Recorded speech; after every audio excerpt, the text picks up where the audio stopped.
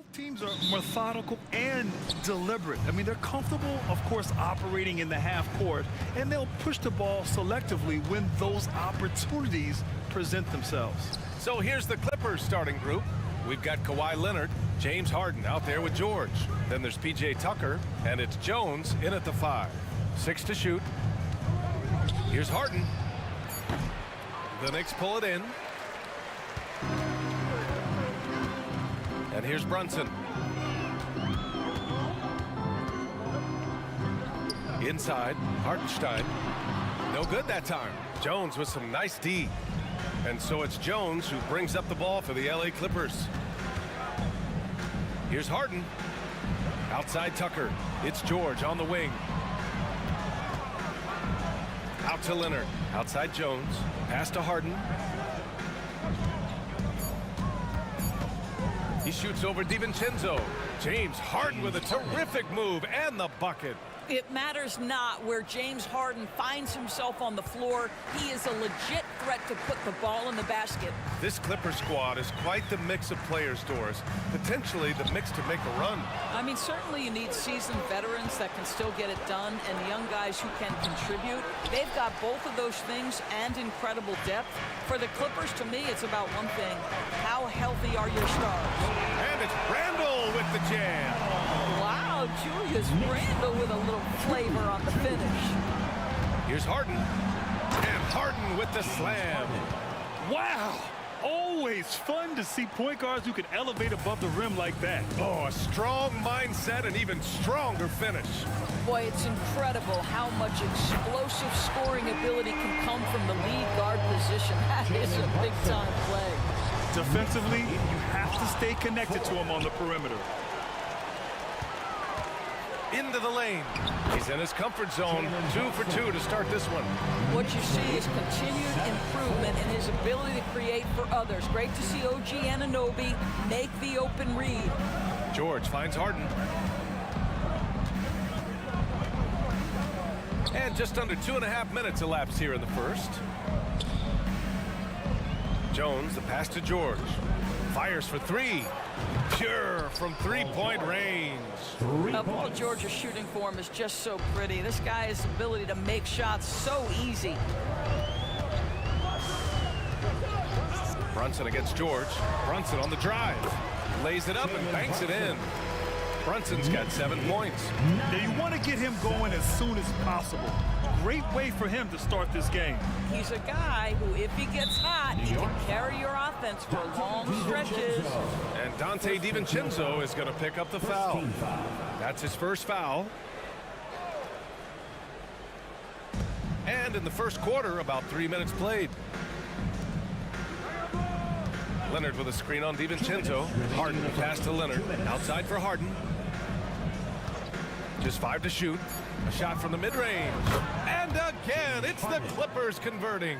Well, this is where James Harden's 3-level scoring comes into play. You want to take away the rim and the 3? No problem. He goes right to the mid-range. George against Brunson. To the middle. Here's Hartenstein. Takes the assist and lays it in. Nice setup. Yeah, attack mode from the start. Exactly what you want coming into this game. Get it to the right guy, get a high percentage look, and that's the kind of game they want to play tonight. Tucker with a screen on Randle. Free throw line jumper. Leonard's shot's good. Well, the mid-range absolutely a part of Kawhi Leonard's offensive arsenal. Defense can't expect him to pass those up. And here's Brunson from the arc. And again, New York with the triple. Well, you love the activity out there. What a play. This guy is busy on the offensive end. Harden the pass to Tucker. And Harden gets the double team.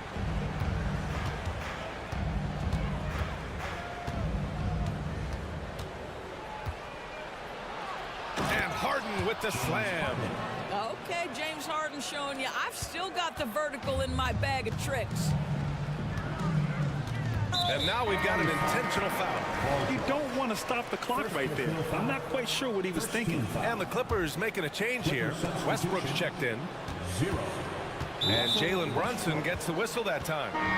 That's his first foul of the game. Diabate's checked in for Jones. Personal foul. Second team foul. 32 seconds left in the first quarter.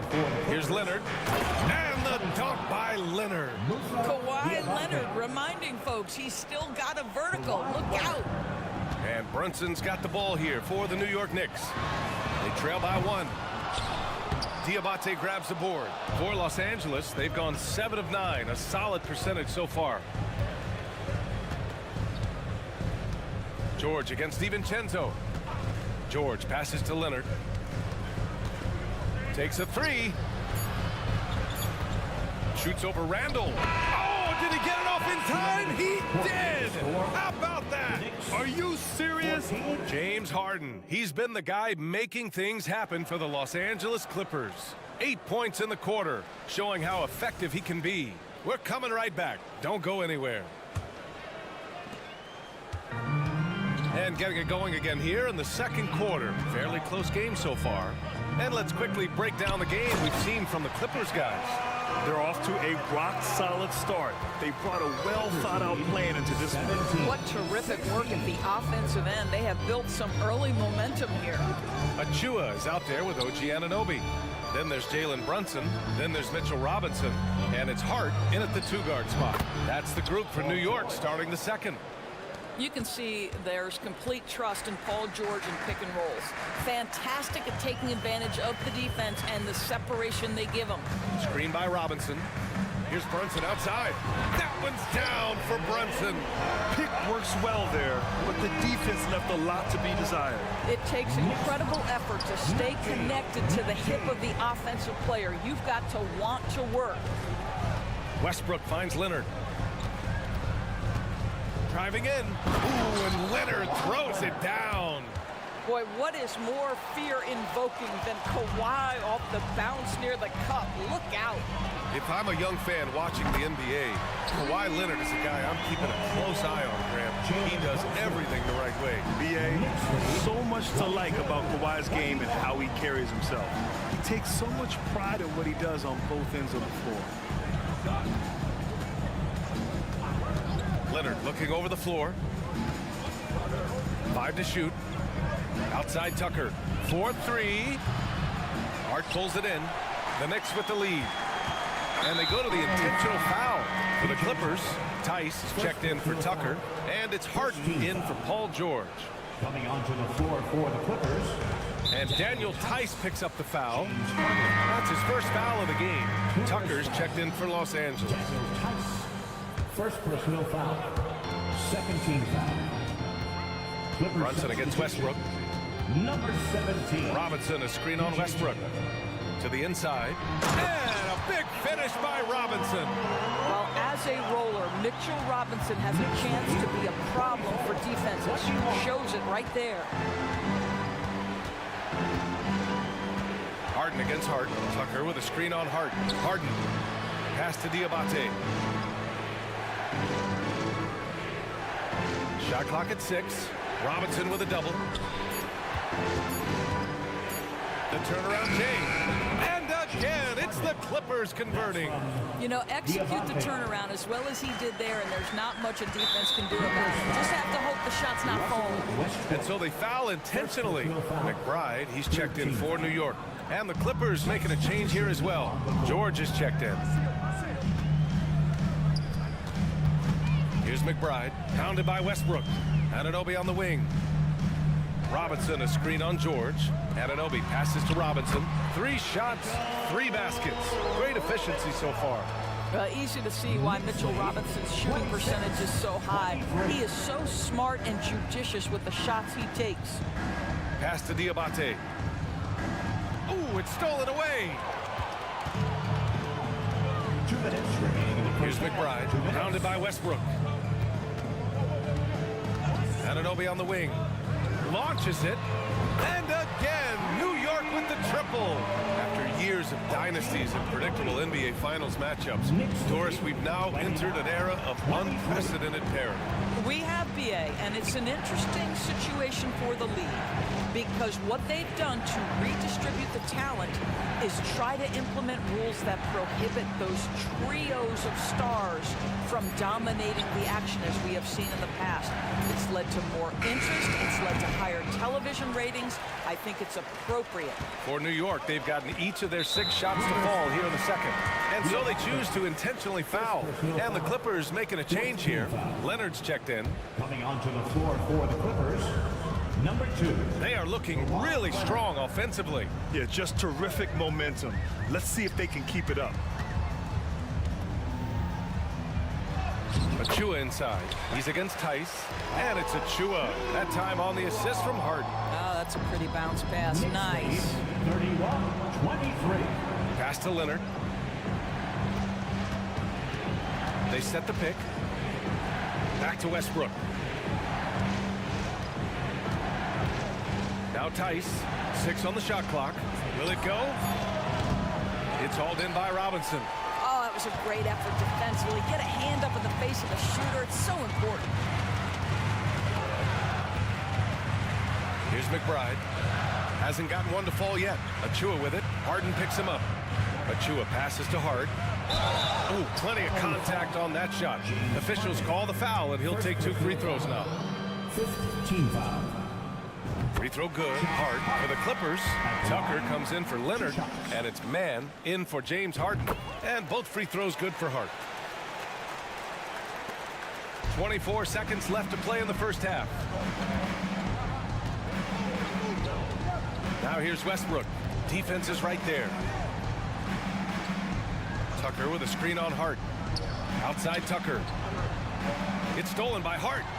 Fast break, New York. And he lays it in off the breakaway. Hart's got 4 points this quarter. And they've made themselves easy pickings. Sloppy ball control creates an easily converted turnover. And so it's New York, now holding a 12-point lead at quarter's end. They just can't miss right now. Every shot they're taking, you assume, is going. All right, Allie, thanks for that. We will see everyone right back after this break, ready for the second half.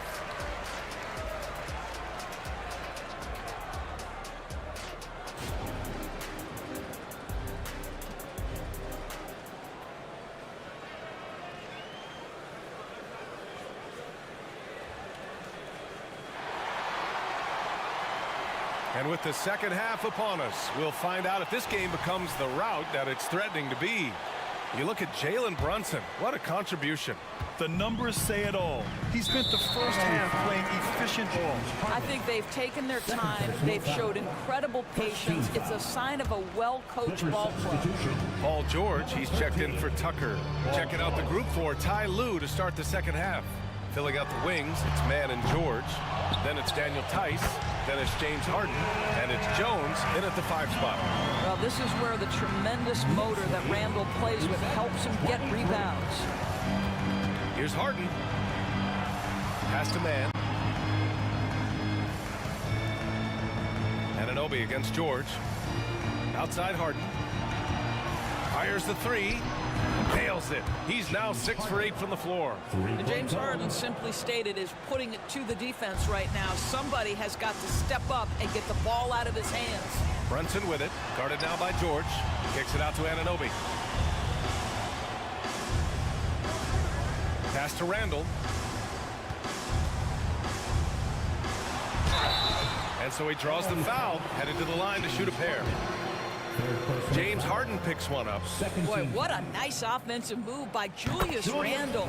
Lures the defender in to draw the contact. That is pretty. And so he's able to get 1 of 2. And so George will bring it up for the Clippers. A 12-point game. Let's go now to the sideline and catch up with Allie LaForce. Brian, the Clippers next season will inaugurate their futuristic new home court in Inglewood, designed to give fans every comfort, and the Clippers a distinct advantage as well. Along the baseline, 5,000 fans will fill 51 uninterrupted rows. The section, nicknamed The Wall, is acoustically designed to be loud. So, Brian, better get ready. Turn it up. Thanks, Alec. And here's Brunson from the arc. Hartenstein. And And he can't get that one. Time called here. Los Angeles decides to talk it over. Protecting the rim has to be their top objective right now. And the question they're going to have to answer to me is it a problem with the scheme or is it a problem with matchups? Kawhi Leonard's checked in for Tice. The Clippers have got 2 of 3 from the floor in this third quarter. Harden finds Jones. Outside Harden. Jones with a screen on DiVincenzo. Pass to Jones. Just 5 to shoot. Here's Leonard. Kawhi finishes inside. So good at the rim. Once Kawhi Leonard gets to the interior, this guy's so tough to keep from scoring. And that's an intentional foul. Tucker's checked in for Los Angeles. Third team foul. Clippers substitution. So it's the Knicks now. PJ Tucker. Brunson taking his time here. He takes it in. Brunson to the basket. It's good. Boy, Jalen Brunson just reads what the defense concedes, and on that one, it's a drive. Right side Tucker. Fires the 3. Yes, and it's George picking up the assist. George has got 3 assists now in this one. Such a reliable threat from range. You'd think the defense might key on him a little bit more. You know, over his career, Paul George has racked up more than his fair share of accolades, Grant. Well, he's a fixture at All-Star Weekend, that's for sure. Now, he's made the All-Defensive team more than a few times. He's had an outstanding career.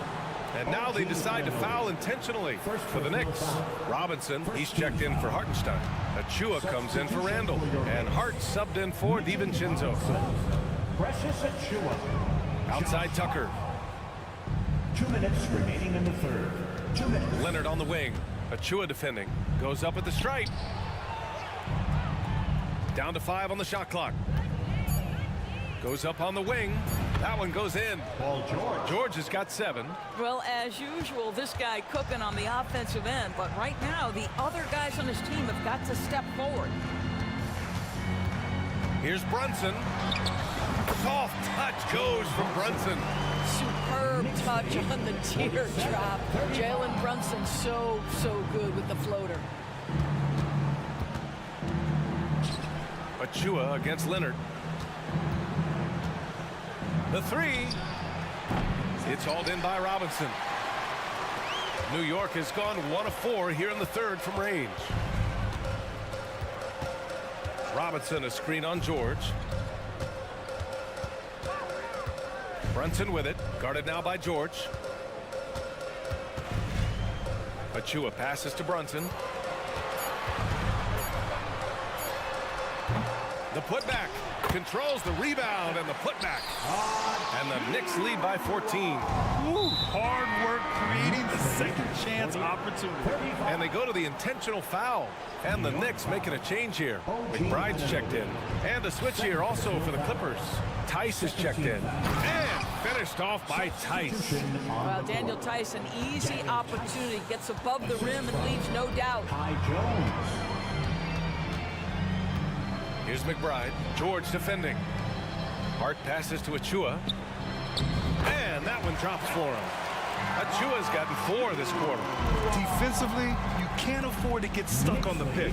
You know exactly what that takes. It takes energy, it takes activity, it takes intensity. Here's Mann.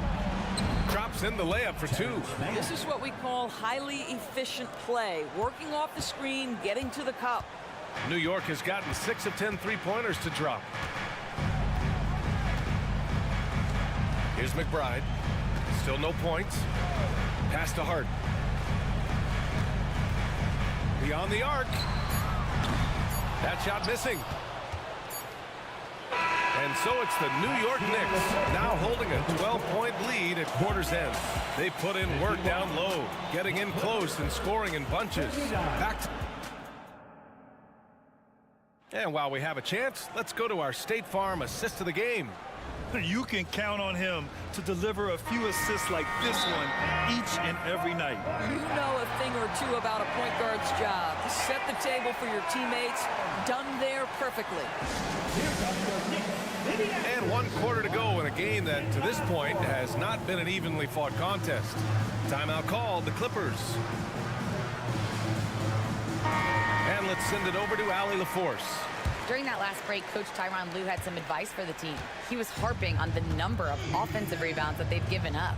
He told them they have to recommit to the defensive glass. He said, quote, "We're not walking away with the W if we don't box out." A simple message, guys, but an important one.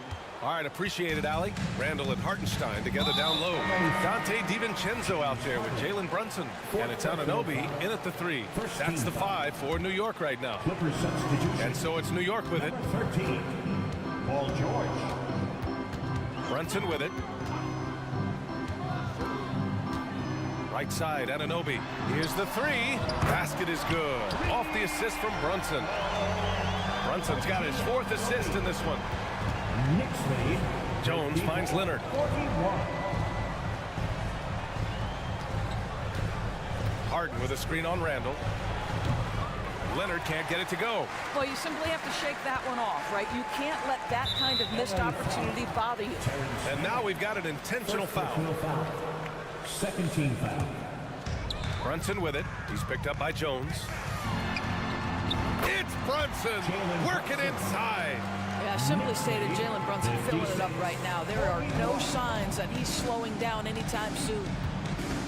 Pass to George. Leonard with a screen on Anunoby. Back to man. Jones, the pass to Harden. Jones with a screen on DiVincenzo. Here's man. Clock at 6.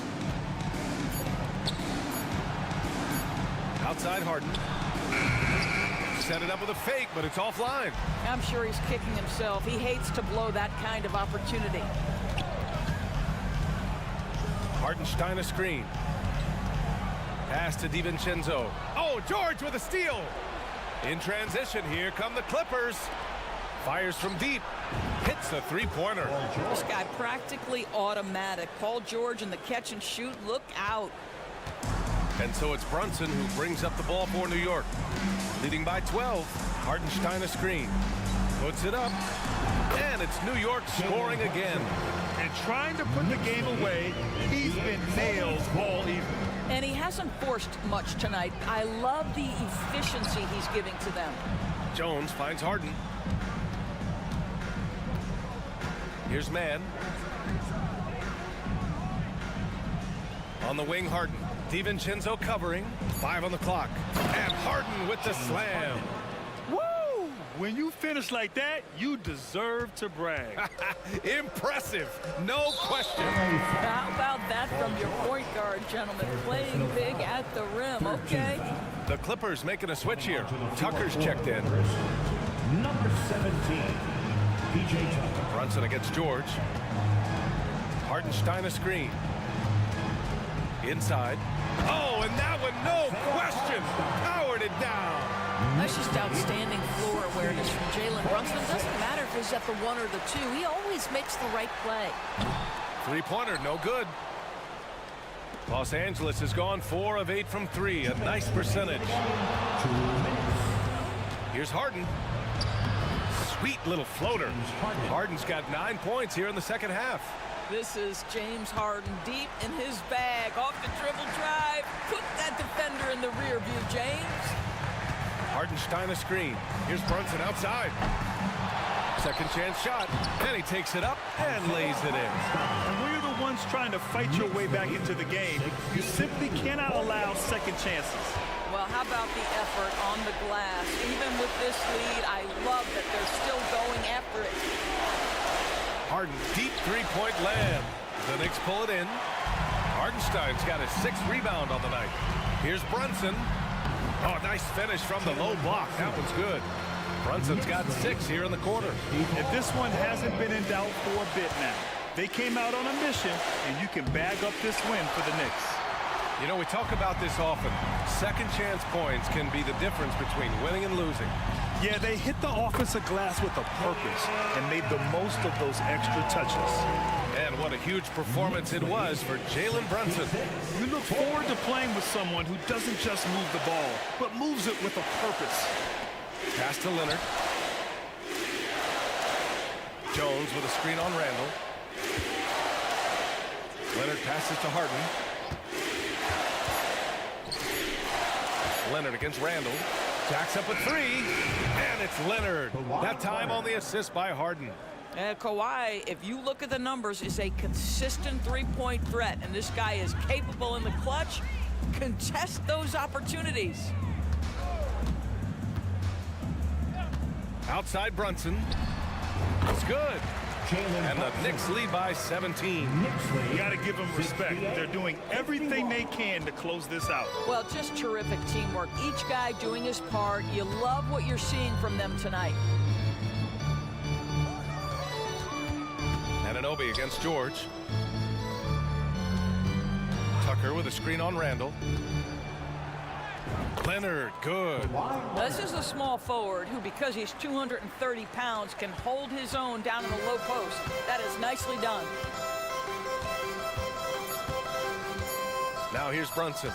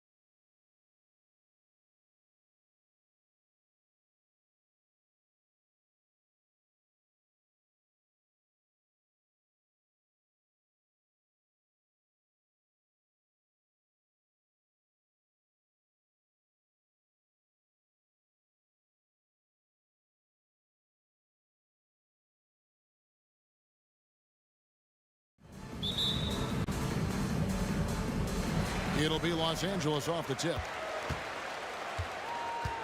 So here's Oklahoma City's starting group. The post pair form will be Williams and Holmgren. Gilgeous-Alexander out there with Wallace. And it's Dort in at the small forward. Jones. And Jones with the stuff. Love what Paul George is doing right there, spotting those wide open guys. Steve, this current Clippers group, they're changing the identity of this franchise. Hey, Kevin, you know this. For a long time, they couldn't get right, winning just one playoff series during their first 27 seasons in L.A. Now the Clippers expect to make postseason runs. And here is Los Angeles now. The Thunder making the shot. Shakes him. And George with the stuff. With authority, Paul George wanted them to feel that one. Gilgeous-Alexander against George. The shot's good from Gilgeous-Alexander. And once he got to the 10, I think he was surprised to find himself that wide open. Wow, that's a defensive breakdown. Can't do that against good scores. Outside Leonard.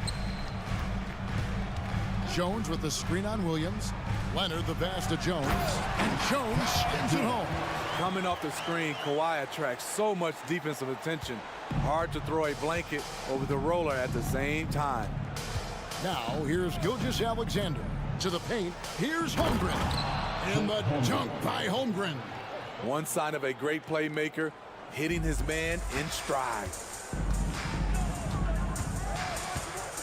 Now here's Harden. Outside, George. Back to Harden. Lets it go with the three. The shot's good on the assist by George. And this is what the offense is designed to produce. Slipping Harden into the corner for a three. That's money. Here's Gilgeous-Alexander. And Gilgeous-Alexander throws it down. How about the head of steam he's able to generate right there and just gets to the rack really easy. Pass to Tucker. Fires from deep. And another three for the Clippers. Offensively, Tucker's role is a spot-up jump shooter. Gilgeous-Alexander surveying the D. Yep, that one goes in there. Gilgeous-Alexander's got 6.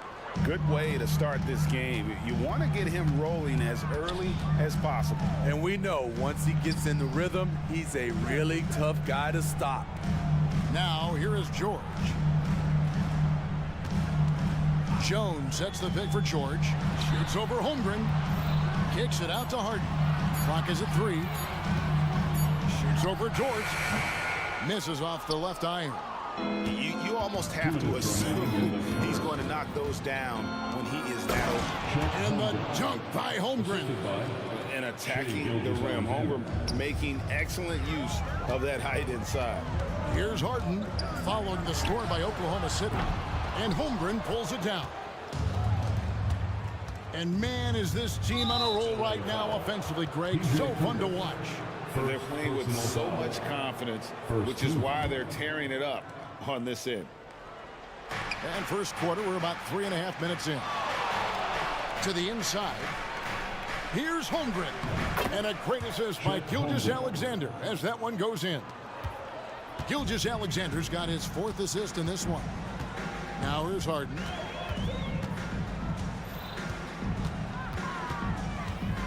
And it's Leonard, top of the key. Leonard with the screen on George.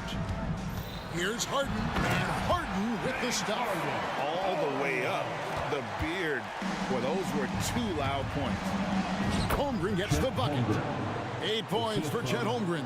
And they've repeatedly probed inside in the first half, guys, and it's paid off. And there's the call on Lou George. That's his first foul. Russell Westbrook's checked in for James Harden. Now, into the lineup for your Clippers. On defense, Oklahoma City. Westbrook with it. Dort covering. Tucker dishes to Jones. It's taken away by Wallace. And now it's Wallace running. He can go all the way. Offline with his 3. And so George will bring it up. Oh! Yes. Always nice to see PG dropping a dime, putting his excellent vision on the floor to good use. Gilgeous-Alexander. I'll tell you what, I'm not sure these guys can keep this up. Yeah, both teams in the zone early. Stops have been almost impossible to come by. George finds Leonard. Leonard draws the double. Back to George. Leonard sets a screen for George. Passes to Leonard. Shot clock at 5. The Clippers need to get off a shot. That is ferocious. You said it. That was ferocious. Yeah, good job trying to get a hand in the face, but you've got to be more careful. Oklahoma City shooting their first free throws of the game on this trip to the line. And they shot 81% from the line last season as a team, so you really can't find fault with what they're able to do there. And he makes all 3. Shai Gilgeous-Alexander, guys, has been on display for Oklahoma City. He was a true standout at the offensive end, both with his scoring and his passing. Back.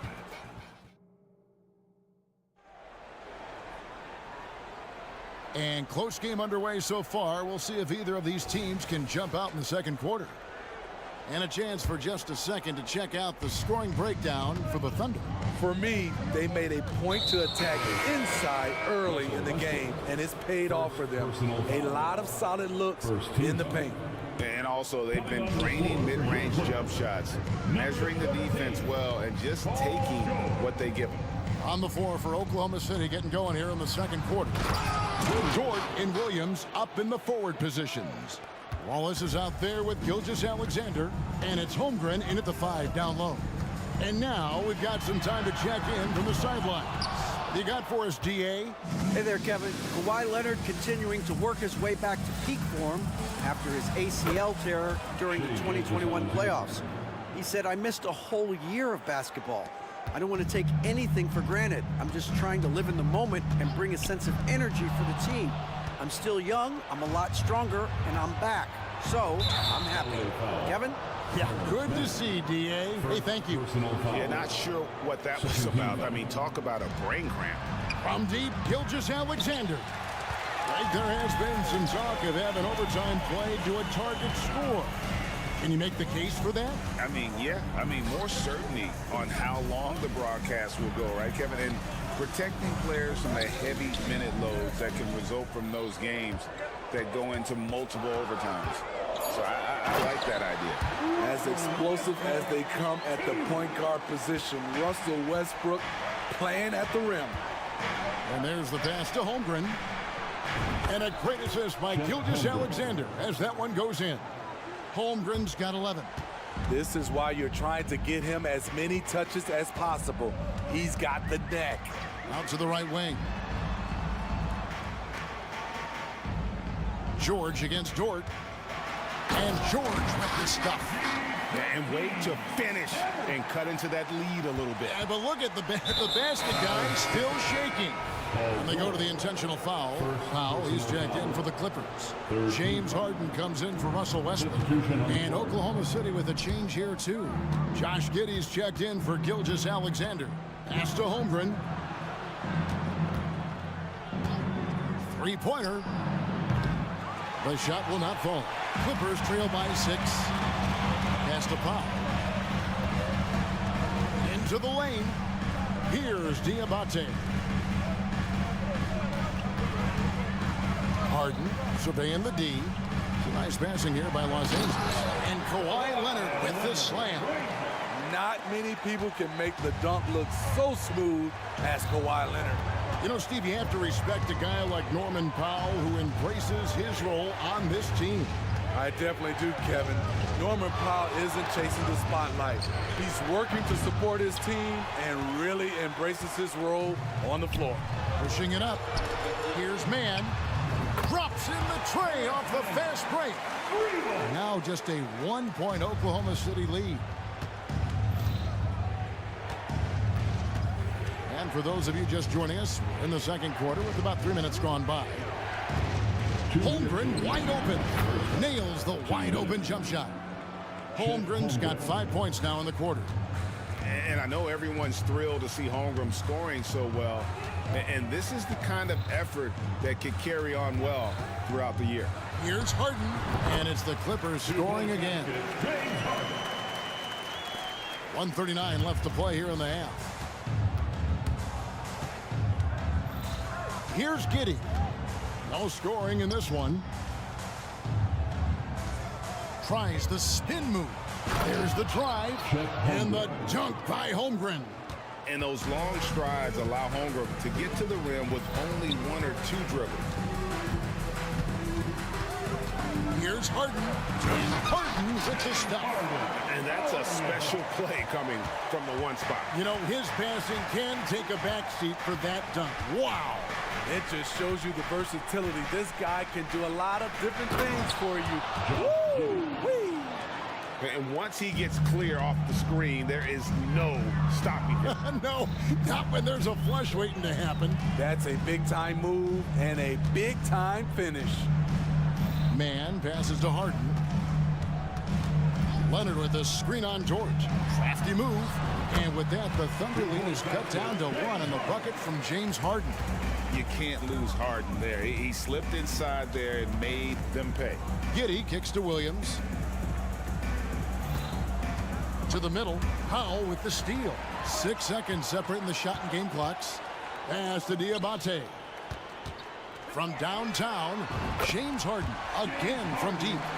Harden's got 9 points in the quarter. And a large portion of Harden's shots come from the perimeter, and for good reason. He is an absolute sharpshooter. Skying high, one of his advantages as an undersized 4.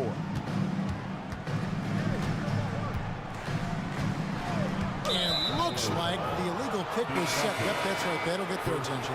And not the most common call you'll see in the NBA, but hard to argue that pick wasn't illegal. It's often a tough call that can go either way, but I agree with you on that one. He gets it in there. Well, Dort makes the smart play there. He spots a wide open shooter and just gets him the ball. The 3 from Harden, buried from outside. But I don't know. I think we may see a review here. That was pretty close. On the previous play is under room. They're going to bring out the monitor and see if he got that shot off in time. And to me, guys, it looks pretty clear-cut on the instant replay. I mean, the ball was out of his hands in time. I think they'll... After the review, the ruling on the floor is overturned. They're going to switch the call. There is no doubt, looking at the replay, that he got it off in time. Well, it's good they decided to take another look at it. I know some folks don't like how replay slows the game down and interrupts the flow, but when you have it there, you got... All right, David, thank you, and stay with us, folks. We'll be back just after halftime to get the third quarter started.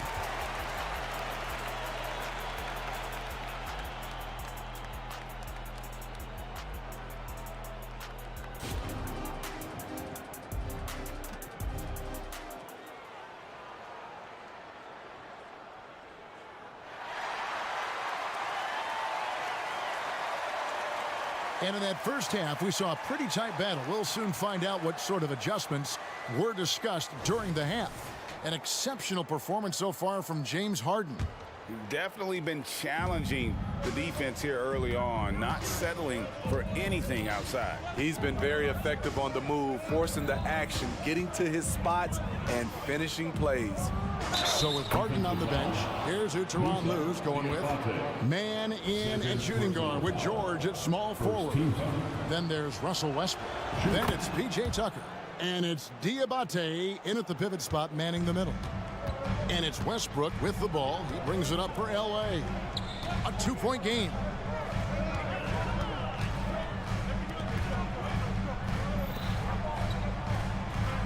George against Dort.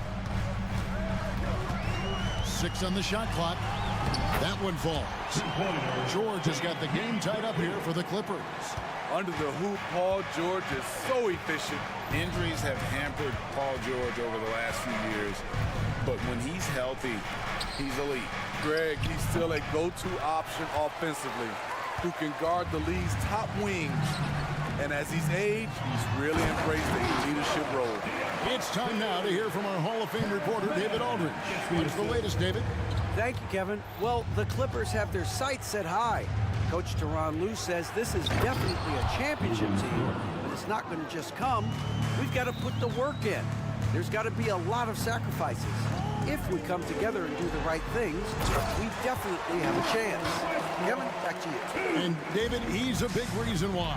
Thanks so much. Great ability to create space off the pick. Whether Russ keeps it or dishes it, he finds a way to get it done.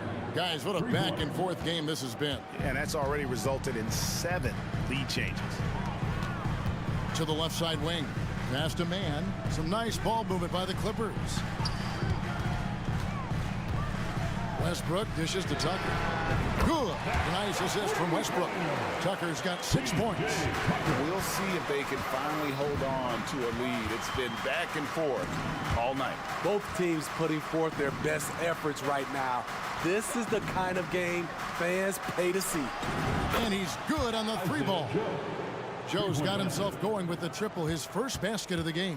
For Los Angeles, they've gone 4 for 4 from the field since the halftime break. Terrific start to the third quarter. Man passes to Tucker. Here's Man. Outside, George. Inside. And the dunk to finish it off. Ah, beauty. And he might be small for a center, but boy, can he jump out of the building. And so they foul intentionally. So for the Clippers, Kawhi Leonard is checked in for P.J. Tucker. And James Harden has subbed in for Russell Westbrook. And the foul called on Kawhi Leonard. That's foul number 2 for him. And now only 1 away from being in the penalty. Jones checked in for the Clippers. P.J. Tucker comes in for Man. Substitution for your Clippers. Here's Joe. Lays it up off the glass. He's got 5 as we approach the fourth quarter. Still anyone's ballgame. Yeah, neither team able to create much of a cushion. Here's Harden. And he finishes nicely on the layup. An offensive juggernaut. It's fun watching Harden go out and just take over. Gilgeous-Alexander passes to Sarr. Down low, Dort. Great pass to set up the lay-in. Dort's got his second basket of the game. They didn't have much of a problem getting the ball into the post that time. Fires from 14, and there's another one for the Thunder.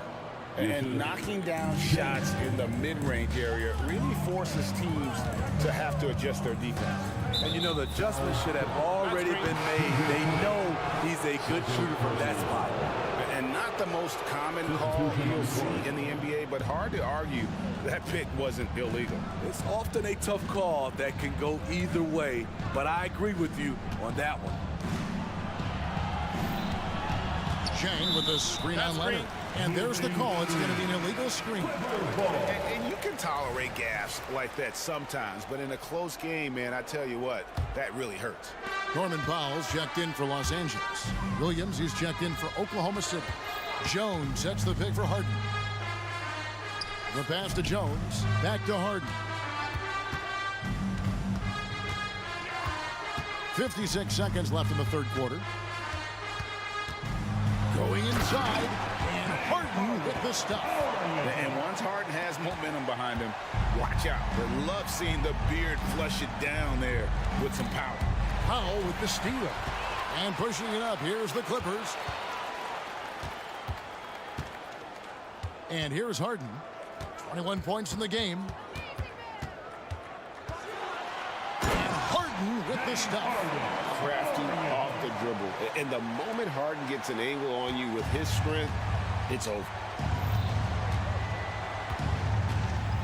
Giddey against Powell. Here's Holmgren. It's rebounded by Leonard. And it's Leonard with the ball. He'll bring it up for the Los Angeles Clippers. They lead by 1. Powell dishes to Harden. Leonard with a screen on Holmgren. 1 second left. No good on the last second attempt there. And at the close of the third quarter, still a close game, and both teams putting up points in a hurry. Clippers lead, but... And it's time to bring up the State Farm assist of the game. Just true artistry right there. I mean, great decision on where to go with the ball, and how about the perfect delivery? Execution. This is what you practice every day. These guys are professionals. Beautiful play. 3/10 quarters behind us. One more to go. Thanks for being with us as we begin the fourth. Now a timeout called by Oklahoma City. And now the latest from our reporter, David Aldridge. Thanks, guys. I was able to hear Mark Dagnall talking to his team during the break. Now, they've been happy with the way the team is shooting. He reminded players to keep taking those threes, that they've had some clean looks. That three goes in, it's always a welcome sight, guys. Thank you, David. And Oklahoma City, looking who they've got to start the fourth quarter. The post pair form will be Williams and Holmgren. Josh Giddey is out there with Wallace. And it's Dort in at the 3 slot. Giddey against Powell. Jones with the screen on Wallace. Harden against Wallace. Puts the move on. And Harden with the lay-in. Harden's got the lead up to 5 now for the Clippers. And breaking down some numbers here, the hustle stats for the Clippers. Their activity has been at a constant level. Always around the ball, quick hands causing a lot of steals. And also, guys, they push the ball and been able to score in transition, trying to take advantage of playing in the open floor as often as possible. Tucker finds Leonard. Leonard draws the double. 5 to shoot. Harden with a screen on Williams. Here's Leonard. The Thunder pull it in. And we have an intentional foul there, GA. I wish I could say why. That one's pretty strange. I mean, no idea what got into his head right there. George is checked in for P.J. Tucker. And Oklahoma City with a change here, too. Gilgeous-Alexander's checked in. How about the floor awareness by Gilgeous-Alexander? Solid at just spotting his open teammate. Los Angeles calls timeout. Now on the court is your host squad. Get loud! Hear it! And Los Angeles with some changes. P.J. Tucker comes in for James Harden. Mann subbed in for Norman Powell. Williams against Leonard. He kicks to Tucker. From outside the arc. And Holmgren pulls it down. Holmgren's got 4 rebounds in this game. And that's an intentional foul. Paul George. That's his 3rd personal foul. 2nd team foul. Inside. This is why P.J. Tucker is out here. He is such a distraction. Pass to Mann. Back to Tucker. Here's Leonard. Wide open shot is on the money. And he just seems to always deliver in the clutch. And he's got it going right now. That's who they want taking the big shot. And George hits the whistle that time. 3rd team. That will get him his 4th foul of the game. Here's Holmgren. Outside, Gilgeous-Alexander. Over Jones. Yep, it goes. And the Clipper lead is cut down to 1. And the bucket from Gilgeous-Alexander. When they need a score, Shea is willing to put the offense on his shoulders. And that's a foul called on Shea Gilgeous-Alexander. That is his 1st foul of the game. Tucker, the pass to Mann. Now George. Gilgeous-Alexander covering. Big points as the stakes rise, so does George's impact on the game. From deep, Gilgeous-Alexander. And the Thunder another 3. They continue to battle out there, so close to taking the lead. The direction this game is headed is going to come down to a couple key buckets by either team. George passes to Mann, and the Clippers call time here.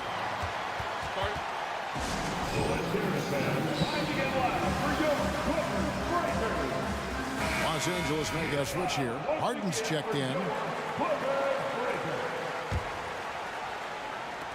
1:44 left in the fourth quarter. Clock at 4. Fires the three. Rebound by Williams. And so it's Williams who brings it up for the Oklahoma City Thunder. Pass to Gilgeous-Alexander. And so they choose to intentionally foul. That's his third personal foul. Fourth team foul. We've got 1:28 left here in the fourth quarter. Gilgeous-Alexander, that's a two-pointer. Again, the Thunder score. This team leans on Shea to help shoulder the offense, and he takes this responsibility seriously. Here's George. Ooh, love it, love it. Insane move by Paul George, a high flyer who can create in midair. And a wide open look for Gilgeous-Alexander. And a miss there on the triple. Los Angeles has gone 6 of 10 from three-point range, up over 50% for the ball game. And Tucker kicks to Harden. George with the screen on Williams. Good! That is world class. Incredible shot with everything on the line coming through for his team. Gilgeous-Alexander, that's a two-pointer. It's good! He has tied up this game. Oh, what a shot. Incredible play by Shea Gilgeous-Alexander. This kid is not afraid of the moment. Leonard sets a screen for Harden. He takes it in. Yes! One of the best closers in our game. James Harden coming up big. Gilgeous-Alexander with it. Jones covering. Misses the tray. Harden against Williams. And they commit an intentional foul. See another one of those so they can get into the penalty. Had to foul and on that occasion to stop the clock. That's the enemy in this situation. And now we've got the intentional foul. Yeah, no way that should have taken so long. They don't have that much time to waste. They need to foul immediately. He's off on the free throw, unable to get that second one to drop in. You know Harden always looks confident at the line, even in a clutch situation. Time called here. The Thunder decide to talk it over. They're down by 3. 6 seconds left in the game. What do you think, guys? And it's do or die time. They need a bucket here to stay alive. Also, interesting choice to be made right here. You need either a 3 or a quick 2 and a foul. He has done everything possible to keep his team in this one. What a performance from him.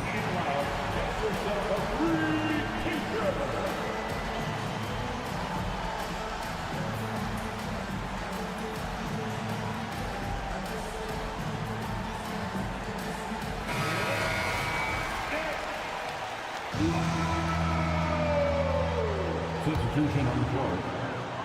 Here's Harden. Oh, it's no good.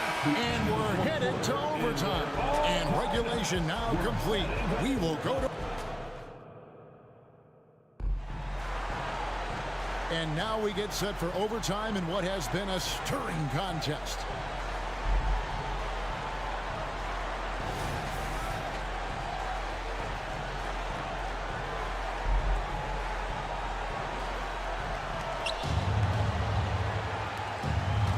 Now, Gilgeous-Alexander, and an intentional foul right there. Paul George is checked in for the Clippers. First team foul. Now, into the lineup for your Clippers. Jordan and Williams up in the forward positions. Wallace is out there with Gilgeous-Alexander. And it's Holmgren in at the center, locking down the middle. If you came to watch a scoring battle, you're in the right place. Yeah, both teams trying to close out strong. These are the fireworks that fans came to see. Oklahoma City has gone to the three-pointer 11 times tonight, nailed 5 of them. And the foul is called. He intentionally grabbed in there for some reason, I don't know. Kevin, all I can think of is that he's trying to slow the game down a little bit. Right. That's a stretch, though. Definitely a strange move on his part. I love the way George can move his feet and challenge the shot without fouling.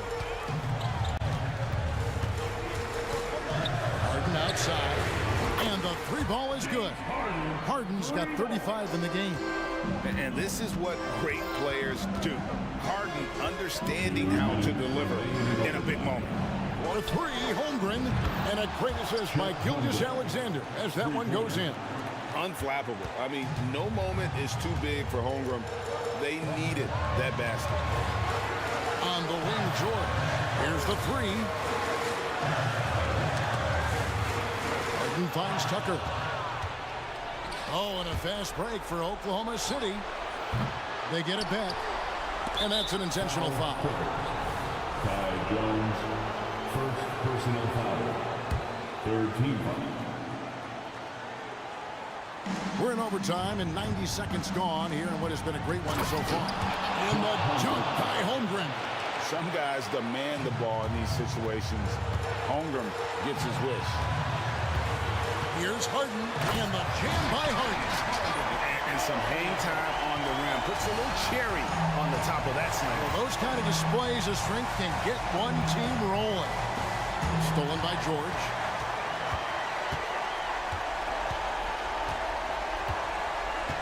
He dishes it to Jones. Wallace against Harden. And the jam by Harden. And Harden proving why he's an elite ball handler. Absolutely cutting the D to pieces with his move. Gilgeous-Alexander with it. Big leads from the backcourt. Oh, absolutely. And maybe just what they need to get this game, GA, going in their direction.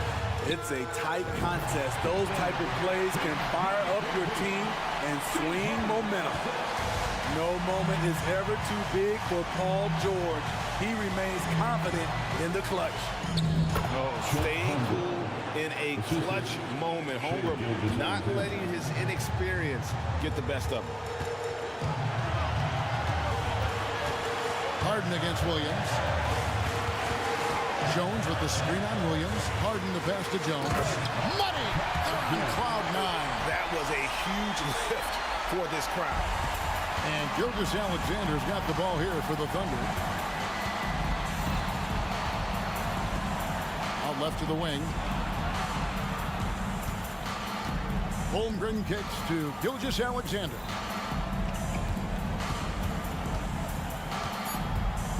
Back to Holmgren. This is basketball 101. This is the size mismatch you look to create. And Teron Lue wants a timeout. What's your take, guys? Yeah, tough situation here, but they do have enough time to get a catch and shoot. It's going to have to be very quick, but they do have time. Leonard, that's for two.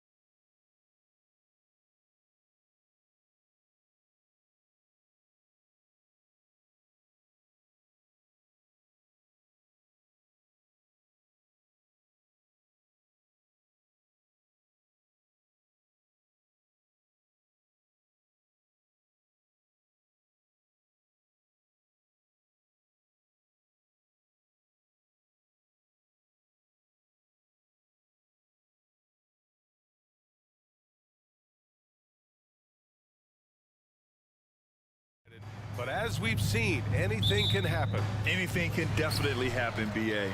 And look, you have to understand that every guy in this league is talented. If you come in flat and those other guys are inspired, you can fall. But honestly, you shouldn't. It's all about handling your business. A look at the 76ers starting group. Maxey runs point with Melton at the 2. Nicholas Batum out there with Robert Covington. And it's Embiid in at the center.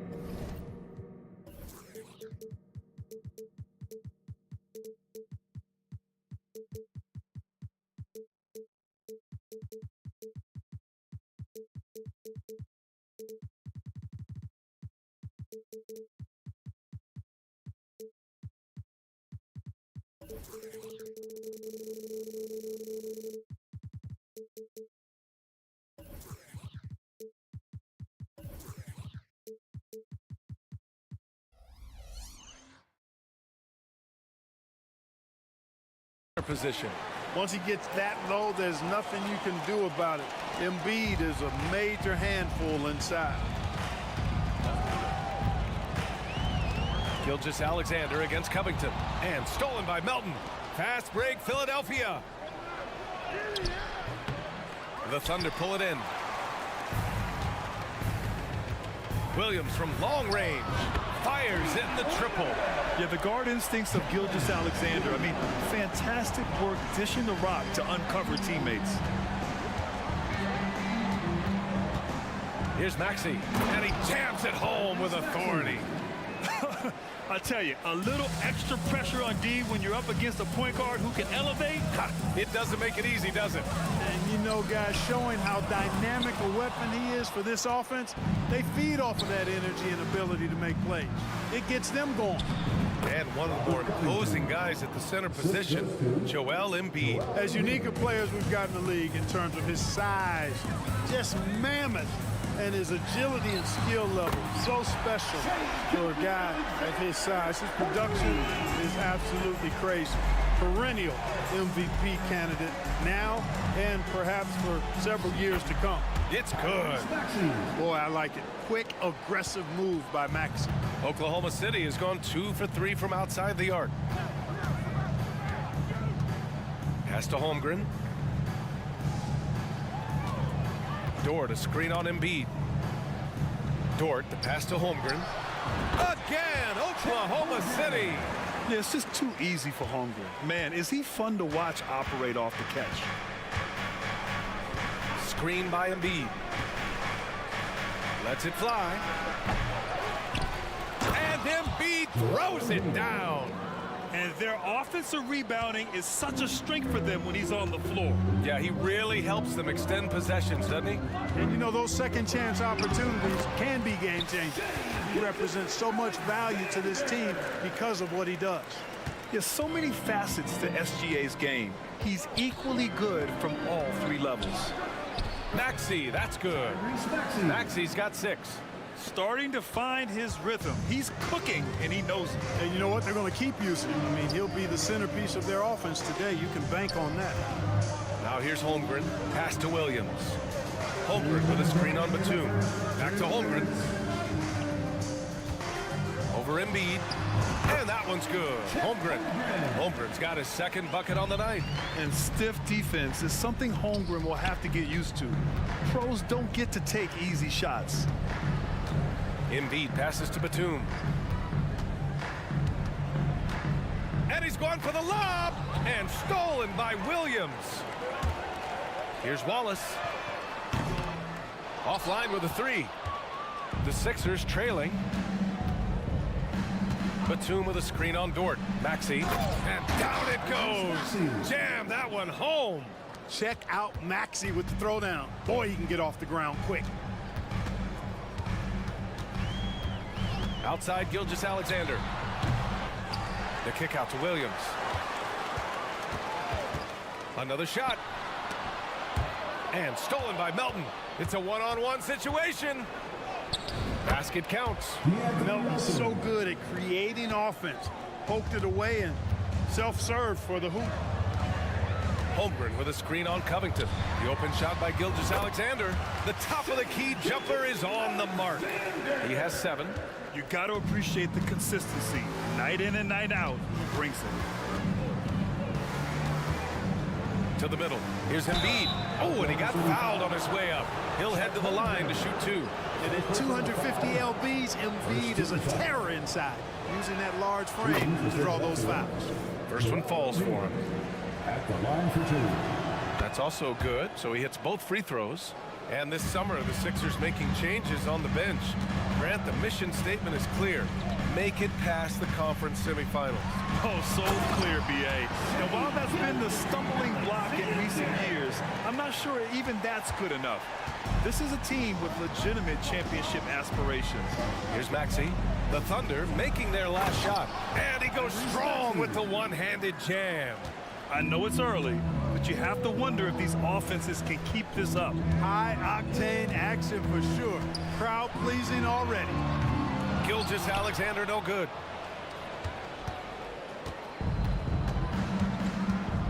I have to admit, I mean, it's always a tough decision for the ref on the block charge call. No problem for me with that call. I mean, he was still sliding right there. At the line for the 76ers, Tyrese Maxey. 2 shots. The first one falls. You know, one of the things you really appreciate about Maxey is how freely he plays. He just throws himself in there, fearless about looking for ways to get involved in the play and then make an impact. It's not luck that he's so steady at the line. It's through repetition and hard work. It all started with the pass. That's what coaches love to see, ball movement. What a performance for Tyrese Maxey. He has been the story for the 7th.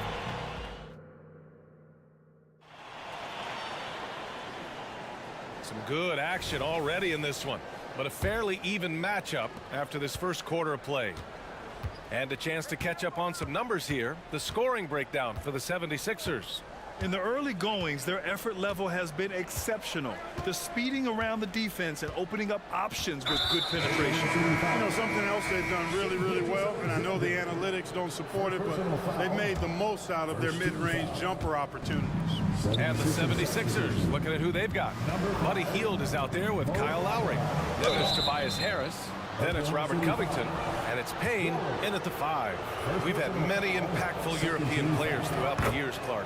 What makes their style of play so different? You know, I think it's really how they're trained from the time they start playing the game, B.A. Every player, regardless of size, is taught to think and feel and play the game fundamentally sound. And I love that. I think that's something that should be mimicked in the States. Train kids to play the game the right way in all aspects of it, no matter how small or tall they are. And let's swing it over to the sideline and hear from Allie. Hey, Brian. Philly fans, they're known for their passion, and Tyrese Maxey said, I love them because they're real. They're honest and they're tough. They know the game, they know what they're talking about, and they know what players are getting out of it. They care about winning, and that's what I care about. Brian? Such a great sports city, too. Allie, thank you. They're making the slam look second nature. Once Dort sees the launching pad, he's ready to take off. And so Lowry will bring it up for the 76ers. Bamba up top. Bamba, screen on Gilgeous-Alexander. Up top, Lowry. And that one makes him 2 for 2. He's in his rhythm. Playing way bigger than his 6-foot height. Lowry scores it inside. He just plays with so much heart. Holmgren finds Gilgeous-Alexander for 3. Rebound by the 76ers. Intercepted. Holmgren, the pass to Gilgeous-Alexander. Back to Holmgren. Holmgren with a screen on Hield. Lets it go from deep. Wallace's shot is good. Wallace has gotten himself going with a triple. His first basket of the game. Outside Hield. Pass to Bamba. Williams against Harris. Tried to come right back with a 3 of his own, but it's no good. Stolen by Lowry. All right, for those just joining us, we're almost 2.5 minutes into the second.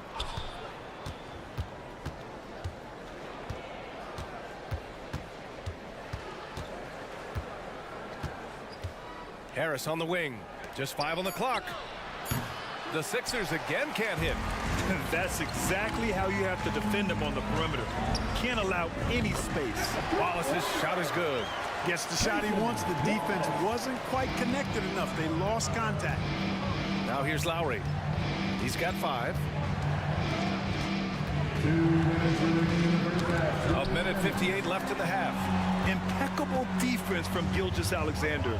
For a guard, he blocks a fair amount of shots. The 76ers have gotten 2 of 5 shots to fall this second quarter. Now Lowry. Harris outside. Picked by Covington. And they call an illegal screen here. The screener was leaning a bit right there. His feet may not have been planted. Pretty obvious call by the officials. Yeah, I agree. You know, sometimes that can be a tough call for the refs to make, but not that time. It was easy there. And the Thunder making a change here. Sarge checked in. Now here's Gilgeous-Alexander. 12 points for him. They set the pick. Dort, the pass to Gilgeous-Alexander. There's the 3. And it's Philadelphia with the rebound. And he probably thought he was going to bury that one. And he's going to the line for 2.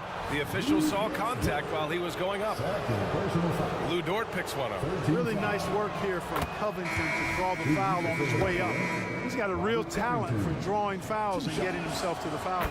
And a new group getting ready for the Sixers. Joel Embiid, he's checked in for Bamba. Batum comes in for Harris. Melton, he's checked in for Hield. And it's Maxey in for Lowry. Gilgeous-Alexander passes to Sarr. That one's good. And so Gilgeous-Alexander with the assist. Sarr's gotten his first basket of the night. Maxey attacking. Good work defensively by Dort. It's one thing to prevent the layup. It's another to do it without fouling. Just terrific defense. That one falls. Unselfishness always admirable in a basketball player, and Covington consistent at giving it up when one of his teammates is open. And it's the Thunder with the ball after the Sixers picked up a basket a moment ago. Williams a screen on Embiid. Shot's good by Sarr. And here are the Sixers now. They trail by 3. Pass to Embiid from outside the arc. Oh, Embiid knocking it down from downtown. For his size, Embiid shouldn't be this good from range. I mean, that just speaks to his raw talent. Here's Sarr. Unloads. And it's Oklahoma City scoring again. There's a great rhythm to that shot. You see the practice hours. Here's Batum. That one goes. Count it. Nice job at keeping his balance despite getting hit. Batum solid at staying in control of his shot. It's a tie game in Oklahoma City. And we'll be right back after halftime for the start of the third quarter. See you in just a bit. 38.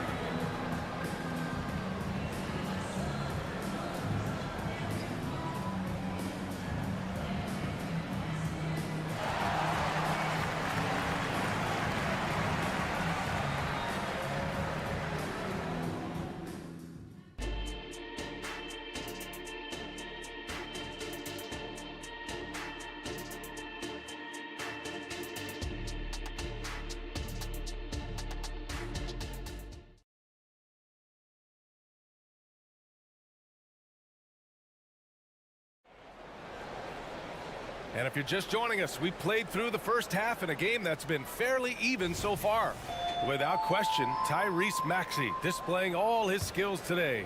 They've leaned on him to provide a lot of offense, and that's how he likes it. And you know what? They've come at him a few different ways defensively, and nothing has slowed him down. We've got Luguentz Dort, and it's Sarr in at the 5 down low. That's the lineup for Oklahoma City. There's a screen from Pete Giddy. Sinks the tray. Giddy's gotten himself on the board with a 3 there. Extremely competitive game thus far. Yeah, 6 lead changes in total. I expect there to be more to come. You know, for my money, Josh Giddey is one of the most entertaining players in the league, Grant. Yeah, he has superb vision in the open floor, B.A. Reads the angles and sees how plays develop with ease. His teammates have to be ready for a pass from Giddey at all times. Not sure why he committed the intentional foul. No purpose. I think everyone's a little confused, but weird plays happen. And the 76ers making a change here. Oubre's checked in. Here's Sarr. He has 6. Shoots over Embiid. Sarr misses. Defense made an impact right there. Definitely got him uncomfortable going up with it. No one covering. Melton's got 5. Love watching Melton run the floor in transition and being rewarded for the effort. Giddey passes to Dort. Back to Giddey.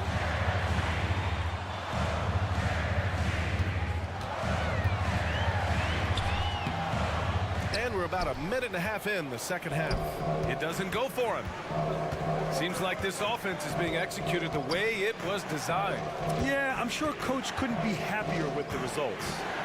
Maxey passes to Batum. Uses the glass on the layup. And it's a 6-point 76ers lead. You know, he's become more perimeter oriented over time, but Nick Batum more than capable of scoring inside. From deep, Giddey.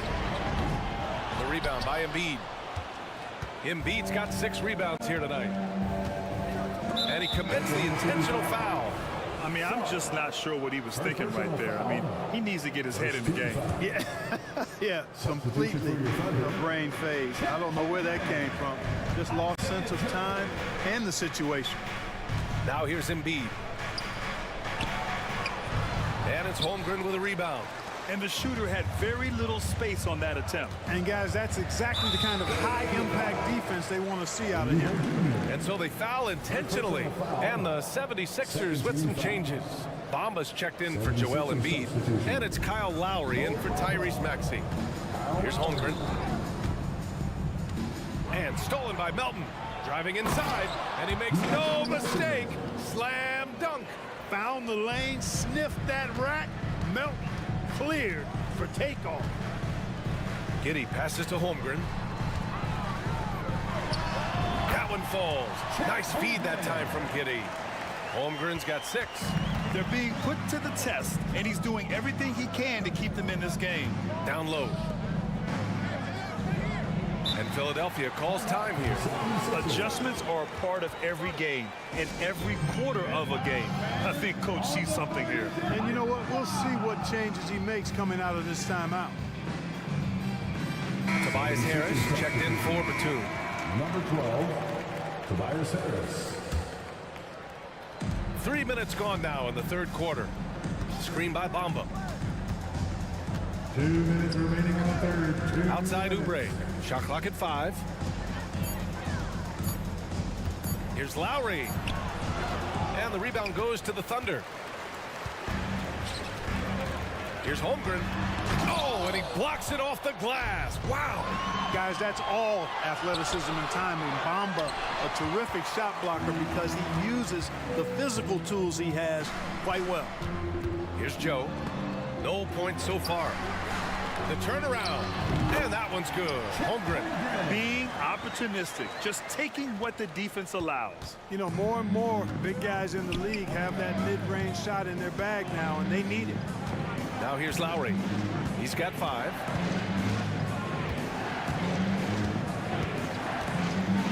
And it's out of bounds. Last touch by Holmgren.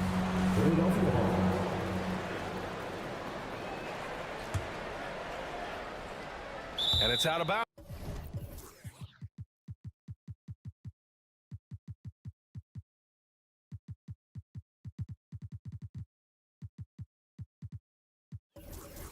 The Sixers able to retain possession here. Great read to get a hand in there and disrupt the play. And, you know, even though they didn't come up with the steal, that's still a nice defensive play. Hields checked in for Melton. 6 to shoot. Harris a screen. Here's Lowry. Oh, and makes it with the kiss. He's got 7. Assertive move. You can tell the game's heating up a bit. 52 seconds left to play in the third quarter here.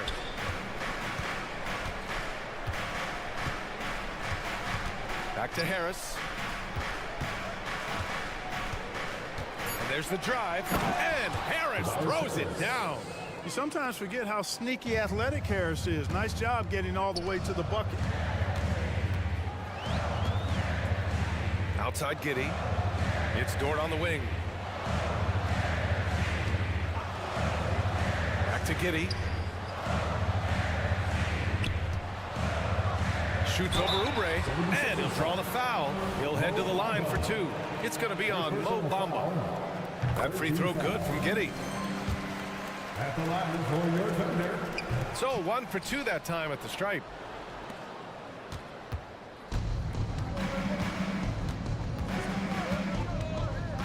Lowry with it. He's got 7. Healed from outside.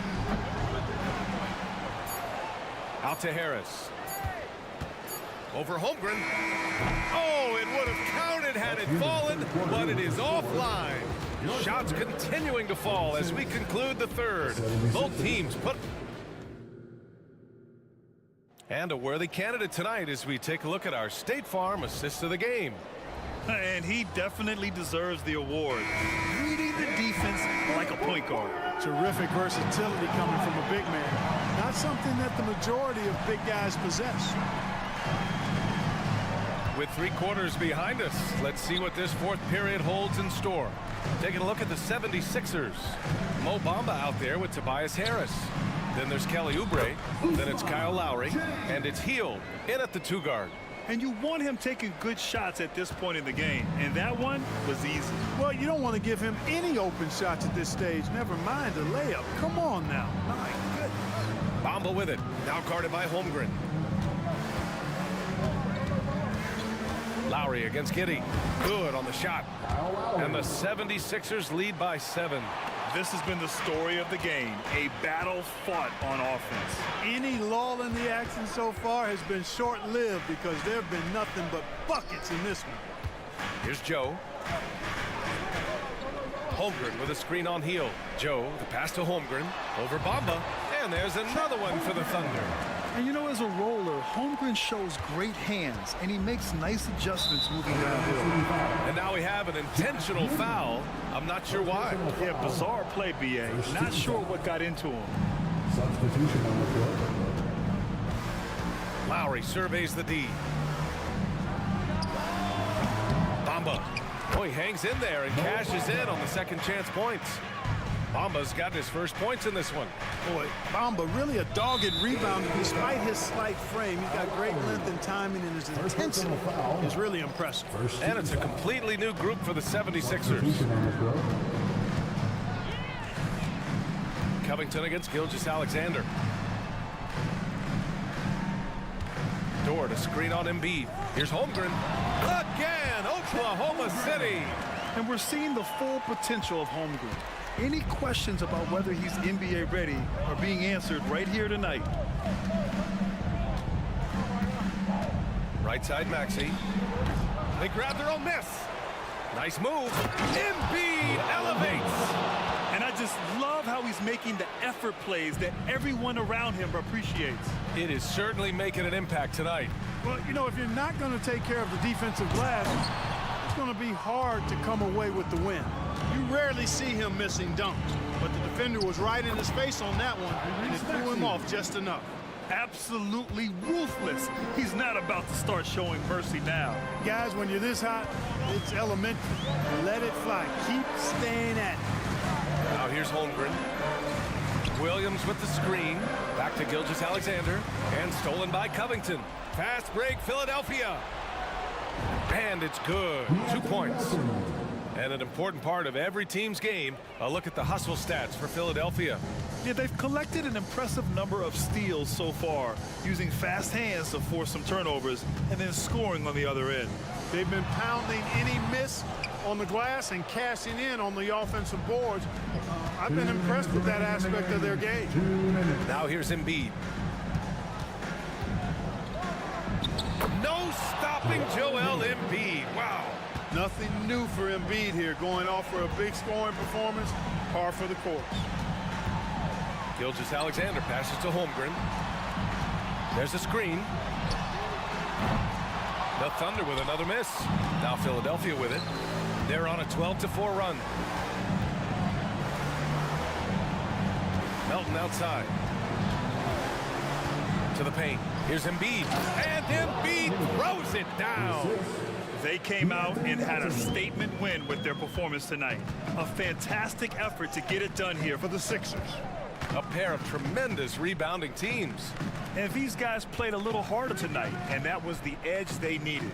And even the opposing fans can't deny this was a sensational game for Tyrese Maxey. So impressed with his performance today.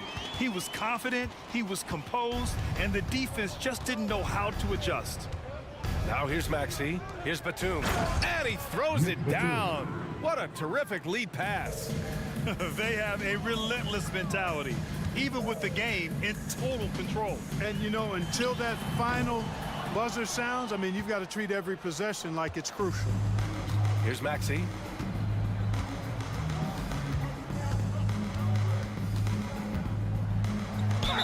And count that. 2 points and a chance for one more at the line. Stepping up and nailing an important shot to put this away. And, you know, this run shows what kind of attitude this team has. I mean, the win is there. Go get it. Gilgeous-Alexander against Covington. Holmgren with a screen on Covington. Ooh, another miss by Gilgeous-Alexander. 8-second difference between the shot clock and game clock.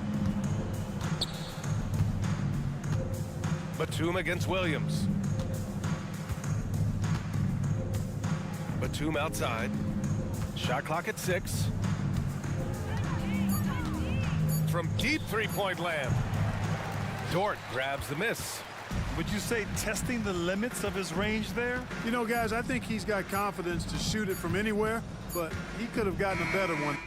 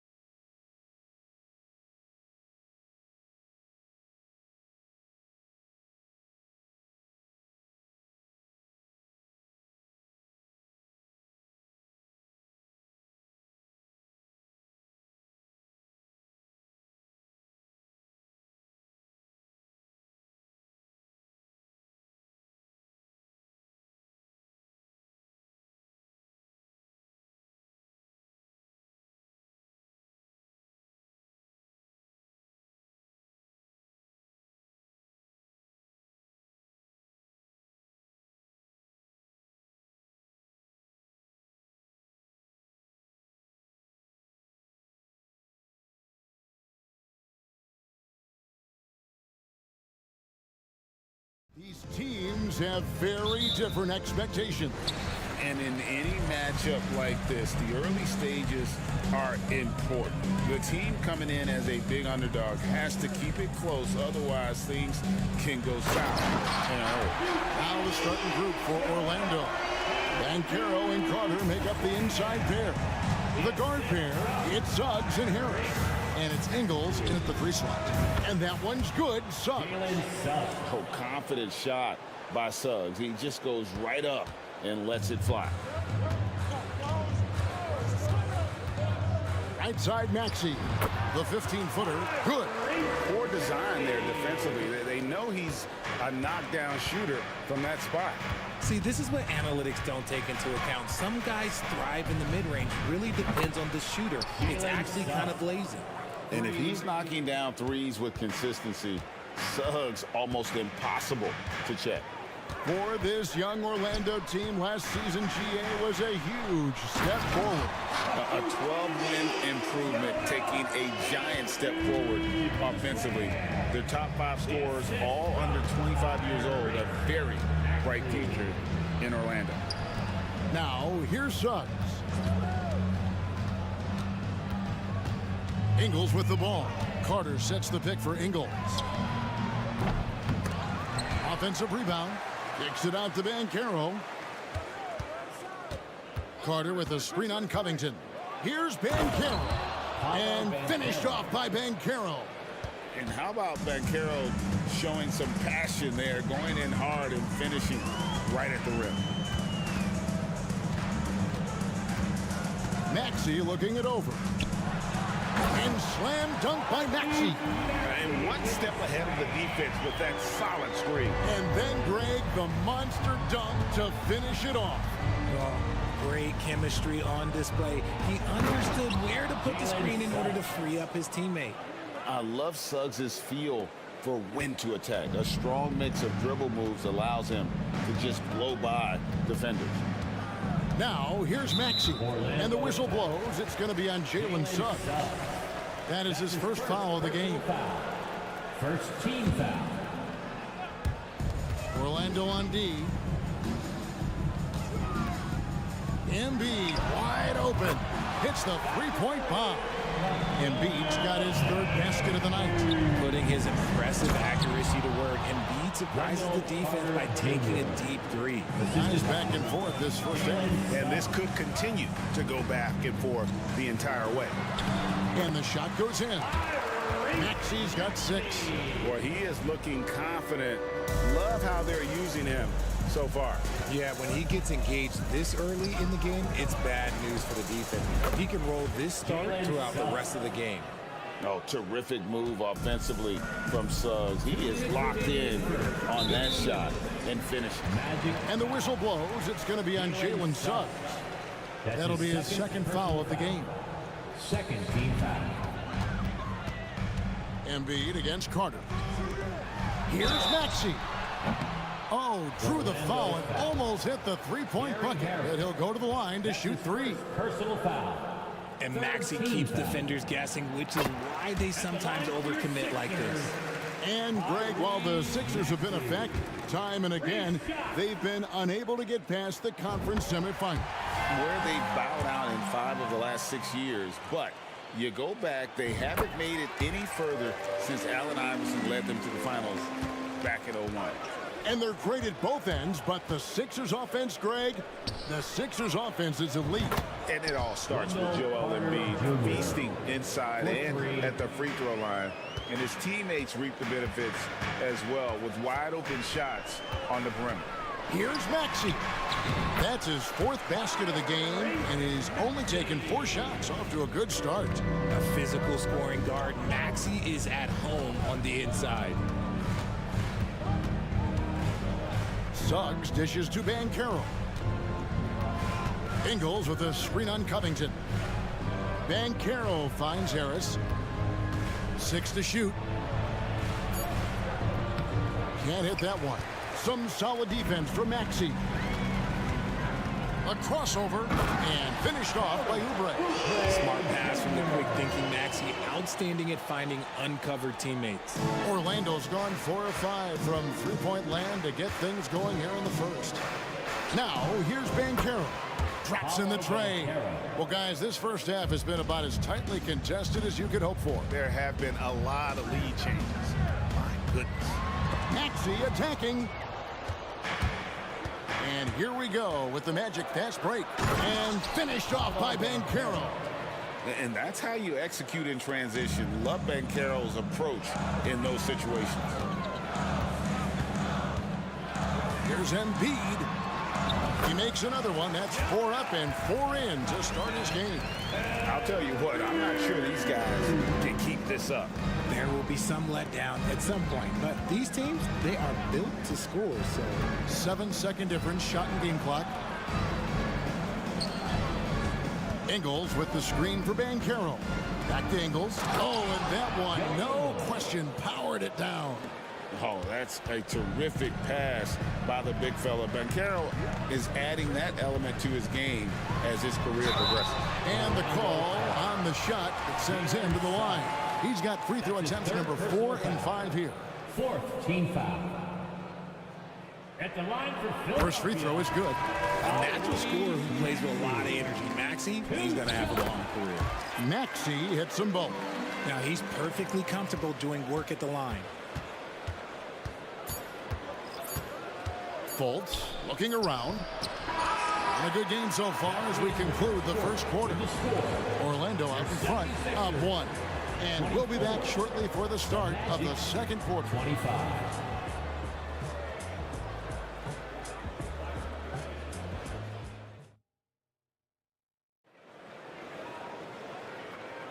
And it's been a pretty even game here after 1 quarter of play. And a closer look here at the scoring breakdown for Orlando. They've really been dialed in from deep. This is a team that has a ton of confidence in their outside shooting ability. And I also like how they've trusted one another with the rock, creating shots by keeping the ball moving. They've got Lowry. Buddy Hield is out there with Batum. Then it's DeAnthony Melton. And it's Bamba in at the 5, roaming the paint. That's the group for Philadelphia to start the second quarter. Yeah, the defender all over. First trip to the free throw line for him in this one. And with Melton out there, they've got someone who can contribute on both ends. Yeah, he does a lot of little things for them. You get steals, assists, rebounds whenever he's on the floor. You'll see his influence all over the stat sheet, Greg. Isaac outside. Isaac a screen on Batum. Here's Wagner. And again, it's Orlando converting. And they keep hammering away at him inside, forcing the ball into the paint. Bamba setting the pick for Hield. Drives to the hoop. And it's sent back by Isaac. Oh, how about the read from the young fella? Isaac is dependable at anticipating when to go for the block. And so it's Anthony bringing it up for the Orlando Magic. It's a 3-point game. Pass to Isaac. Wagner with it. Defended by Batum. Up and in. Off to an efficient start. 2 for 3 from the field. And that's just taking advantage of some soft defense on that drive. Little resistance for him on the way to the basket. And they go to the intentional foul. Yeah, not sure what that was about. I mean, talk about a brain cramp. And the 76ers decide to take their first time out here. Timeout called for Philadelphia. Get loud, fans. On the court is your hype squad. On defense, the 76ers trailing by 5. Anthony, the pass to Fultz. Wagner, a screen on Lowry. Fultz. Wagner outside. 4 on the shot clock. And finished off by Wagner. Yeah, his instincts are on display here. Fultz, a really good passer, excels at setting up teammates for easy looks. Time now to turn to our sideline reporter, David Aldridge. David. Thank you, Kevin. Tyrese Maxey's 6 a.m. workouts give him an edge. His motto, I prepare in front of nobody to perform in front of thousands. He says he's done 3 workouts before someone else even opens their eyes to prepare to work out. He said, I feel like that creates a psychological advantage when I step on the court. I have no reason to fear anybody. Kevin? No reason at all. Hey, thanks, D.A. And you think of height as an advantage in basketball, but Greg, the versatility is such a premium. Can you be too tall in today's NBA? It's a valid question. The two biggest concerns for 7-footers are mobility and durability. To move the way they need to puts a lot of strain on those lower extremities. And this offense is in a perfect rhythm, and you can see how they're finishing their plays. Right about that. Seems like they haven't missed. Now here is Lowry. Scoreless thus far. Melton kicks to Heel. Batum sets a screen for Heel. It's tipped, and they force the shot clock violation. Great D. Orlando ball.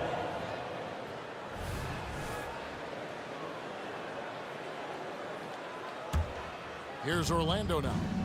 They're on a 13-5 run here. Here's Wagner.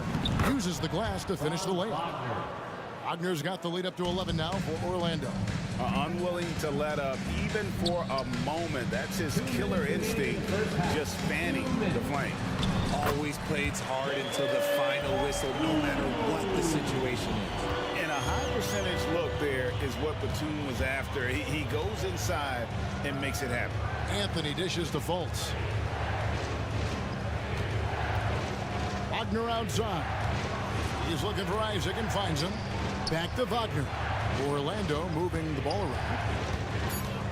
Driving to the basket.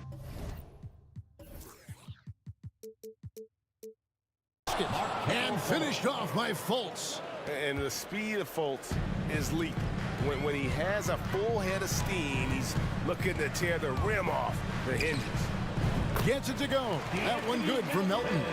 Yeah, he was able to sneak it to the rim. Had enough room to get just like an easy layup. Over in the corner, Isaac. The basket good off the assist from Fultz. Fultz has got 3 assists in the game. And he's got a quiet confidence about him, doesn't he, guys? I mean, he's thinking about shooting the ball as the pass is coming. Orlando leading by 12. No one near Fultz as he lets it go. And there are the Magic with another bucket. You gotta get a hand up on Fultz. I mean, he continues to show improvement from the mid-range area of the floor. Now here is Lowry. Gets that one to fall after missing his first 2. 1 for 3 from the field. Now how about how he sets his man up there, runs him right into the screen, and then gets the basket. And it's Anthony with the jam. Puts the D in a tough spot when you have a point guard who can throw it down. He really does, GA. He really does put pressure on him. Yeah, hard to strategize for a guy who can make a pass or a play like this right in your face. Here's Bamba, and the dunk by Bamba. The activity from Bamba when he's playing with a high motor, watch out. Melton against Anthony. Stolen by Bamba. And now the 76ers on the break. Here's Batum, and he floats in for the easy 2. Credit the assist on that one. He finds a shooter in motion and is confident he can threat him with the lead pass. Well done. And he plays a lot bigger than that 6-foot frame would suggest. Lowry is just a bundle of energy out there. And we've reached halftime in this one. Magic lead by 10. Time now for the halftime break, with the third quarter soon to follow, right here on 2K Sports.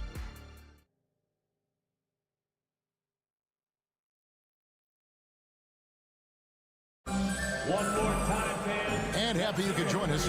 We've got 2 quarters left to go in regulation. You look at Tyrese Maxey in this one, guys. He has been everywhere. No problems fighting his way to the rim in this one. A lot of points in close. And you love that mindset he has going at the rim. He hasn't settled for anything, and he's been the aggressor all game long. And so in the game for the Magic, Banchero and Carter make up the inside pair. The guard pair, it's Suggs and Harris. And it's Ingles in at the small forward. That one drops for him.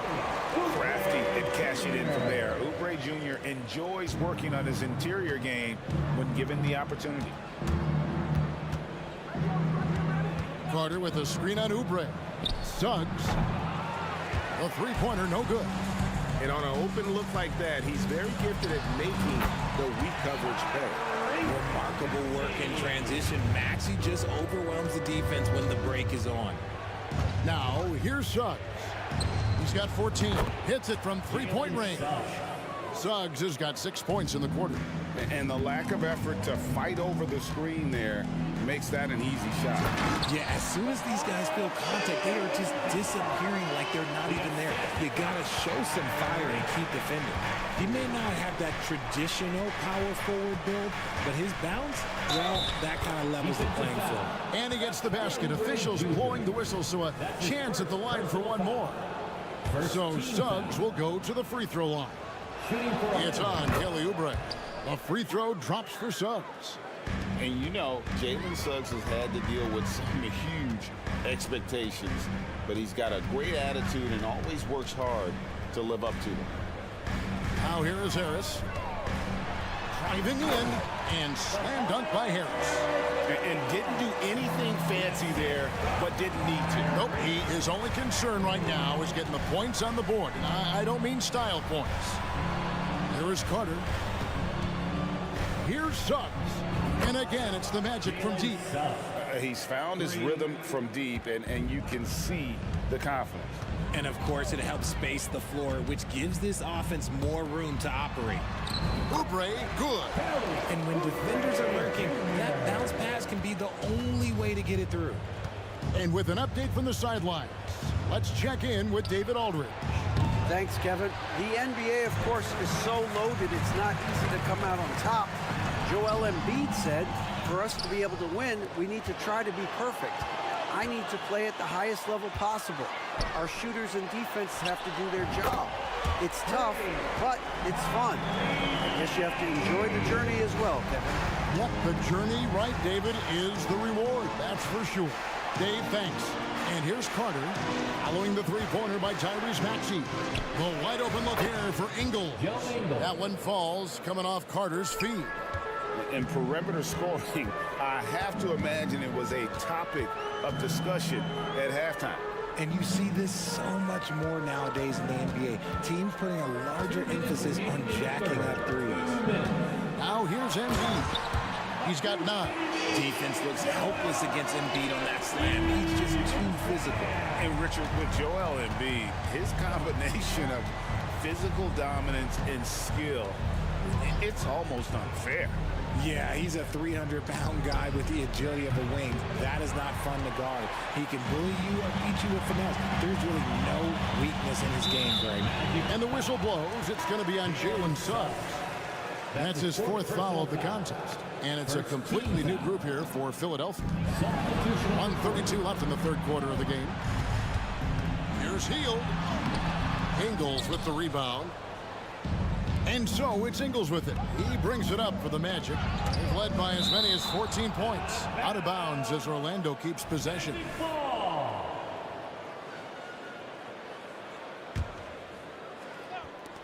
Here's Suggs. No good on the quick three. And the great shooters know when they've got enough opening to go for the three. I didn't think it was a bad choice on that possession. And the dunk by Bamba. Smart play there. Well-timed roll to the basket. Bamba's got intelligence off and on the court. Carter kicks to Suggs. Pass to Harris. At the elbow, Suggs. Harris finds Carter. Pocket 6. Carter sets the pick for Ingles. Over Hield. Once again off the mark, Orlando. I guess we can credit the defense for that one going wide. They did everything they could to influence the shot. And the foul is called. He intentionally grabbed him there for some reason. I don't know. Kevin, all I can think of is that he's trying to slow the game down a little bit. Right. That's a stretch, though. Definitely a strange move on his part. So a new group on the floor for Orlando. Fultz, the pass to Wagner. The basket good off the assist from Fultz. Fultz has got his 4th assist with that last one here tonight. The 76ers trail by 8. It's a 4-second differential between the shot clock and game clock. Back to Batum. And Batum throws it down. Oh, great feed by Lowry. He'd rather pick up an assist than score a bucket. Isaac with a screen for Fultz. Isaac kicks to Anthony. Here's Wagner. And he drops it in from the low post. Wagner's got 4 points this quarter. I tell you, he has some impressive moves in his repertoire. That's as good as it gets, but just one of many.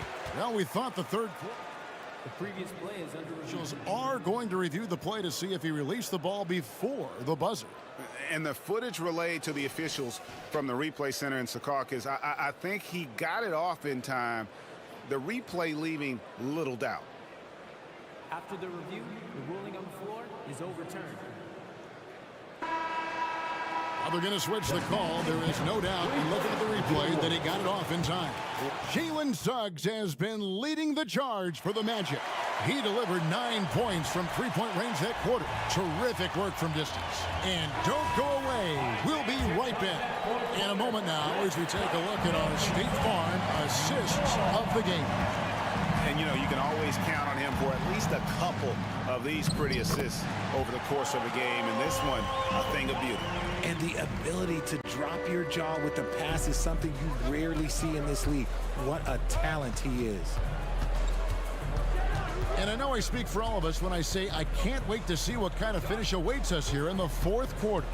They've got Bamba, DeAnthony Melton out there with Lowry. Then there's Buddy Hield, and it's Batum in at the 4 spot. That's the group on the floor for Philadelphia. Here's Bamba. They kick out to Hield. Back to Bamba. Another shot. Timeout called, the 76ers.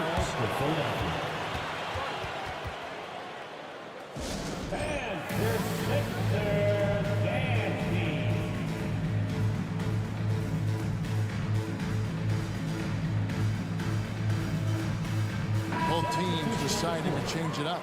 Let's check in with our reporter, David Aldridge. Hey guys, during the last timeout, I listened to Nick Nurse talk to his team. They were asking the team to play faster, push the ball. Coach told their players, hey look, in this league, fast break points are the easiest. We need more of them. Can't argue with that. Kevin? Okay, David, thanks. The game now all time. A legitimate sniper from distance. Love seeing Oubre Jr. shoot it with such precision. No one near Suggs as he lets it go. And they come right back with their own three-pointer. Just focusing on the task at hand.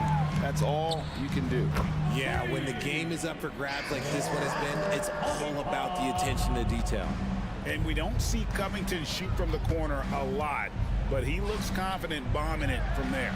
Carter, that's good. The real come at us, and we're coming right back at you. Yeah, I love the competitive fire right there. You drain a triple on us, and I'm coming for my revenge. And slam dunk by Maxey. I just love the pace that Maxey plays at, constantly applying pressure to the defense. Wagner against Maxey. Wagner, a screen on Harris. To the middle. And finished off by Wagner. You love how each shot has risen to the challenge throughout this one. Man, this has been a fun one, but look, who doesn't love a high-scoring game? Maxey finds Embiid.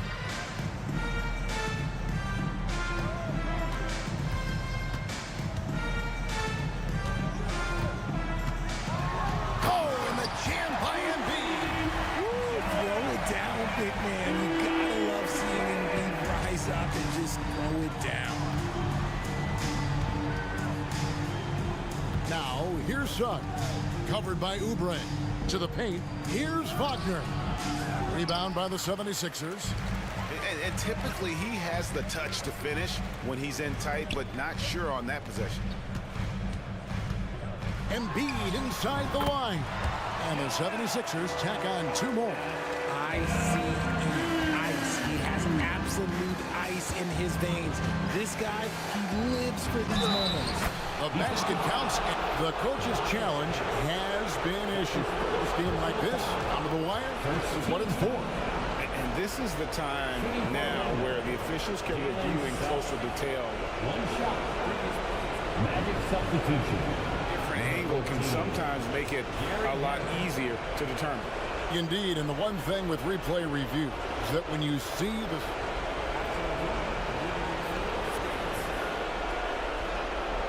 players are moving and how fast the action really is and how hard it can be sometimes, great to make the right call. And so the word is in. They've decided that the call stands as it was made on the floor.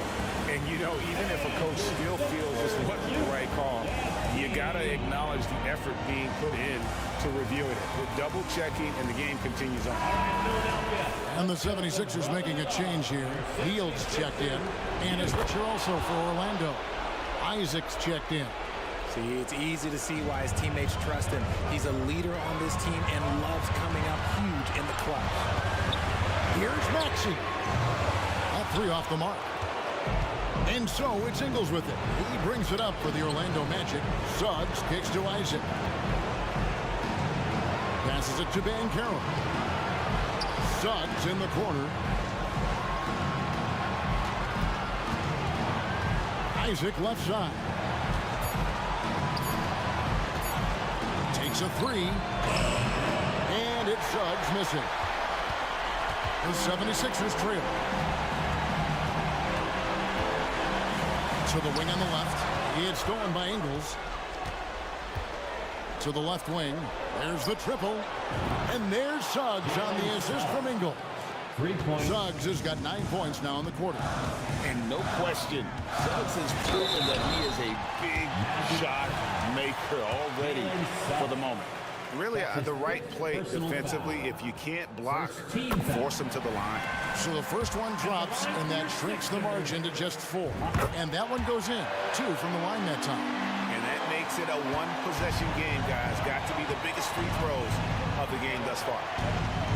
The open shot, Suggs. And Embiid pulls it down. Nobody even close to him, and he can't believe he doesn't knock it down. Maxey passes to Embiid. Takes it from 10. Great defense that time from Banchero. Here are the Magic now.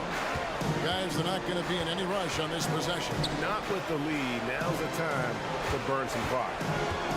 With the drive. Yes! Late in the game, up big, they continue to attack. If you want to be great, you have to have that killer instinct. Now, here's Maxey. Defense right on him.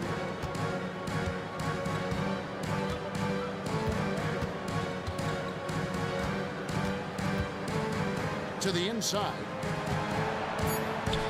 Here's Embiid. Yes! And who else do you want in this situation? It's all about Embiid.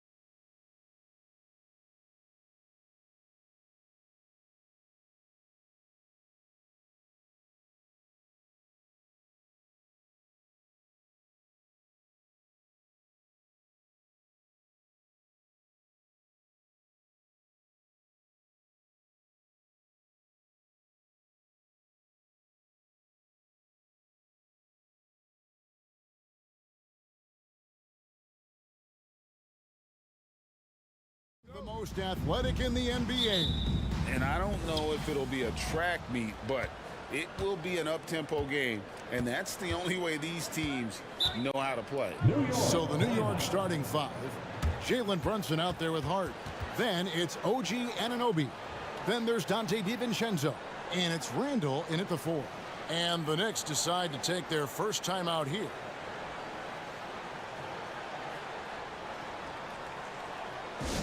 Get loud, fans. On the court is your hype squad. Hartenstein, he's checked in for Dante DiVincenzo. Isaiah Hartenstein.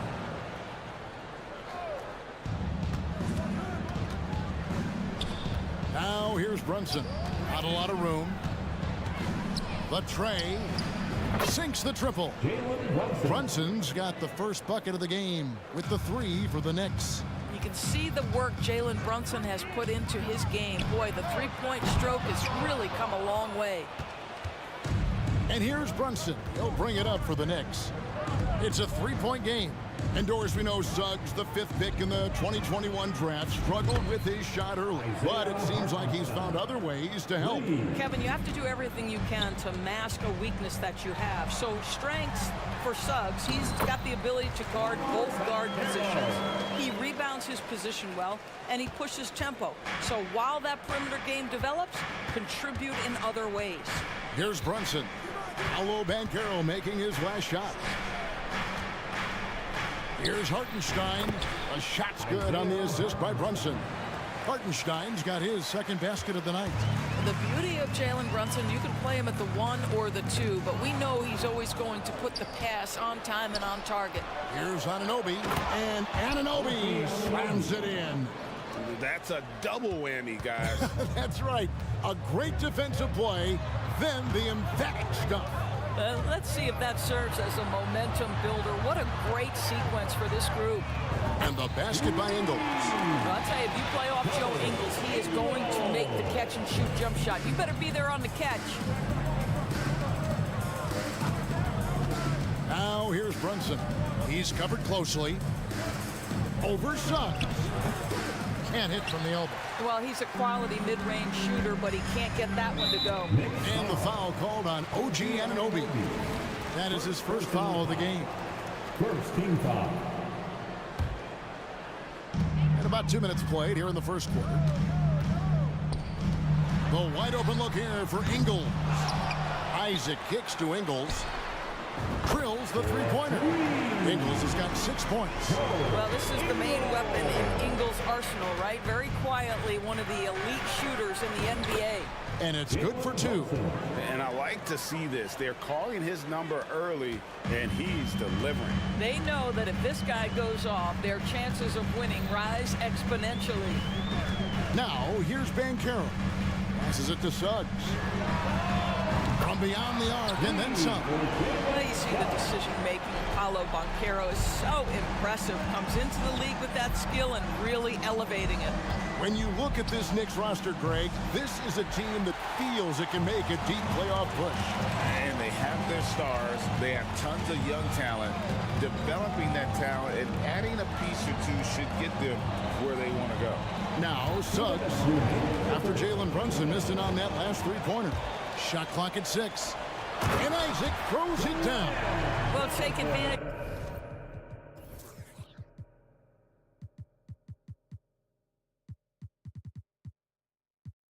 of your strengths. As a roller, Jonathan Isaac has incredible length to finish. That is a pretty play. First quarter of action, just under 3.5 minutes played. Brunson, good. And the lack of effort to fight over the screen there makes that an easy shot. You know, we see this all the time. You're basically, as a defender, hoping the man misses rather than putting in the work to get over screens. Bucket is good. Well, these catch-and-shoot opportunities are money for Gary Harris. He spent his career making these rhythm shots. Lets a floater go. And now the fast break. Banchero with the ball. And there it is for him. Harris has got his second basket. attacking in transition, the most consistent way to generate easy looks. The very definition of quality transition offense. If it can end at the cup, it's exactly where you want it. We don't really like having Brunson out there, Greg, a player they can run the entire offense through. No doubt. And he can be trusted on to take the keys and just run things effectively. He keeps mistakes to a minimum, and he's a solid creator for his teammates. Carter, he's checked in for Jonathan Isaac. Now, here's Suggs. Launches it. And again, it's Orlando with the three. Boy, if Suggs is knocking this shot down consistently, the spacing will open up. Fires from way outside. And it's Orlando with the rebound. And when you are as good a shooter as he is, you have to have the confidence to take that shot. It might not always fall. And for most guys, I think you only want to take that shot if you hit a few in a row. That is absolutely a heat check. There's 31 seconds left to play in the first quarter. Here's Carter. Takes the assist and lays it in. Picked out the pass nicely. Well, how about the vision and unselfishness to find your open teammate, Gary Harris? Pretty pass. There's the pick. And here's Brunson outside. Drains the three-pointer. Brunson's got 14 points for the game. This guy, a tough cover for any defender. Creative and assertive scoring the ball. On the wing, Harris. And again, it's Orlando with the three. For real. Come at us, and we're coming right back at you. And you would expect nothing less from these two, taking pride and making plays. And at the end of one, both teams putting up some...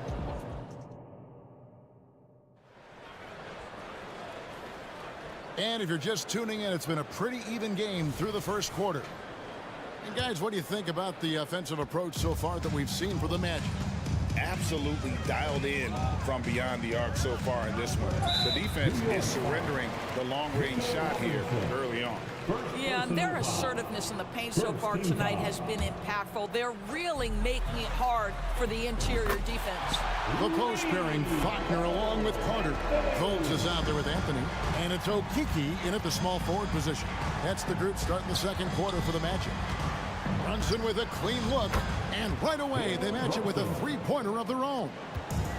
Though there's a calmness to Jalen Brunson, there's also a competitive fire, and boy, from range, look out. First personal foul. Second team foul. Anthony drawing the double team. Fultz against Brunson. Carter sets the pick for Fultz. Carter outside. The basket good off the assist from Fultz. Carter's got the lead back up to 5 now for the Magic. What a nice play. Off the catch and shoot, the big man, Wendell Carter Jr. is true.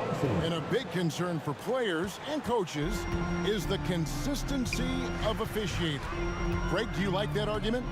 It's tough when one night something is a foul and the next night it isn't. There's some gray area, obviously, and it'd be good for the league to try and clarify how they want things called. And really, it's been a major aspect of their offense in the early stages here. Their success working the ball inside and getting points from close range. It's rebounded by Fultz. Orlando leading by 5. Anthony in the corner. And again, it's Orlando with the 3. As comfortable as anybody from deep, you cannot leave Cole Anthony open. Brunson against Fultz. Robinson, he's now 1 for 2 with that bucket. Man, can you always depend on him or what to lead you to the right place with that pass? Money. It's Anthony with the drive, and it's Anthony with the jam. Oh my goodness, the momentum of the drive, the airtime on the finish. Cole Anthony, that is too nice. New York calls timeout. The Knicks making a switch here. Sims is checked in. We're now about 2 minutes into the second quarter.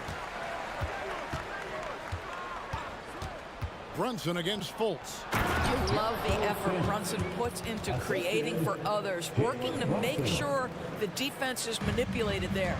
And the Magic making strides, but Doris, their offense is still lagging behind. Yeah, a couple things come to mind here, Kevin. Obviously, outside shooting and playmaking are two areas where they can grow. Elite perimeter play would probably help take them to the next level, but this is all part of the process when you've got young talent. And then Carter with the jam. They can see in the movement there the athleticism Wendell Carter Jr. possesses. Really solid cut after setting the screen. And here's Brunson outside. And again, New York with the triple.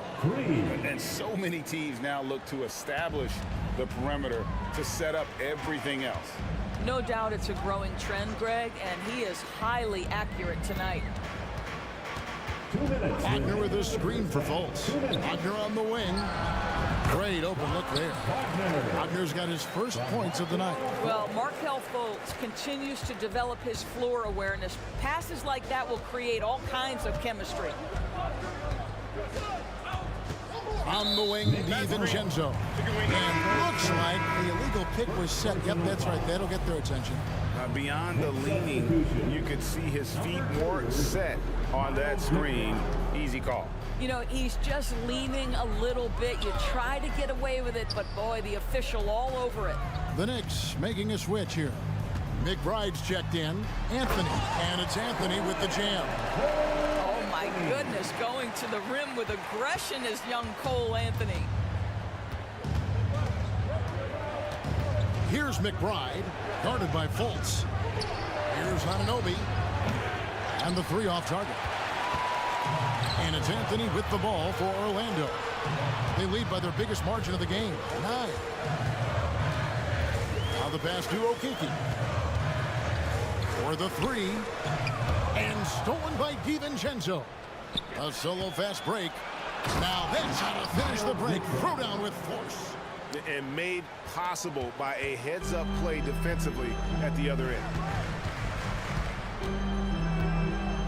They set the pick. And finish off by Wagner.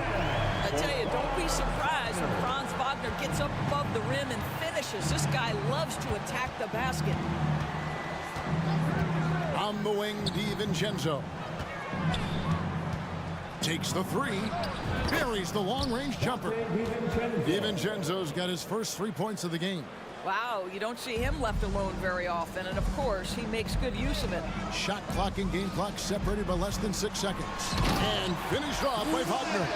Yeah, I mean, maybe could have tried for a more memorable dunk than that one. And we know he's capable of those memorable ones. He just punched the ticket on that one. That'll get the job done. Powerful two-hand jam. Magic leading by 6. Fultz with the ball.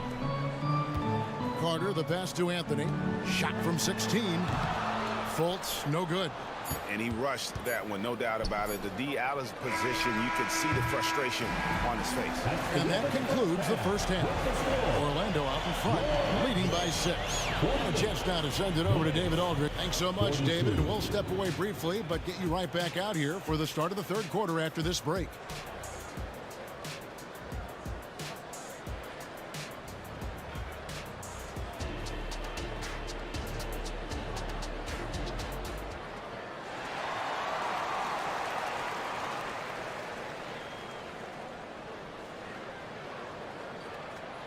And after a fairly even first couple of quarters, the second half could turn out to be a great one as both teams try to gain an edge. You know, Jalen Brunson has been exceptional here, guys. Wow.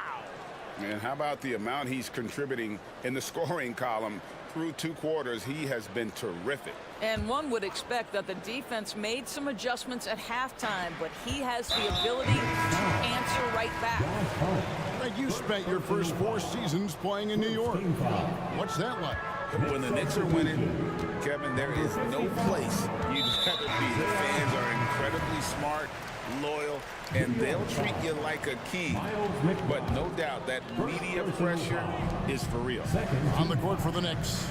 Up front, it's Randall at the 4 and Hartenstein at the 5. Then it's Josh Hart. Then it's OG Anunoby. And it's McBride in at the point guard position. From deep, Brunson nailed from three-point land. Brunson's got 25 points. Making a huge difference from deep tonight.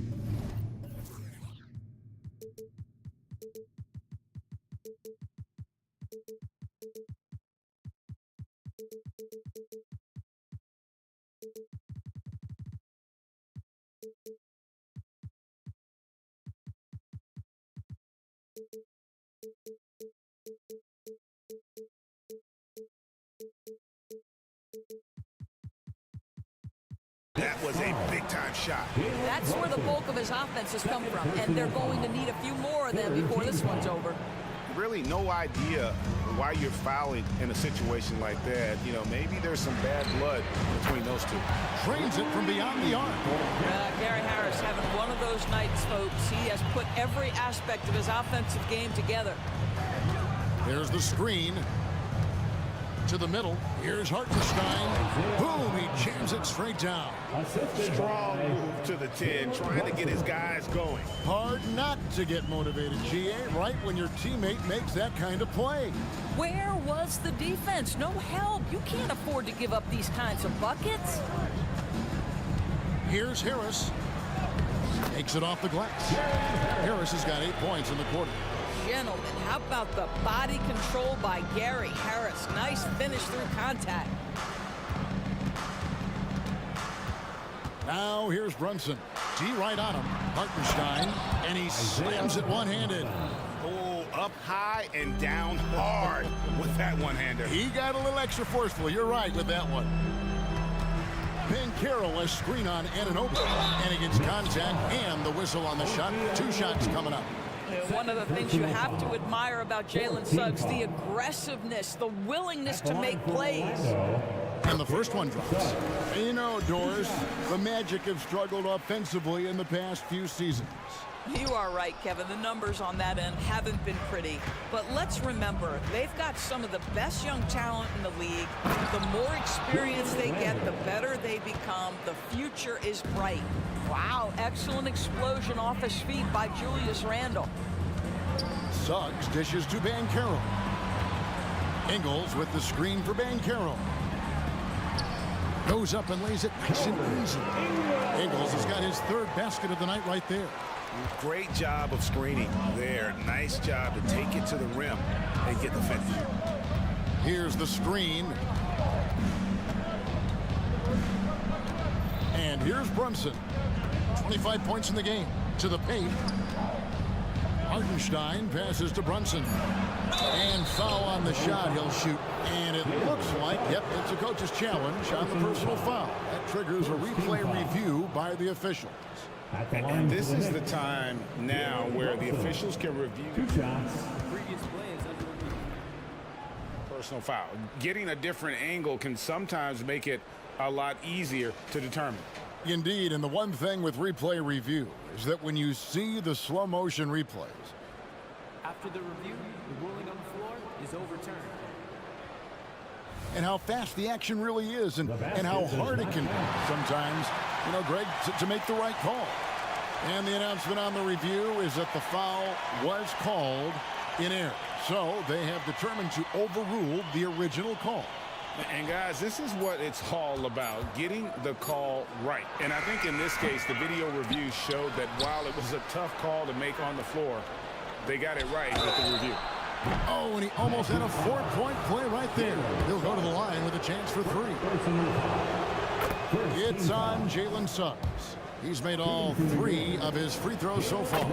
Boy, the maturation of Brunson is really special. This guy, phenomenal as scorer and facilitator. Makes it, and he continues to shoot well from the line. You can tell when he steps to the line the kind of confidence he has in himself. It's written all over his body language. Oh, he just punches that one down with a fury. He rubs it in a little deeper with the hanging finish. Down low, tipped away. Isaac with the steal. And here comes Harris leading the fast break. And we have an intentional foul there, GA. Wish I could say why. That was pretty strange. I mean, no idea what got into his head right there. Gary Harris. That's good from Harris. Doris thinking about last season for the Knicks. Clearly a step forward. Well, Kevin, you have to consider it a win because you go ahead and advance in the playoffs for just the second time since their '99 finals run. Adding Jalen Brunson to the Knicks was obviously a great decision. This looks like an organization moving in exactly the direction you hope. How about the handle that Paulo Banchero has? Just a terrific move, carving the space needed. And he commits the intentional foul. Orlando making some changes. Wagner comes in for Carter. And it's Fultz in for Jalen Suggs. On the wing, Anunoby. New York, no good that time either. And here's Banchero. He'll bring it up for the Magic. They lead by 11, the largest margin of the game. Fultz the pass to Wagner. Here's McBride.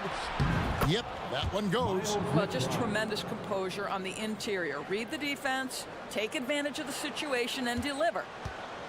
Magic leading by 9. Ingles in the corner. Out to Harris. Fultz with a screen for Harris. It's good for the 7th time this game. He's shot 7. He has made 7. Well, Gary Harris is getting points inside. Defense could be in for a long night, folks. On the wing, Anunoby. Tips it, and Robinson is right there.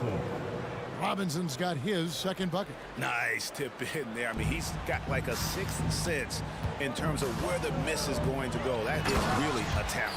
And finished off by Wagner.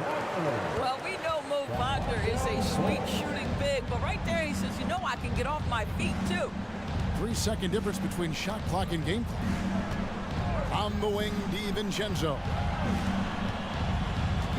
Pass to McBride. Just 5 on the clock. Over Fultz. It's stolen by Fultz. And here comes Harris leading the fast break. Here's Banchero. And that one released in time, but no good. A big-time effort for Gary Harris, providing a lot of energy. And let's take now this moment to bring up our State Farm assist of the game. And he's always been the favorite to bag this honor. These kind of feeds are his bread and butter. Well, this is why great point guard play is so critical in today's NBA, and you see it right there on display. And 1 quarter to go in a game that, to this point, has not been an evenly fought contest. The post pairing, Wagner along with Carter. Cole Anthony is out there with Fultz. And it's Okiki in at the 3, the small forward. So that's the lineup on the floor for the Magic. Fultz looking around. Pass to Anthony. Back to Fultz. Just 5 to shoot. And that one is good from Okiki. Okiki's got the lead up to 11 now for the Magic. Boy, what a great find by Carter Jr. Not a ball-stopping big man. You gotta love it. Got that one up quick. Brunson's got 9 points here in the second half. Just doing what he can. He's competing and he's converting. And he has really kept them in this one. The high effort level. Now the rest of the team has got to step up. Passes to Hart. The shot's good on the assist by Brunson. Hart's got his first bucket in this one. You love how each side has risen to the challenge throughout this one. I'll tell you, we have seen great execution from both teams. Neither one giving an inch here. Time called here. The Magic decide to talk it over. So Orlando going with an almost entirely new group. Jonathan Isaac, he's checked in for Carter. Paulo Banchero comes in for Cole Anthony. Joe Ingles, he's checked in for Okiki. And Jalen Suggs is subbed in for Fultz. And the latest now from our sideline reporter, David Aldridge. David, it's all yours. Take it away. Thanks, guys. I got a chance to hear what Jamal Mosley was saying to the team. Now, he reminded his team, keep looking for the deep ball. If the 3 is there, take it. You've done a good job getting those looks, so keep taking them. Back to you guys. Thank you, David. Hartenstein. There's the killer two-handed slam. And way to finish and cut into that lead a little bit. Yeah, but look at the basket guy still shaking. And he drives in, and Suggs throws it down. Boy, what a burst of speed on the drive from Jalen Suggs. Leaves the defender in the rear view. Inside, and they immediately answer back with the dunk at the other end. You know, one thing that has stood out tonight is his scoring. You know, he's kept attacking even when they've been trailing. Wagner, a screen on Randall. They get it back. And that one is good with the extra effort on the glass. And the Magic lead by 8. Boy, that one takes a level of commitment from Franz Wagner. This guy wants to keep the play alive. There's the pick. Down low, Hartenstein, and he jams it after taking the nice feed on the run. Great chemistry between two teammates. Love the passing. Magic leading by 6. Suggs passes to Ingles. And here we go, the fast break. Brunson's got a piece of it. What a big-time block from Franz Wagner. Wow, how about the grit on the defensive end? We're in the final quarter of play here, 3 minutes in. Oh, yes, he did. 5 up and 5 down for him so far.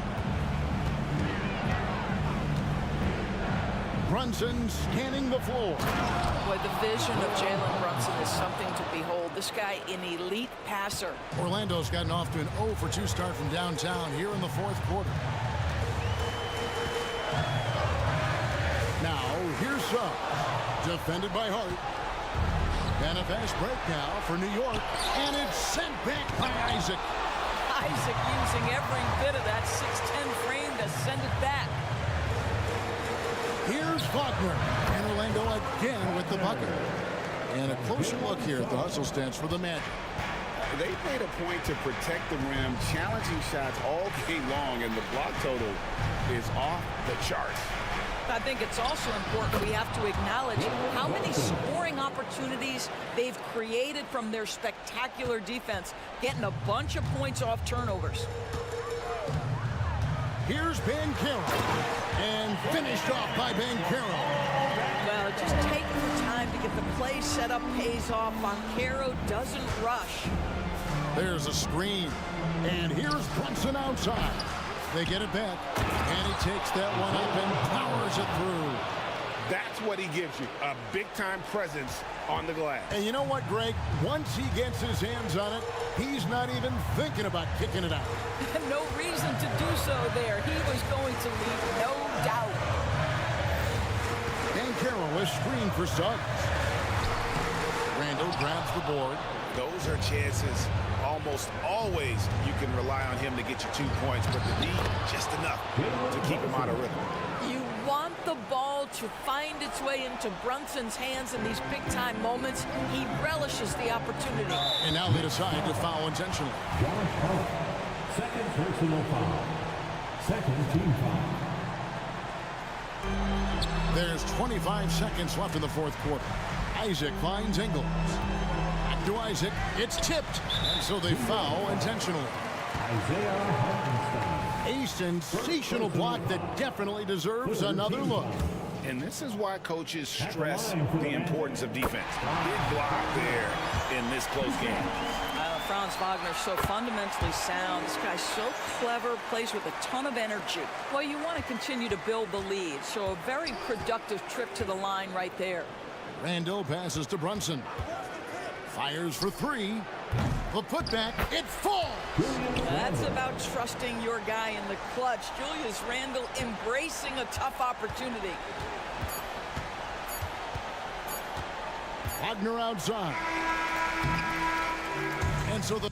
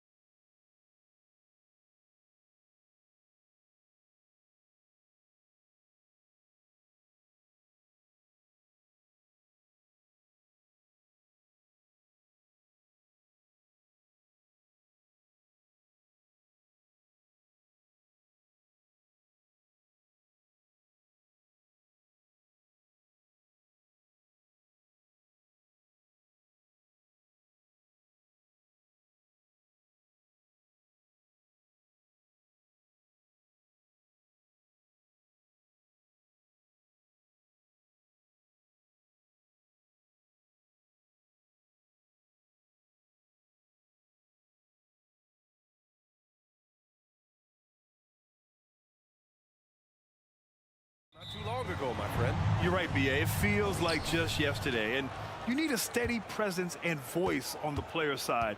It really can help a team through some rough stretches throughout the year. And now the opening lineup for New York. Randall and Hartenstein together down low. Jalen Brunson is out there with Dante DiVincenzo.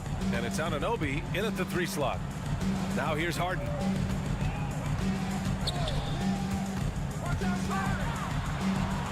Out to Leonard. Shoots over Randall. And off there. He misses his first shot of the night. You expect him to make that, especially from that distance. Brunson up top. Pass to Hartenstein. And now we have an intentional foul. I'm not sure why. Yeah, bizarre play, B.A. Not sure what got into him. I mean, I'm just not sure what he was thinking right there. I mean, he needs to get his head in the game. And here's Brunson from the arc. And it's Randall with the jam. Anytime you can get Randall moving toward the rim, that's a good thing. Well, if you're the Clippers, are you out looking for the next young star grit? Possibly, B.A. I mean, 5 of their top 6 scorers last year were over 30 years old. So they may need more production from your young guns to be a consistent contender. Here's Brunson following the score by the Clippers. The 3 is up. Tries again. Ooh, a clear foul there on the missed shot. So he'll get a pair at the line. I don't mind that. I mean, they met him at the rim and temporarily prevented the points. The last few seasons, the Knicks have had a defensive-minded approach. And that's been the key for them getting back into the postseason, B.A. I mean, they play great team defense and pride themselves on getting stops. Now here's Harden. Pass to Tucker. Outside Harden. Clock at 6. And then Harden with the jam. It's incredible. Harden's ability to read the floor and find the weakness. Outside Brunson. And he drives in. Jones with the block. Foul. Knicks. Isaiah Hartenstein. First personal foul. First team. That's good from George. Looking back to last season, Smitty, the Clippers were as busy as anyone at the trade deadline. Well, they came into the season with high hopes, B.A., but midway through, they saw the changes had to be made. It didn't translate to playoff success, but they gave it a shot. Harden drawing the double team. Pass to Tucker. Jones with the ball. Oh, stolen by Anunoby. DiVincenzo with it. Harden picks him up. Anunoby for 3. Sends it home from three-point land. OG Anunoby has been working on his range, looking confident from that space. Leonard outside. Here's Tucker. DiVincenzo with a steal. And now the Knicks on the break. Here's Brunson. Finished off the break. Brunson's got his second basket on the night. Incredible. I mean, high energy in transition. Just beating the defense up the floor. And I just love it when the fast break results in a high percentage look. Not always the case these days. Knocks down the triple. At the start of his career, no one thought Kawhi would end up being this good of a three-point shooter. He's a marksman. To the middle. Here's Hartenstein. And he takes that one up and powers it through. Oh, not the defensive effort they need to cut into the lead. For a good call, you have to at least try to protect the rim. Also, if you can't get stops at this point, it really doesn't matter what you do at the offensive end. And here are the Knicks now. After the Clippers picking up a basket just a moment ago. Pass to Randall. Here's Brunson outside. Jones grabs the board. The Clippers trail. Oh, and the fast break for the Clippers. Ooh, and Leonard throws it down.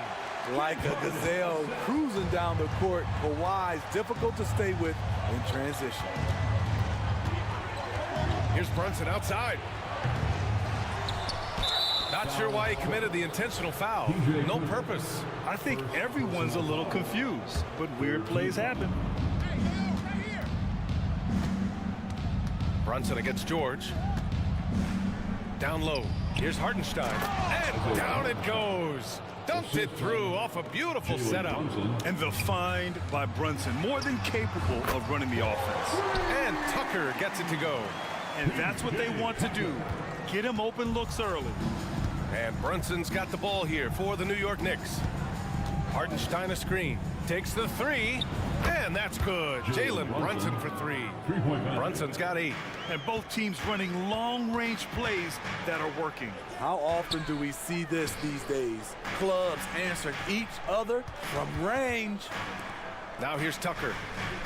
Oh, stolen by Anunoby. 2-second difference between shot and game clock. Leonard against Brunson. 11 seconds left to play in the first quarter. 6 on the shot clock. Offensive rebound. Knocks it loose. And stolen by Leonard. And it goes out of bounds. Last touch by Leonard. Next substitution, Mitchell Robinson. Precious Achua. It's been all about Jalen Brunson for the Knicks. 8 points in the quarter, showing how effective.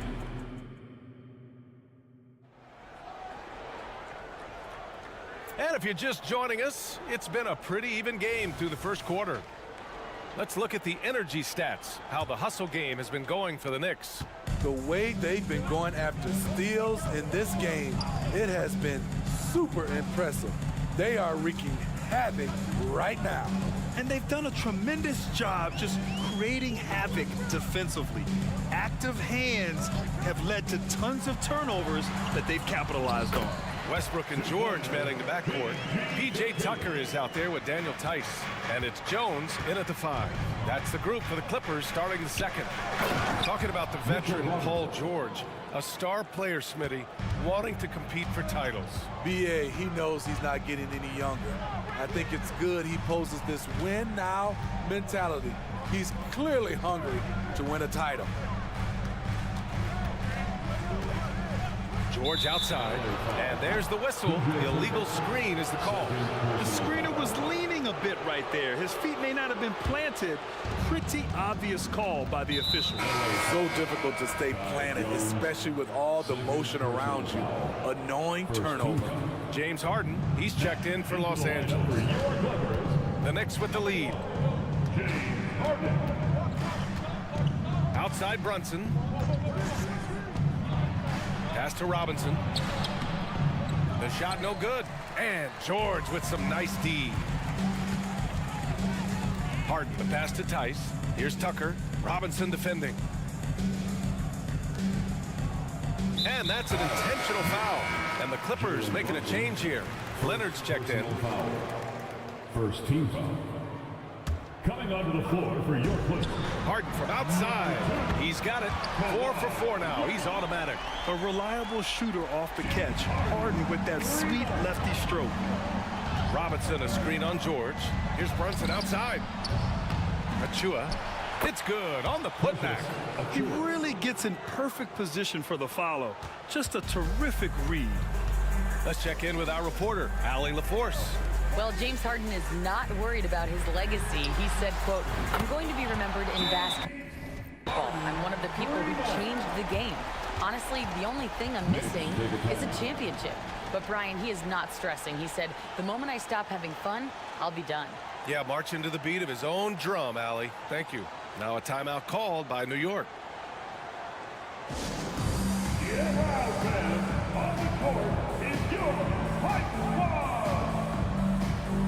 DiVincenzo, he's checked in for New York. So, Grant, if you were a GM and you could choose one young player to build around, who would it be? Wow, that's a great question. I mean, B.A., I think you have to go with Victor Wembanyama. I know he's a young fella. He just got drafted.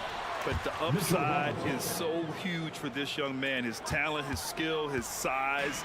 He is the next iteration of Kevin Durant, in my opinion. And I would go with him. He's got a lot of runway in front of him. A lot of years to get better, get stronger, and to win championships. Leonard finds Harden. 5 to shoot. Timeout called. The Clippers. You know, what I appreciate about Mitchell Robinson is his defense and how well he uses his length, Grant. You know, he is so good, B.A., at getting positioning to alter shots. And he finds ways to come up with a number of blocks, not to mention how active he is on the glass. Quarter two and just under 2.5 minutes gone by. There's Tice with a three. Unable to get that one. The Knicks have got 3 of 6 shots to go here in the second quarter. Brunson misses. You kind of wonder where his head's at. The shot selection hasn't been there. And, of course, that one was just crazy. And there's the foul. It'll go on Precious Nchua. That's his first foul of the game. Outside Harden. Jones with a screen on DiVincenzo. That's good from Jones. And the assist by Harden. Harden's got 3 assists in the game. Yeah, it's rare that one of the game's best scorers is also one of the best playmakers. Harden does it all at the offensive end.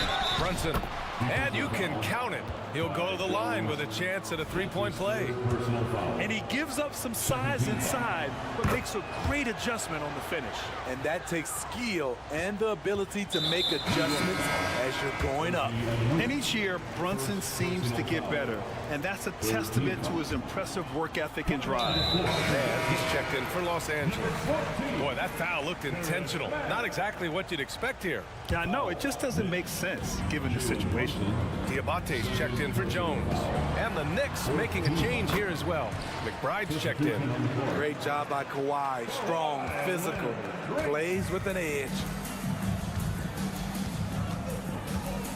Here's McBride. Leonard defending. Pass to Anunoby. The three. Here's Robinson. Tipped. Outside Harden. And here's Tice. Back to Harden. 1:24 left in the second quarter. Shot clock at 6. Leonard can't get it to go. The Knicks have gone 4 of 10 from the field in the second. Here's McBride. Anunoby on the wing. Puts up a 3.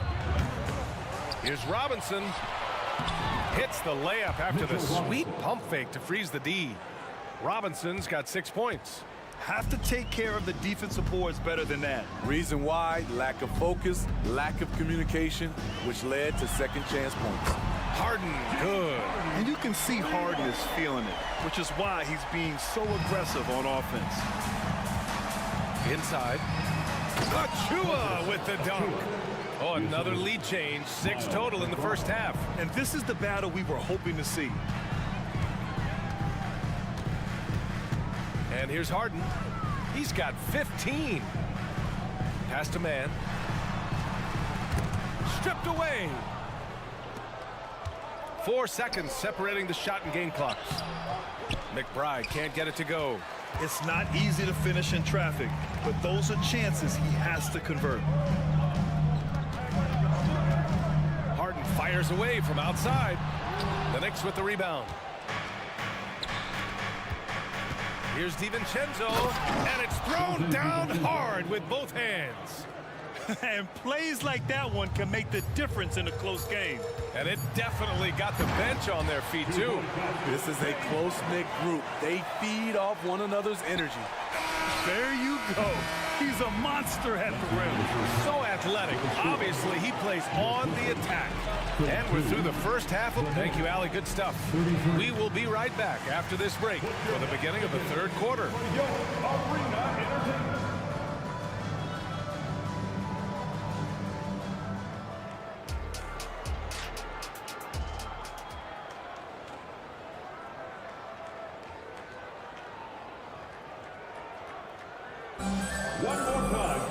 And we're halfway through this one. Plenty of basketball left in a game that's been a fairly even one. We are seeing an outstanding game from James Harden.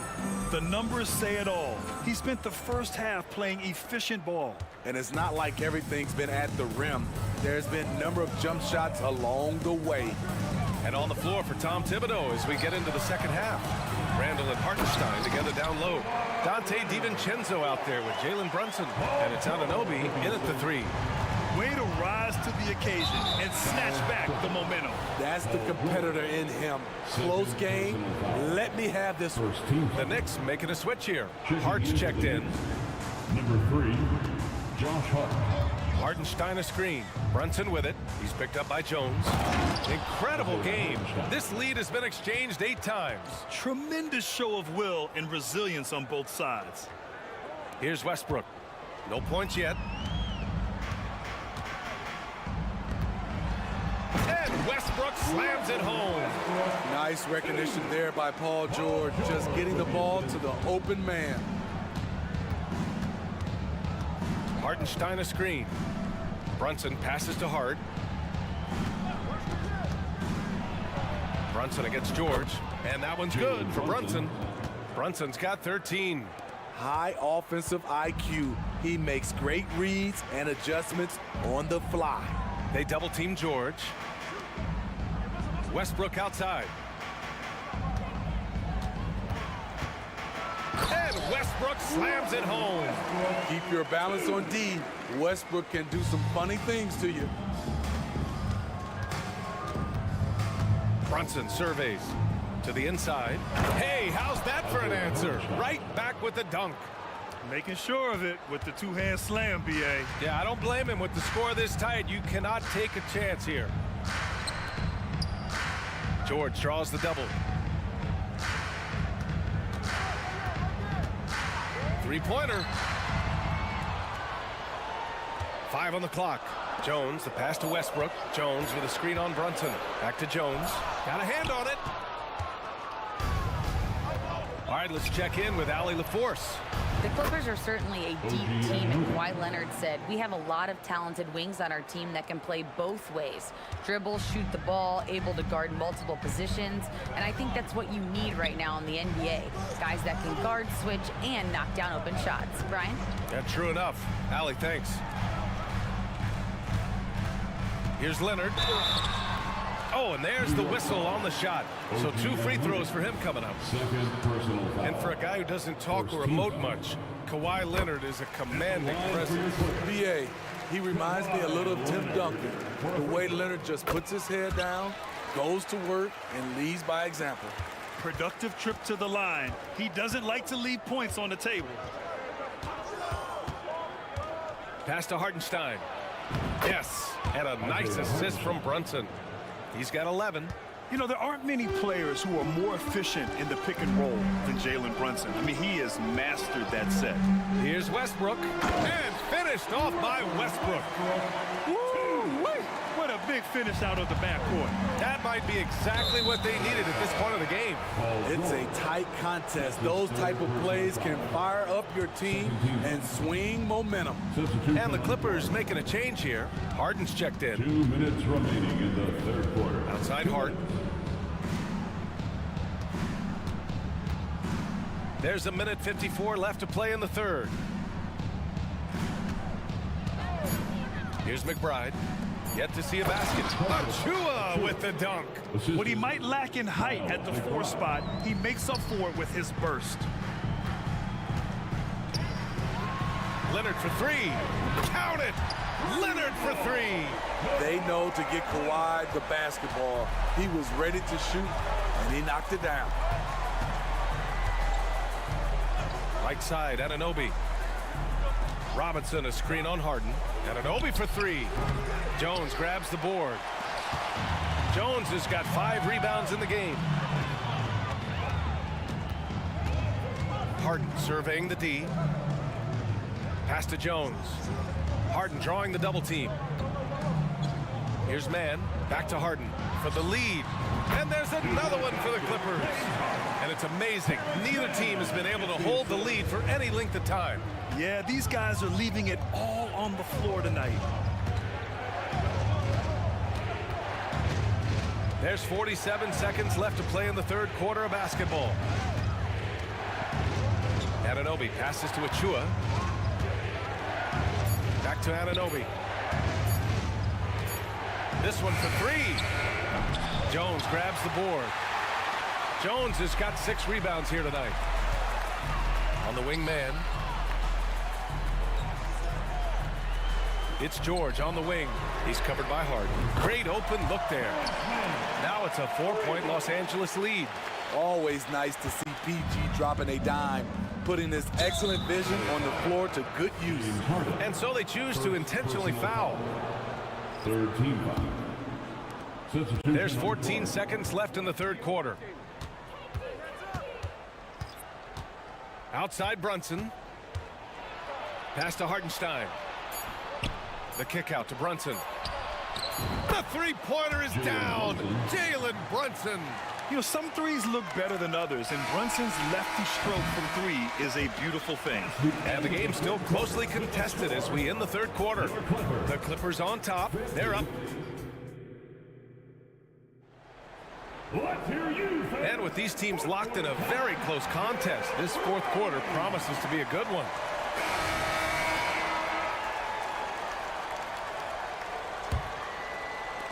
So it's the Knicks now. On the perimeter, it's the talented duo of George and Kawhi. Then it's Daniel Tice. Then there's Russell Westbrook. And it's Jones in at the 5, down low. That's who's out there for the Clippers. And you have to avoid getting too physical with Brunson because he'll get these calls. And he's good on the second. Taking 3 shots. And he nails the third.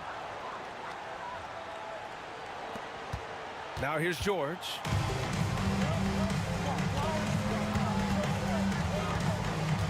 Tice outside. George finds Westbrook. Tice sets a screen. 4 on the clock.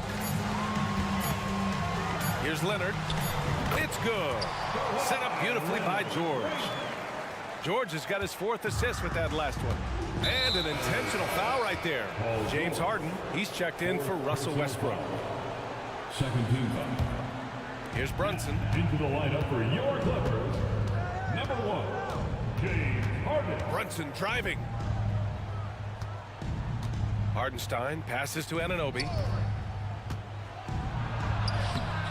That shot off the mark. Jones with some nice D. Los Angeles has gotten 21 points so far from three-point land. They're 7 of 10. Not sure why he committed the intentional foul. No purpose. I think everyone's a little confused, but weird plays happen. To the paint. Here's Jones. There's the block. Out of bounds. It'll be New York's ball. Tucker's checked in for Los Angeles. Number 17, P.J. Tucker. We're just over a minute into this final quarter of play. Brunson against George. Can he keep it going? Hartenstein hits the layup after the sweet pump fake to freeze the D. And the Knicks lead by 2. This continues to be a battle. The lead is within reach. The direction this game is headed is going to come down to a couple key buckets by either team. He's never shy to let it go from three-point range. Harden wants to make the D's job as tough as possible. The touch by Brunson. Nice. Oh, this one has turned into an absolute nail-biter. Yeah, at this point, you almost expect it to come down to the last possession. It's George on the wing. DiVincenzo against Harden. And Harden with the slam. I mean, with the ball in his hands, Harden's as creative as anyone. Brunson against George. Inside, here's Hartenstein. And he goes in for the dunk. And he's been an ideal teammate tonight. He's really creating plenty of looks with his passing. There's been an emphasis on ball movement, and he's been a major catalyst. And Dante DiVincenzo is going to pick up the foul. That's his first foul of the game. Tucker with a screen on Anunoby. They double-team George. Tucker finds Leonard. Oh, Leonard leaves no room for error. Knowing the situation, Kawhi willing and able to take control. Big bucket. And here's Brunson from the arc. Rebound by the Clippers. Jones has got his 7th rebound here tonight. Here's Leonard. And the dunk by Leonard. He has really come into this second half on an absolute tear. Really impressive effort from him so far.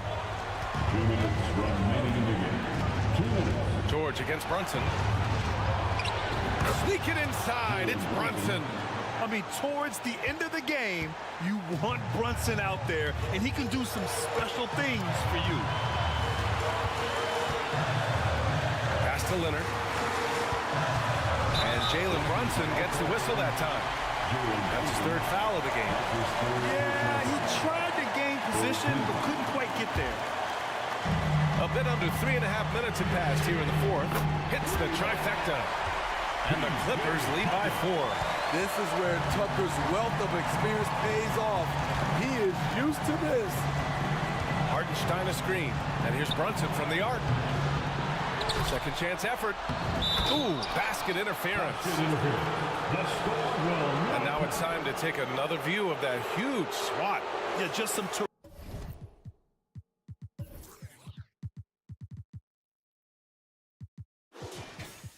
Terrific effort there.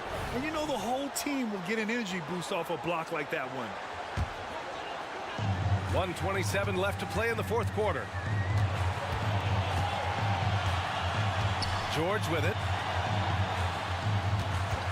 Harden with it. Randall's in his pocket. And then Harden with the jam. I'll tell you, those finishes are always extra special when they come from your point guard. Oh, forget about his passing. Can we see more dunking? It just shows you the versatility. This guy can do a lot of different things for you. Woo-wee. Beautiful location on the pass, as usual. Led his man perfectly.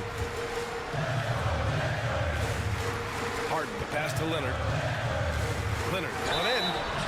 And he got the whistle on the way up. So he'll be headed to the line for a pair. Personal foul. They'll pin that one on Julius Randle. The confidence Leonard has is impressive. Calm, cool, and collected, stepping up to the stripe. And he hits both free throws here. And it's a 6-point ball game. Adding a little cushion to their advantage. Nice work at the line. Here's Brunson outside. He connects! What a beautiful shot! Brings him within 3. A huge make by Jalen Brunson, shining in the biggest of moments. And they'll get another chance. And the three-pointer goes. Unselfish, moving the ball. Love to see this kind of offense. Brunson misses. A chance here to possibly put the game away. Oh, are you kidding me? Gotta love how they've just maintained their intensity, even when they're this far up. They don't want to leave no chance for a comeback. Just focus on playing the right way. George passes to Harden.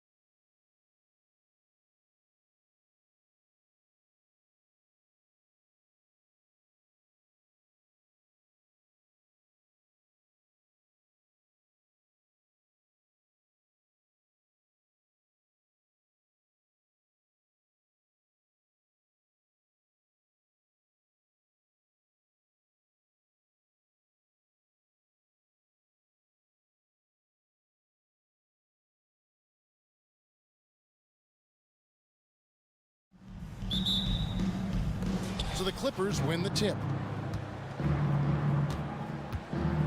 Here are the starters for Los Angeles. They've got Jones. P.J. Tucker is out there with Kawhi Leonard. Then it's Paul George, and it's Harden in at the point. All the way up. The beard. Boy, those were 2 loud points. One thing you marvel at, the consistency of Paul George, year in and year out. I wonder when Paul George, Greg, goes into the offseason, if it's more tinkering and sharpening all those skills, or if he's trying to add something. Because I don't know how you add anything to how versatile a player he is. First personal foul. First team foul. Here's George.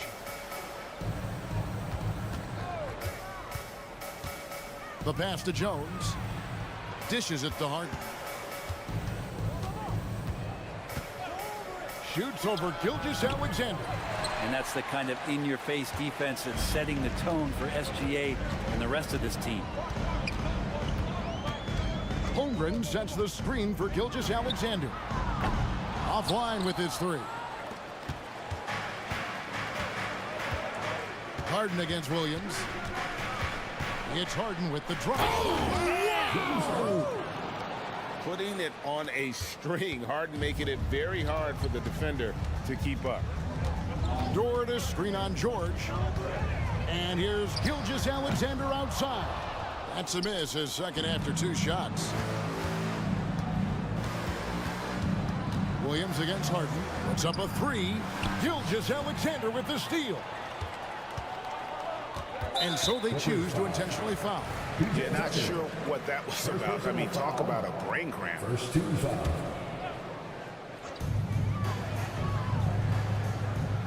Now, here's Gilgeous-Alexander, guarded by Tucker.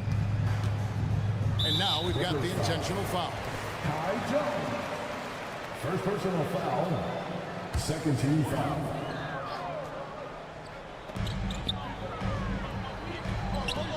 Now, here's Dort, guarded by Tucker. Williams sets a screen for Dort.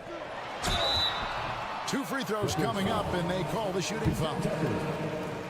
And here we are watching Jalen Williams. Brent, there's a certain calm to his game, isn't there? Yeah, he's comfortable because he really can do a lot of things on the floor, so there's nothing that's going to really shut him down. It's very hard to speed this guy up, and he gets an opportunity to play at his pace. That's a gift. Now here's Harden. Pass to Tucker from the arc. It's good. The assist that time from Harden. And making the most of his 3-point chances. That's Tucker just spotted up and ready to go. Dort to screen on George. Here's Gilgeous-Alexander. And Gilgeous-Alexander throws it down hard and nasty. And this guy is one of the most athletic guards in the league. SGA off the charts. Now here's Harden.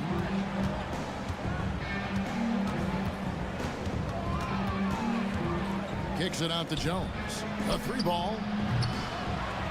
Outside, George. Here's Harden on the wing. He's guarded by Williams. 6 to shoot. Here's George. And George with the stuff. Love when PG's just aggressive in close, just punishing the rim that time. 2 minutes remaining in the first. Gilgeous-Alexander deciding where to go with it.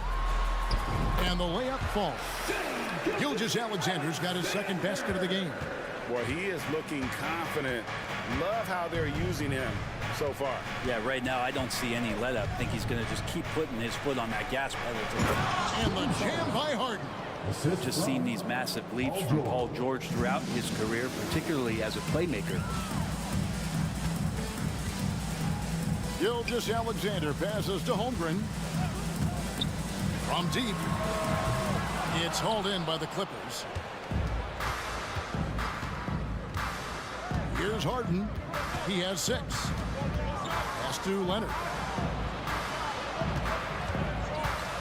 Shoots over Dort. Leonard against Dort. Leonard kicks to Harden. Caught that one. Harden's got 8 points. If Leonard doesn't like his options to score the ball offensively first, he'll play with the ball a little bit. Gilgeous-Alexander against George. Here's Holmgren. And the dunk by Holmgren. Clearly, he's one of the best there is in the business when it comes to making that lead pass. Dort against George. Harden outside.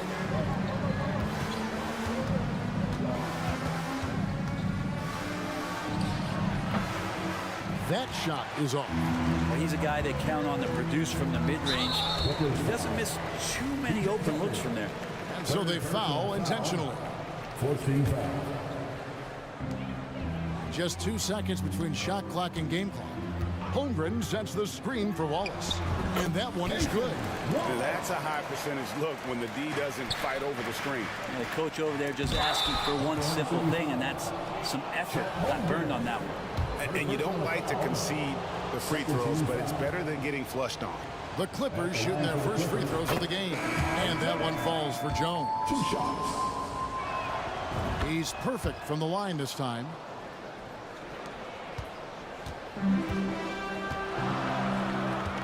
Dort a screen on Powell to the inside. And he takes the fantastic lead pass up strong for the slam. Terrific body control from Dort, setting a firm pick and then rolling to the gap. James Harden getting it done for Los Angeles. He notched 8 points in the quarter and has that terrific basketball.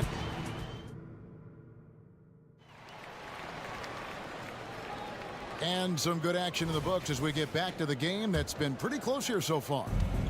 And a chance for just a second to check out the scoring breakdown for Los Angeles. Straight away, they've opened things up offensively with skillful passing, running smart plays, and just setting guys up for success.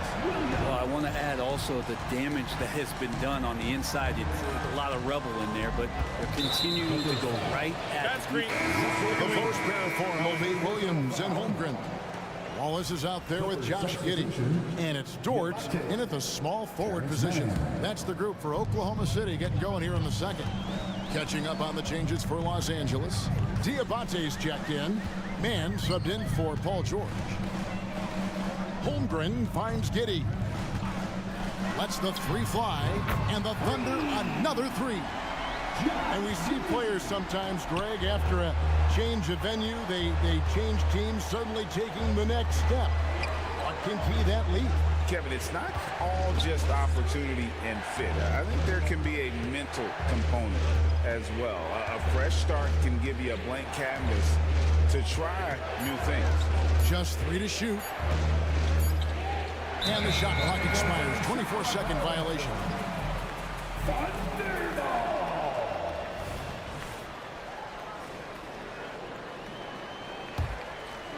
And here's Williams now. He'll bring it up for the Thunder. They haven't allowed any points in the second quarter. Giddey goes in. And Giddey is just so clever at finding ways to the rim, good at ripping through holes in the D. Here's Mann. Pass to Diabate. Outside Westbrook. And they get it. And the layup is up and in. Westbrook's got his first basket of the night.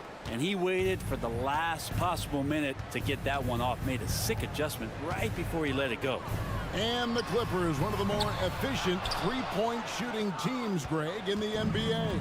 And Kevin, really over the last decade, that's been one of their most consistent traits. And it's not just because of talent. They're smart about the shots they take. And while we've got a moment, let's send it over to our terrific reporter, David Aldridge. David. Thank you, Kevin. Paul George is one of the game's premier two-way wings. He says, I believe in my talent and what I can do, but I feel my job is to make everybody better. That's what I try to do when I'm on the floor. Just make the game easy for everybody, whether it's creating or just being aggressive and making reads off of that. Kevin, back to you. Yeah, David lets the game come to him. Well said by him. Thank you. Clippers trail by 4.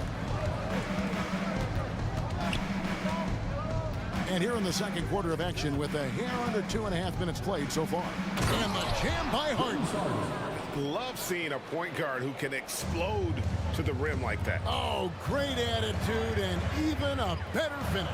Well, just seeking out weaknesses in the defense and then exploiting it. Holmgren in the post.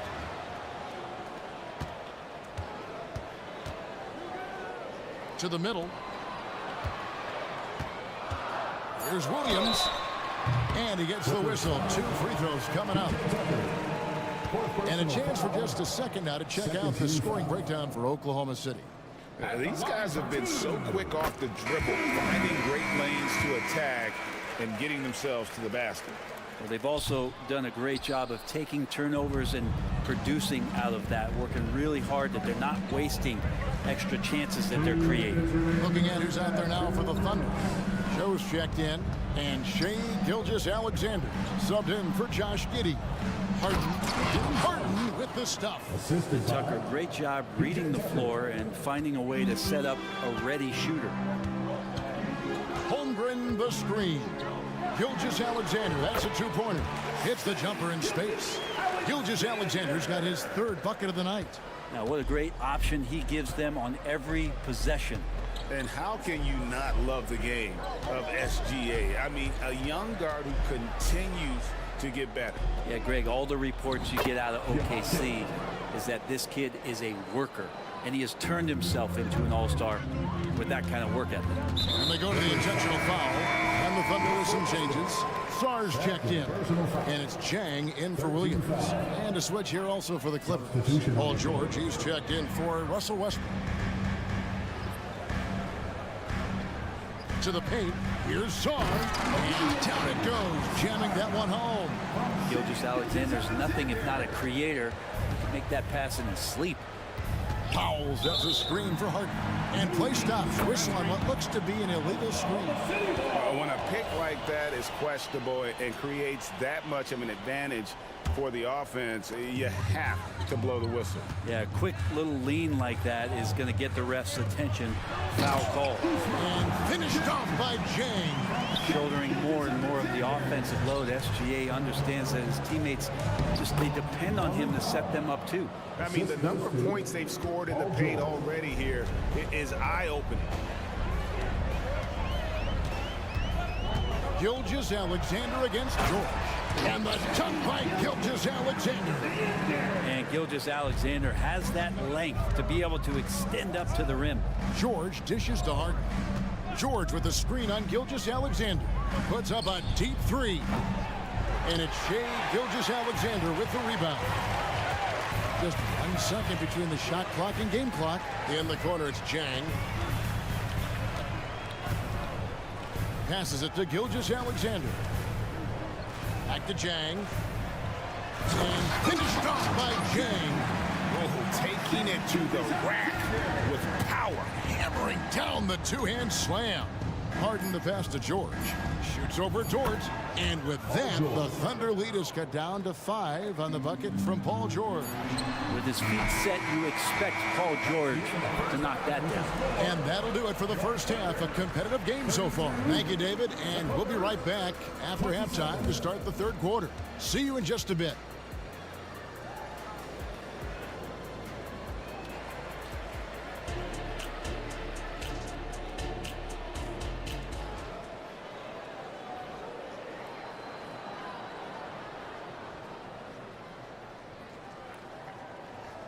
And as we get into this 3rd quarter, as we've seen so far, neither team able to create much separation on the scoreboard yet. An exceptional performance so far from James Harden. Yeah, something that isn't his strength, but he's done a great job of finding the open man. Well, if we were grading playmaking today, it's an A+ from him.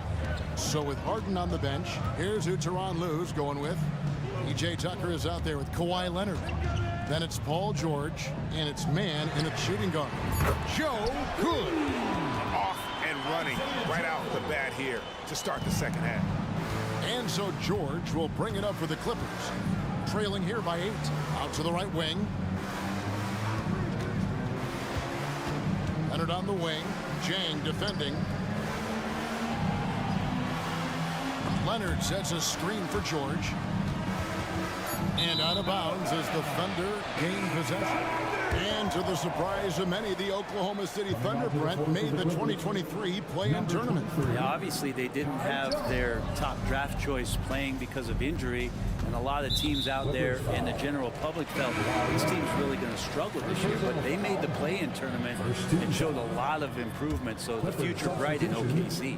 James Harden, he's checked in for PJ Tucker.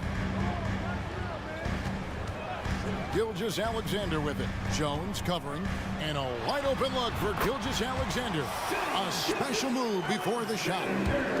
Unwilling to let up even for a moment. That's his killer instinct, just fanning the flames. Yeah, he's the guy that you want to go to right now, trying to put this one away. Leonard with a screen on Gilgeous-Alexander. And this is how a floor leader makes a statement. Harden just put the other team on notice. It's Dort on the wing. The shot's good. Gilgeous-Alexander making the play. Gilgeous-Alexander's got 6 assists in the game. It's Harden with the drive. In it goes for the 8th time in 10 tries. Crafty off the dribble. And the moment Harden gets an angle on you with his strength, it's over. Saw the pass to Gilgeous-Alexander.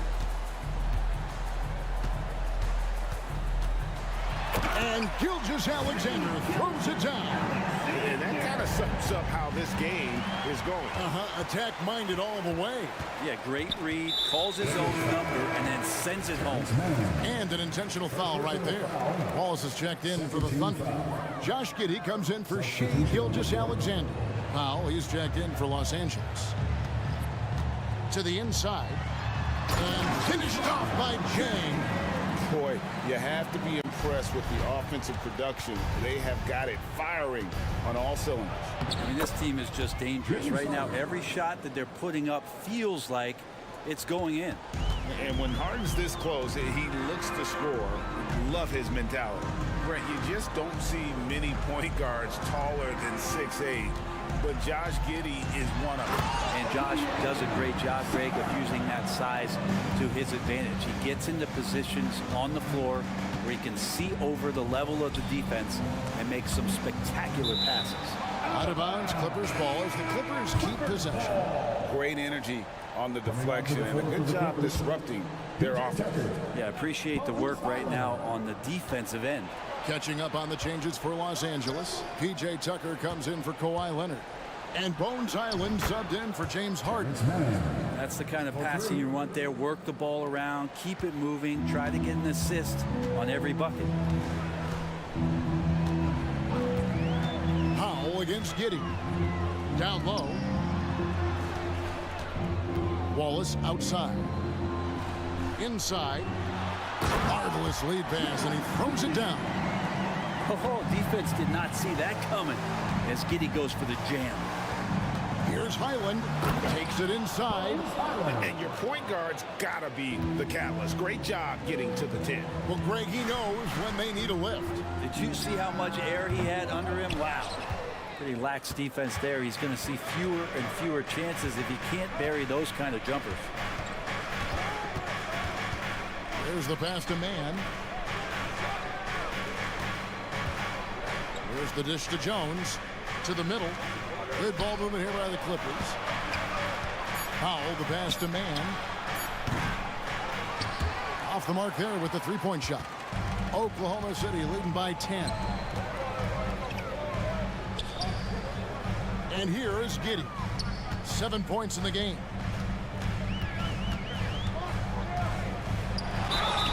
And foul on the shot, so he'll get a chance at the line. Just a good move from Giddey. Felt the over-anxious D and made him pay. It's his first trip to the line.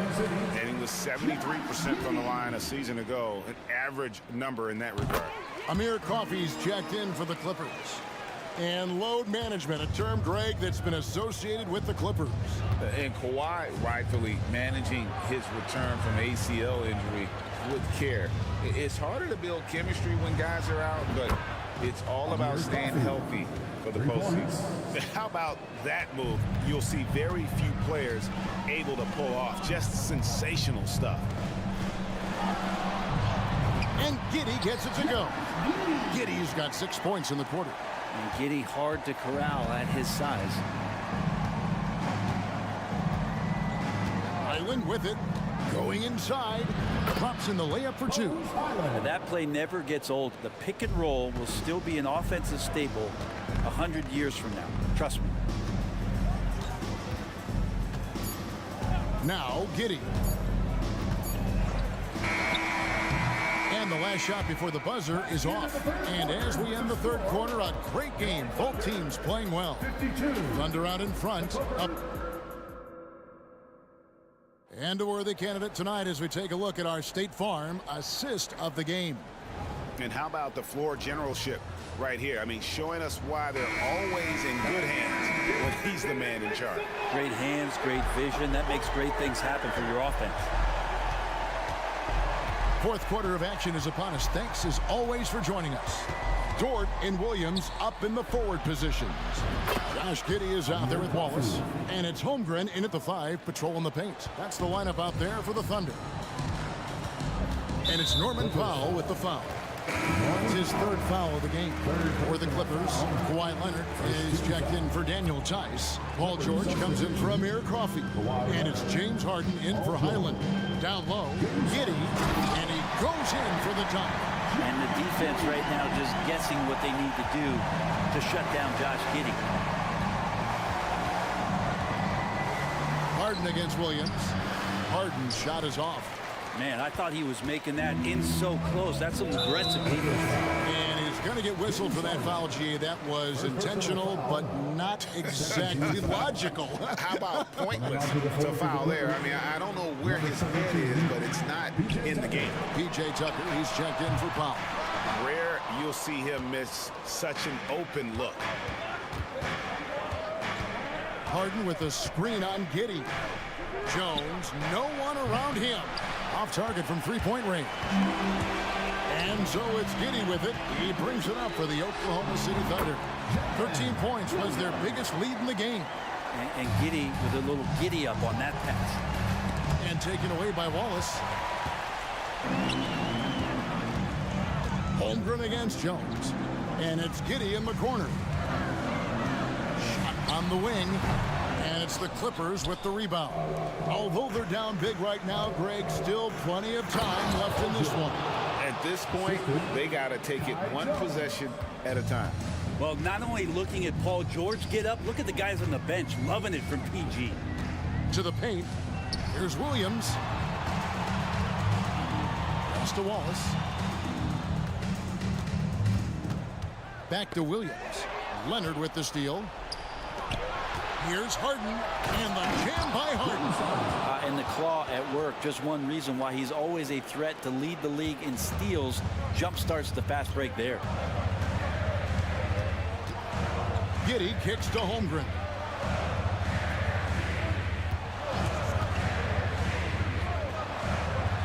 Back to Giddey. Over Harden.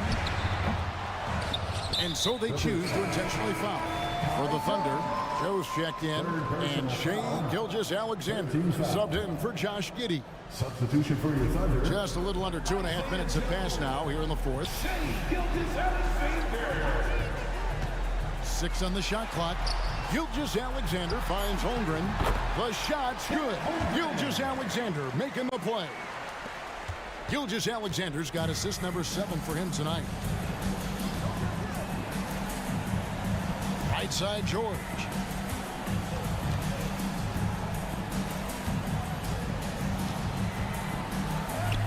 Lays it up and banks it in. Yeah, Paul George anticipating contact, preparing for it, and just how smooth the finish was that, Kevin.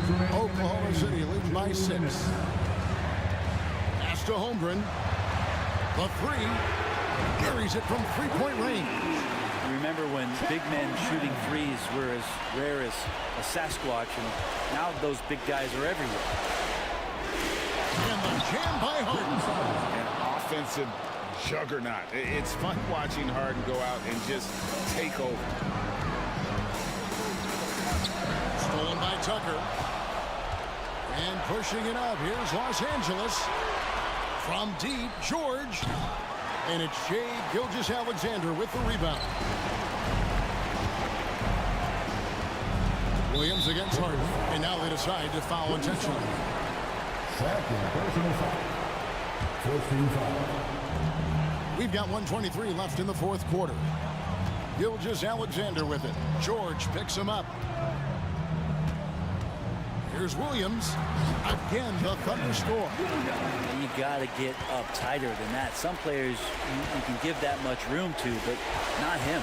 Kicks it out to Jones. For three, drills it from outside.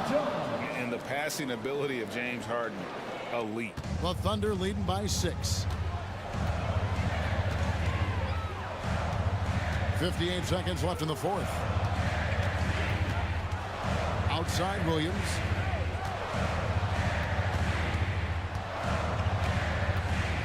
Pass to Holmgren. 4 on the clock. And the Thunder another 3. Making every effort to put this game on ice. Loved it. The guys are staying aggressive late in this ball game, just not wanting to let go of the rope. Here's Harden driving to the basket. And the layup is good. Well, here's the problem. He's shooting the lights out, but they're still behind. They need another guy to step up. On the wing, Williams, defended by Jones. With the fadeaway. And again, Oklahoma City with the triple. And I think they realize any hope of a comeback is gone. Well, realistic at this stage of the game, they're going to lose this one, but will they take something from the loss? And Harden is more than just a scorer. He's also got some sensational handles and passing instincts. Loves connecting with his teammates.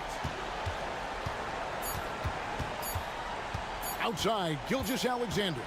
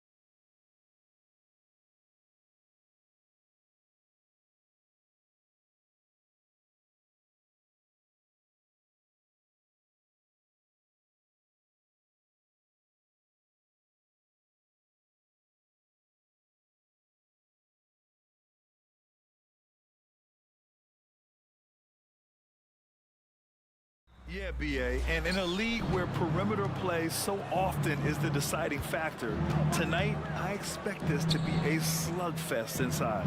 And the Oklahoma City starting five. In it forward, it's Dort and Williams. Then there's Holmgren, then it's Shai Gilgeous-Alexander, and it's Wallace in at the shooting guard position. Now here's Maxey. He's closely guarded. Three-pointer Embiid. Counted from distance. Defense will have to get out on Embiid. He's dangerous at all three levels. And here's Gilgeous-Alexander. Wide open look. Two shots, two makes. Off to a good start. Starting to find his rhythm. He's cooking, and he knows it. And you know what? They're going to keep using him. I mean, he'll be the center. Oh, hey! How about...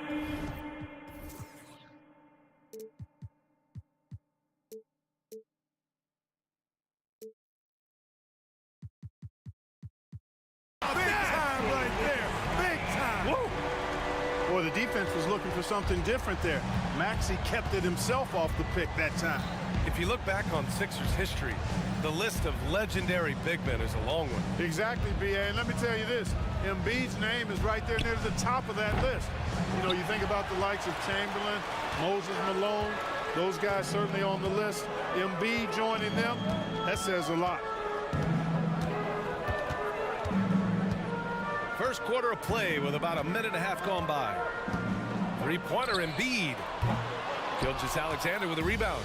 For Oklahoma City, they've gone 2 of 3 from the floor. Three-pointer. Oh, drew the foul and almost hit the three-point bucket. But he'll head to the line for 3. It goes on Nick Batum. Melton, he's checked in for the Sixers. He hits the second from the line. And Grant, when you scan the OKC roster, you see length at every position. Yeah, it's definitely their philosophy, BA. We're seeing a number of franchises going that route. What I would say about the Thunder, though, many of their guys still have some strength to add. Dort's shot is good. And great awareness. Holmgren's so good at reading the movement of his teammates, a very heady passer for a big man. Pass to Embiid. And around 2 minutes played here in the first quarter. Drops in the 3. That's how you up the ante. Come right back at it. A little back and forth from long range. I love it. That's a terrific answer there. And Gilgeous-Alexander missing. Defense dodged the bullet that time. Total breakdown. Maxey with it. Now guarded by Holmgren. Down low. And Embiid throws it down. Dropping the hammer. That's why Embiid looks to get deep inside position. Oklahoma City's gone 1 for 3 from beyond the arc. Holmgren with a screen on Covington. Gilgeous-Alexander, a good look. Plenty of room to knock down that one. Gilgeous-Alexander's got 6. These teams just feeling each other out. Yeah, I love the spirit out there. Already 6 lead exchanges. Outside Maxey. To the middle. Here's Embiid. And Embiid throws it down. Selfless pass there from Maxey. Really able to handle the guard position quite well. To the inside. Dort finds Gilgeous-Alexander. Williams a screen on Maxey. Gilgeous-Alexander passes to Williams. Good setup. Led him to the rack perfectly for the layup. A 6'6" playmaker, SGA has a great view of the floor. Maxey against Dort. Here's Embiid. Batum outside. No one near him. And there it is for him. Boy, and for his size, Nick Batum has really good ball handling skills. And here's Gilgeous-Alexander. He'll bring it up for the Thunder. They trail by 1. There's the drive. And the layup is good off the glass. Give him 8. He does not lack for confidence, and he shouldn't. I mean, this guy's a dangerous scorer. 52 seconds left in the first quarter here. Maxey, that's good. You got to get out on that if you're the defender. Maxey is very capable from beyond the arc. Gilgeous-Alexander feeling it out a bit. Inside, here's Dort. And he converts the layup. Dort's gotten his second bucket of the game. And they may have talked about shot selection coming into this. Philadelphia has gone 3 of 4 on threes here in this first quarter. Here's Maxey. Dunks it hard with one hand. Wow, he makes it look easy. This is Maxey at his best, attacking the lane and finishing at the rack. Just 1 second separating the shot clock and the game clock. Holmgren goes in, and the big finish by Holmgren. He could have walked to the basket. Dort against Maxey.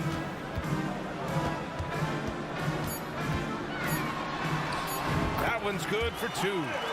Maxey's got 9. This guy is a flat-out pure scorer. Tyrese Maxey, major game. It's the end of the first with a tie game here. And already these offenses are clicking along. And back to the start of the second quarter in just a moment. 21.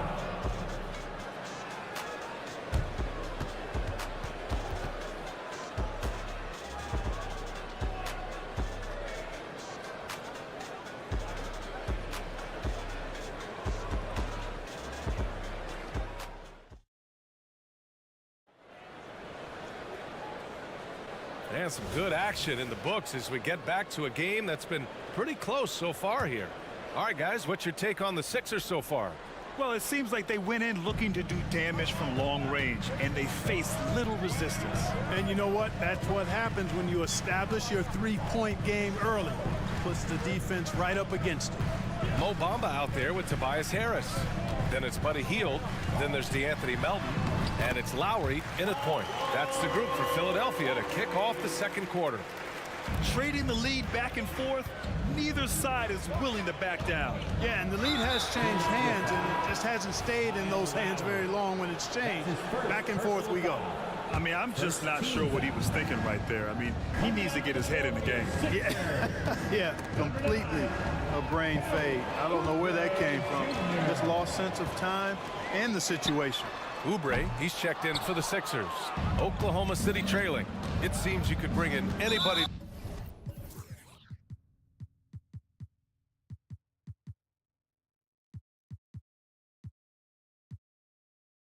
to this team and pair them with Embiid, and they'd still win, Greg.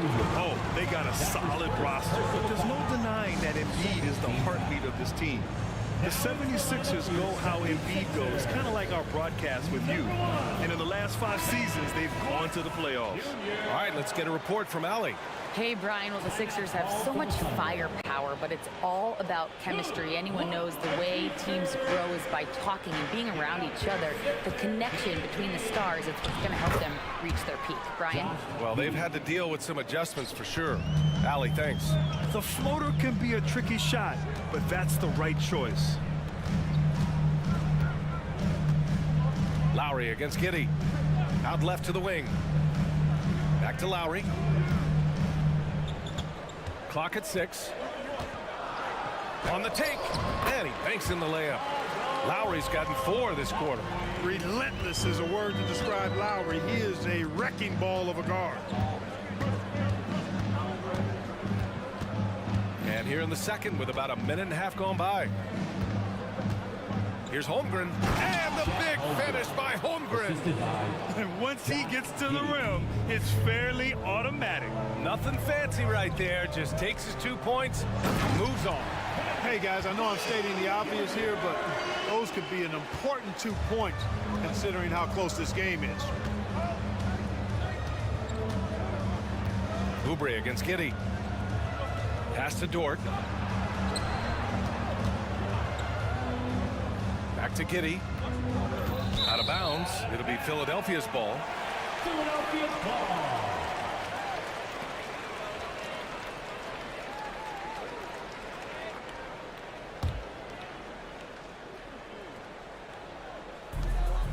The 76ers have gotten 3 of 4 field goals in the second quarter.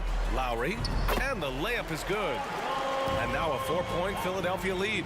And we've heard players asking for more clarity and accountability. accountability from the officials. Grant, you think they have a point? Well, players often ask refs to explain calls, so they also want some clarity from the league whether the refs got it right. And that information oftentimes can help them make the proper adjustments moving forward. Lowry surveys the D. The 17-footer. And again, it's Philadelphia. And hey, Lowry will take his shot when the D isn't up on him. A solid score. Giddey passes to Holmgren.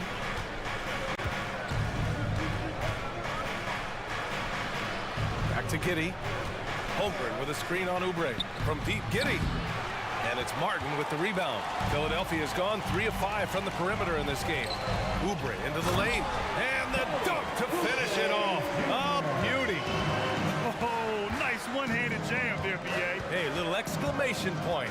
Hey, they've got a nice, comfortable lead here, fellas. Might as well keep it simple. Do it a plain, simple one-hander, just like pound cake. Boy, he's got to be disappointed in the result there. I mean, the defender really didn't make any impact at all. Bamba finds Hield. The three is up. They get it again. Oubre against Giddey. Takes it up with both hands and rips it down. And look at those moves in the post. And the smooth finish to go along with it. Just excellent work around the rim.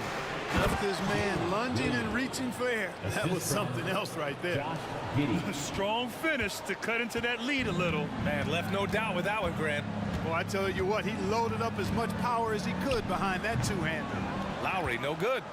The Thunder have gone 4 for 6 here in the second. And the call will be against Kelly Oubre. That's foul number 2 for him. Personal foul. Third team foul. There's 49 seconds left in the first half. Holmgren, the pass to Dort.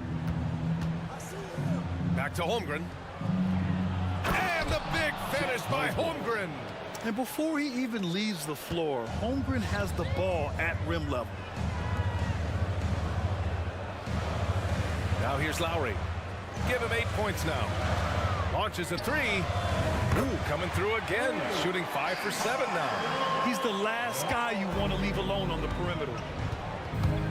Shot clock and game clock. 1 second differential. Screen by Holmgren.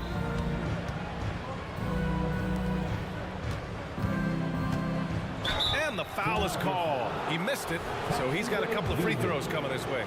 Yeah, many believe Holmgren must add muscle over time to his wiry frame. We'll see if he focuses on doing just that. First free throw is good. Both teams deciding to change it up. And he can't hit the second.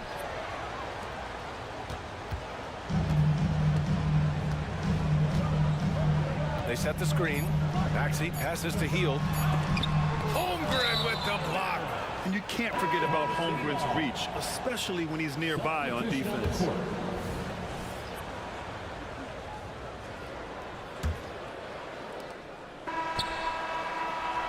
And so it's the Philadelphia 76ers leading by 6 as we wrap up the quarter. And it's mostly due to their superb shooting. They've wasted very few possessions.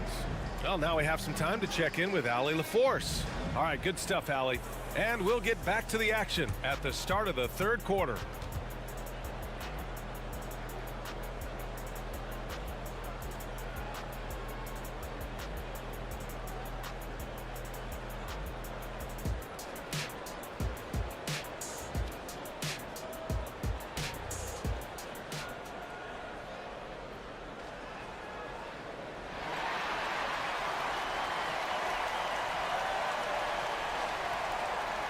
And after a fairly even first couple of quarters, this second half could turn out to be a great one, as both teams trying to gain an edge.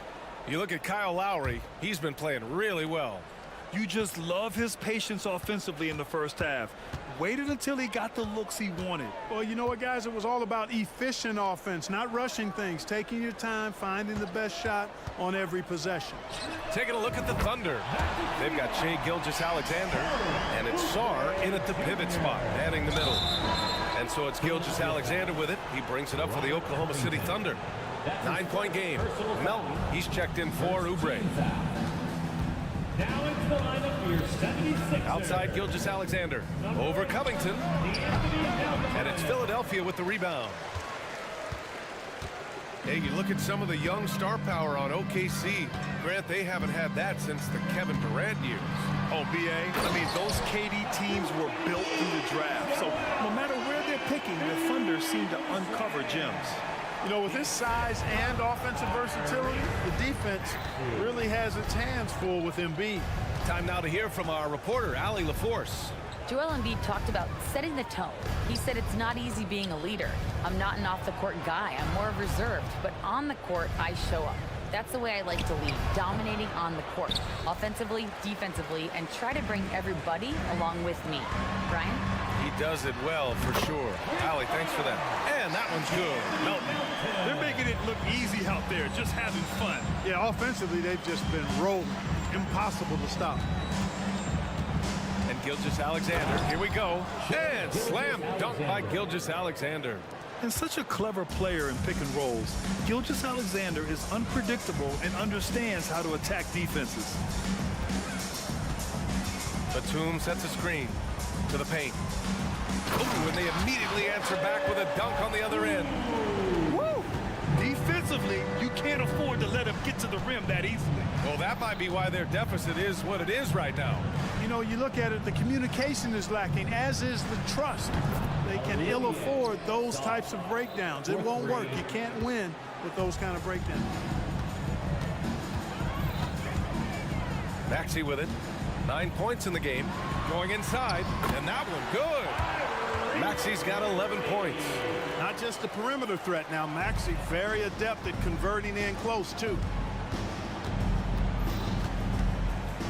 Gilgeous-Alexander against Covington. Here's Sarr. Dort to screen on Covington. Just 5 to shoot. Sarr passes to Gilgeous-Alexander. Shoots over Embiid. And again, it's Oklahoma City. And this is what makes SGA an all-star caliber talent. His ability to take over games. Pass to Batum. Releases. Sarr pulls it in. The Thunder have gone 3 of 5 from the field in this third quarter. 2 minutes remaining in the third. Here's Joe from behind the arc. Oh, the Thunder, another 3. Yeah, an amazing find. How about the patience from Dort? Waits for his man to get open and feeds him. And the 76ers call time here.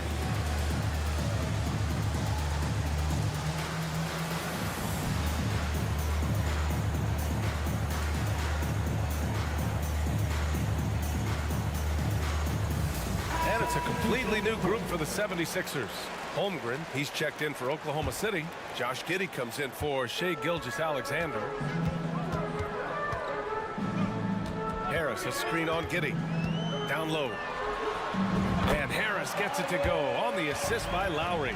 You know, you can't allow Harris to get comfortable there now, guys. I mean, once he gets the positioning he wants, you're toast. Giddey passes to Dort. Here's Joe. Let's go with a 3. The rebound by Lowry. Philadelphia has gone 2 for 2 from deep here in the third. Here's Hield. And the powerful one-handed slam. A title-winning point guard, Kyle Lowry, making the right choice there. We've got 1:08 left in the third. Pass to Joe. 3-pointer.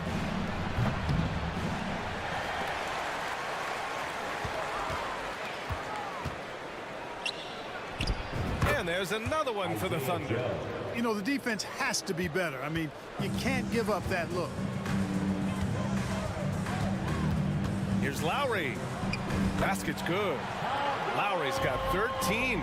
Playing way bigger than his 6-foot height. Lowry scores it inside. He just plays with so much heart. To the paint. And that one's good. Holmgren. Yeah, he's been hooping, but the rest of the team, not so much. Lowry against Giddey. And it's Lowry penetrating outside Oubre. Oh, sweet move. That's good. And so Lowry with the assist.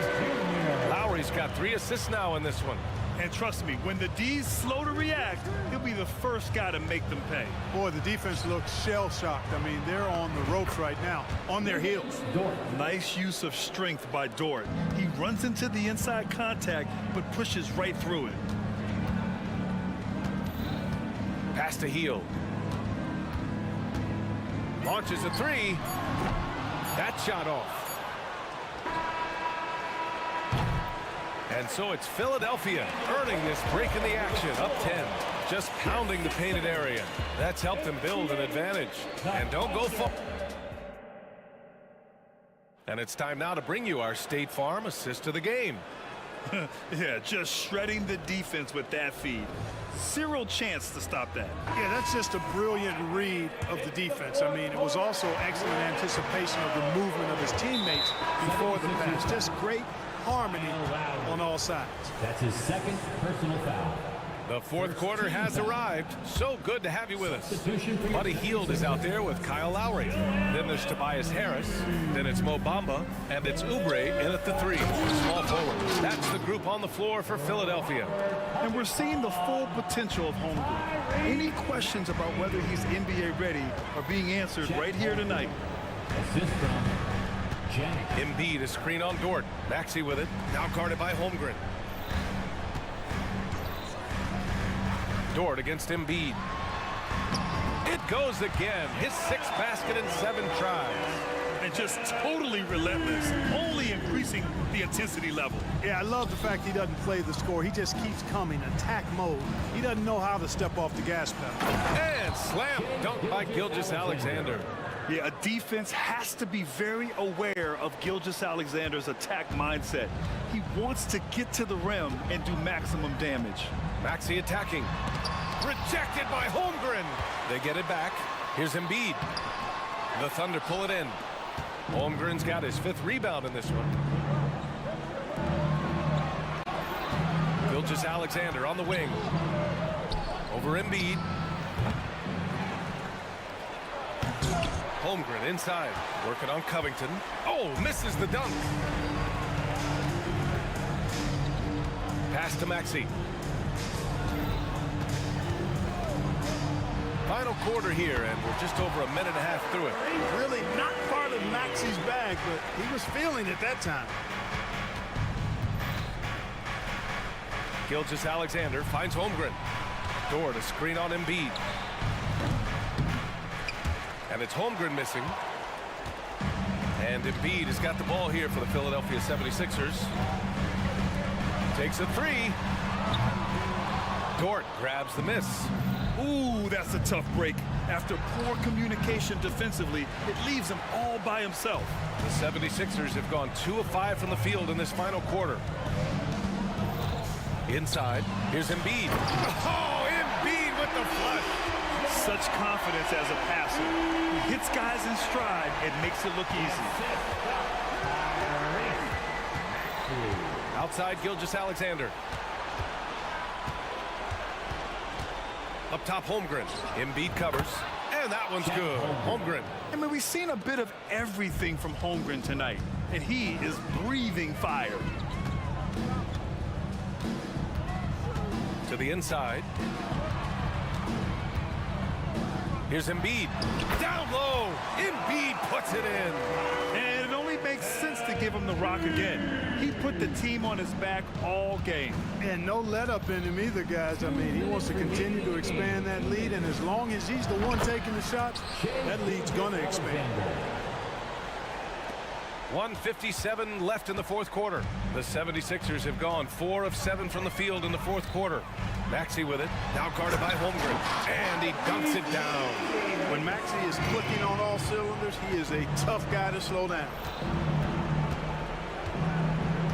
Gilgeous-Alexander passes to Holmgren. Here's Joe. He's covered by Oubre. Holmgren with a screen on Oubre. And the basket by Joe. Pick works well there, but the defense left a lot to be desired. Yeah, that's not the defense you need. You got to be tougher defensively. Here's Embiid. And Embiid throws it down. Even with the score as it is, he just keeps coming at you. Well, he only plays one way, and that's full throttle, all day, all the time. cold-blooded and lethal. Offensive rebound, Holmgren. Missed inside. Philadelphia's gotten 6 of 11 threes to go in this game. And there's no way this margin gets closed down. Great execution of a game plan and a nice win here for the 76ers. Boy, this was one physical game, guys. They obviously felt that was an advantage of theirs coming in, and they were able to be relentless inside as a result. And as it was happening, as it was building, you knew this was a monster game for Joel Embiid. We saw him get a lot of touches tonight, and he wasted very few of them. Really made himself the backbone of their offense. Holmgren, the pass to Gilgeous-Alexander. Lets it go from deep. Cash money. Out of his 14 attempts, he's drained 9 of them. You have to chase Gilgeous-Alexander off the arc. A guy with his confidence is just too dangerous.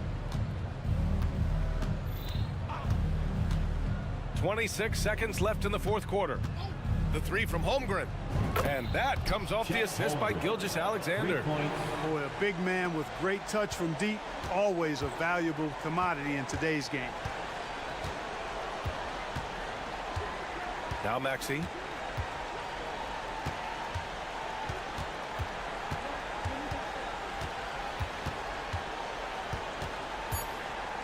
Lets the three fly. That one is off.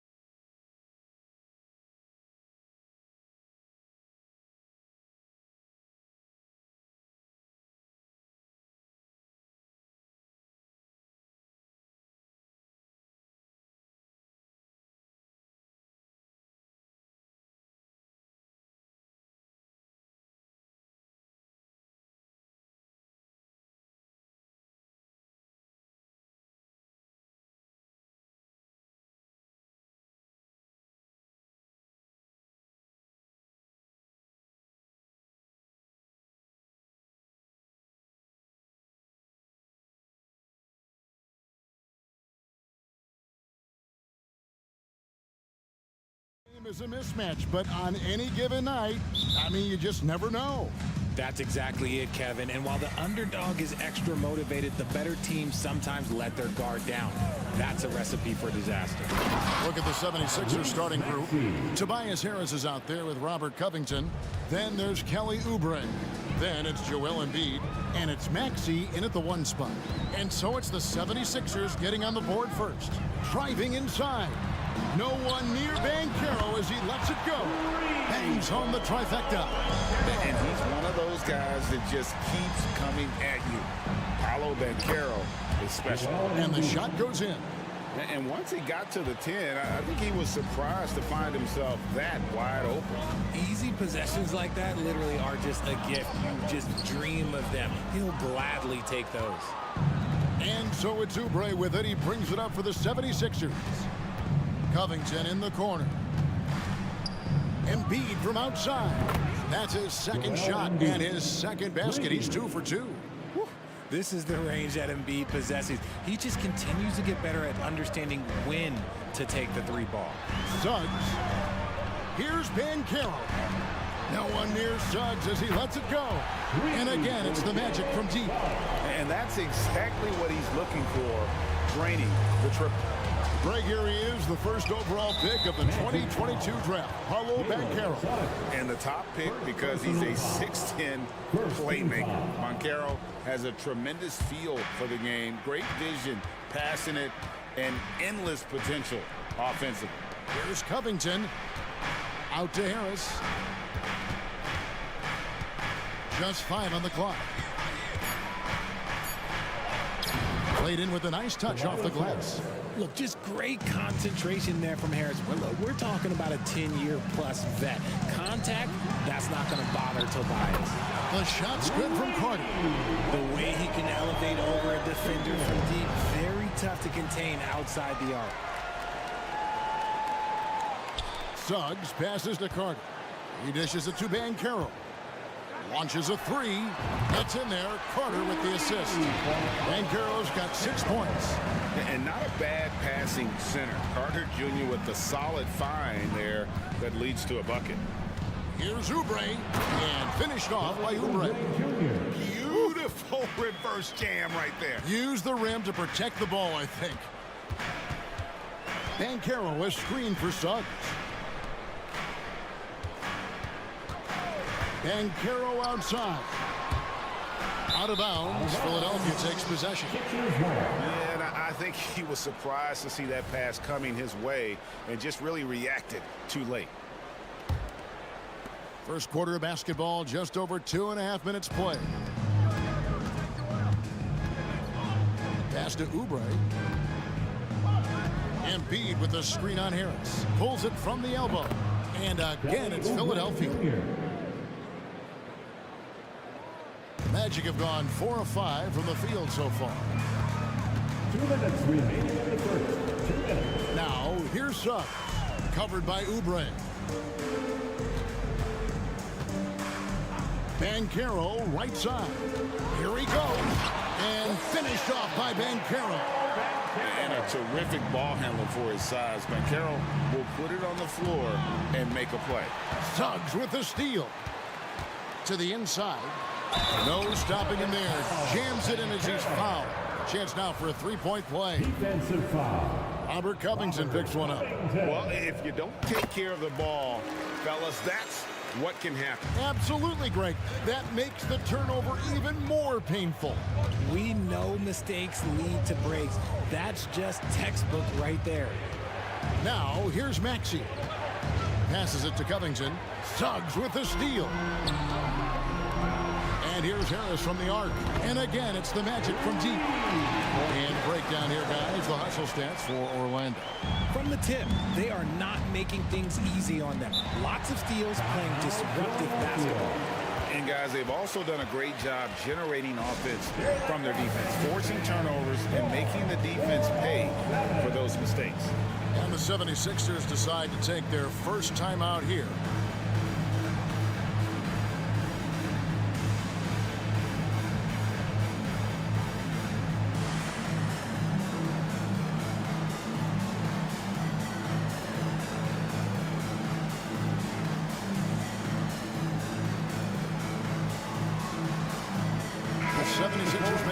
switch here. Hield's checked in. 17. Buddy Hield. The 76ers trail by 7. Here's Maxey. Knocks down the 3 ball.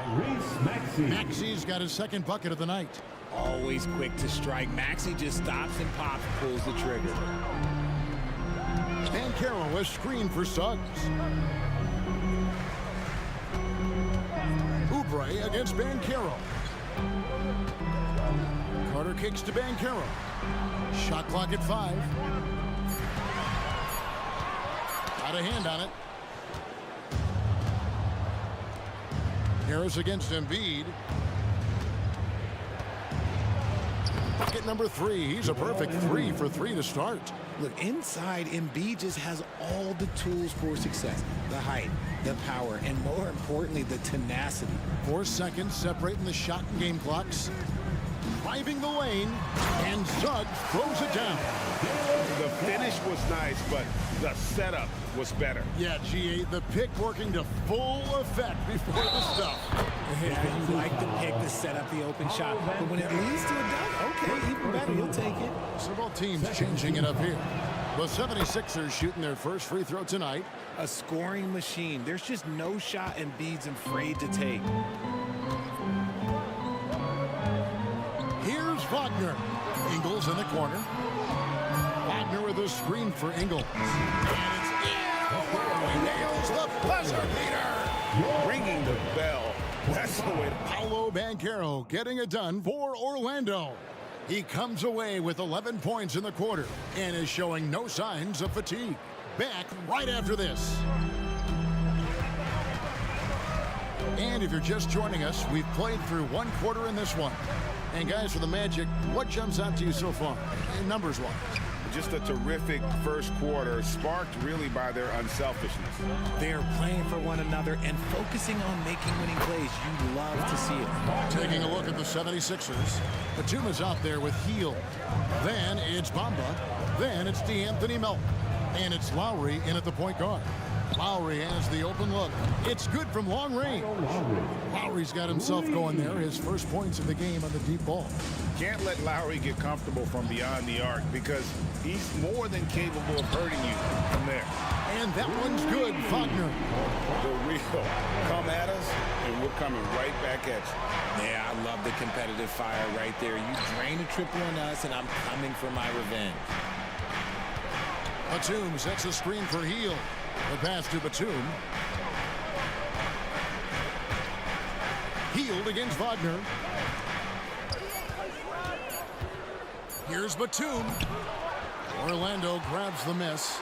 Gotta applaud the defensive effort. It's not easy to stop him getting in the lane like that. And sports may be the ultimate meritocracy. Does it matter where you're from, Greg, your background?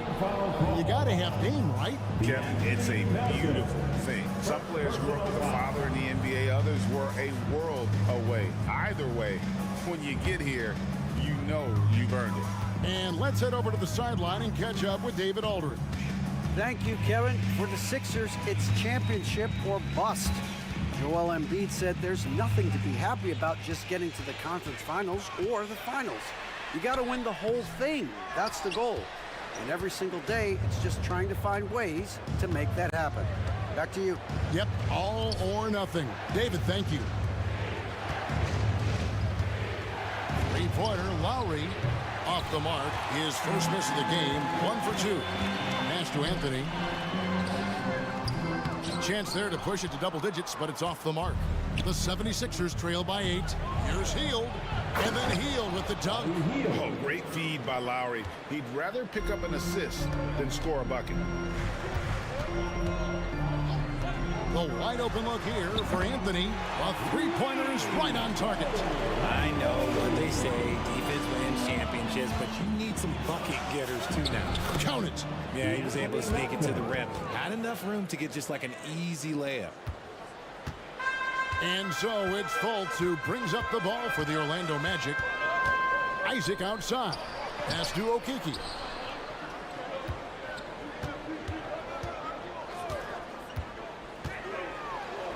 It's good.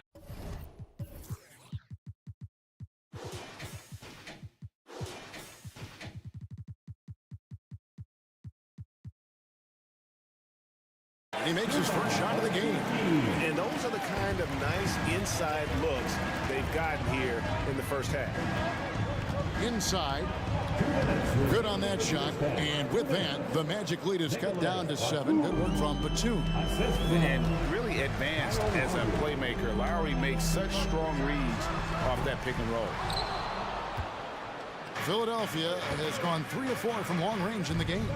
With that 6th overall pick in 2018, Mo Bamba hasn't been a star, but is there some untapped potential? I think so. You've got a shot blocker who can also space the floor from beyond the arc. That's a pretty good foundation to build on, Greg. And finished off by Wagner. Fultz not just looking to score the ball, he also is equally engaged in terms of facilitating for his teammates. Lowry can't get it to go. That's a surprise. I mean, really out of character for him to miss when the defense is not right up on him.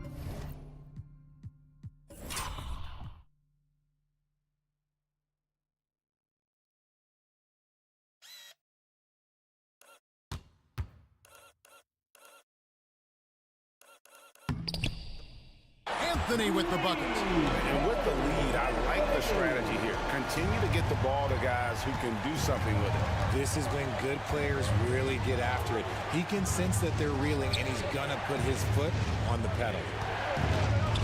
Batum attacking. Good on the bucket. Batum's got 4 this quarter. Using that 6'8" frame, Batum is a handful for most defenders. Great size. To the paint. Here's Wagner. And finished off by Wagner. And he can do a lot more damage to the rim than that when he wants to. Oh, you're right. And with the lead they're enjoying, I'm surprised he didn't put a little something extra on that one. Lowry finds Bamba. Outside for Lowry. Hands it from downtown. Lowry's got 6. And those reflexes never let Lowry down. He was primed for that shot. Shot and game clock separated by 5. Passes it to Fultz.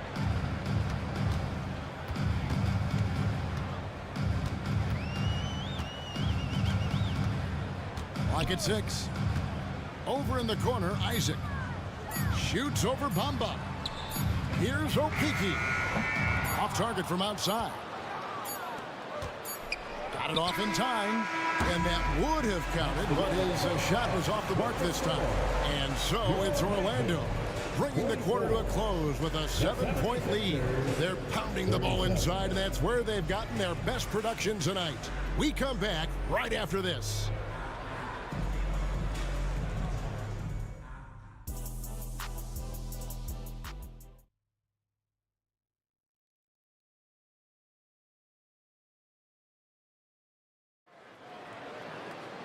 We played through the first half. Plenty of basketball, though, left in this one. You know, Paolo Banchero, guys, has been exceptional. He's done a fantastic job of finding open space to operate within the first few quarters. I like how they came into this one with a game plan, and they're just going out and executing it. Terrific job. Banchero and Carter make up the inside pair. The guard pair, it's Suggs and Harris. And it's Ingles in at the 3 slot. So that's the lineup on the floor for the Magic. The pass to Carter. On the wing, Harris. He's covered by Maxey. Carter. And then Carter with the dunk. And this is what you love about Carter. Sets great picks, and he's a monster rolling toward the cup. Maxey kicks to Harris. And it's off from 3-point range. Magic leading by 7. And Banchero, here we go. Ingles finds Harris. Now, here's Banchero. Looking for Carter, he gets it there. Back to Banchero. Covington with the steal. Here's Embiid. Embiid running the floor. The big man out ahead. Embiid, I see you showing those wheels. Here's Carter, and then Carter with the jam. And although he's undersized in his position, his vertical, yeah, that'll clean up a few mistakes. Here's Maxey. Oubre Oubre against Harris. And 2 free throws coming up, unable to get that one to go with all the contact. And when you look at the moves that Embiid has in the mid-range, he moves like a guard out there. He studies film of Kobe and Jordan. Look, it shows up when you watch his footwork. It's amazing to see someone his size move so fluid. And it's a luxury to have a great shooter like him at the line. Very rarely see him miss. Suggs dishes to Harris.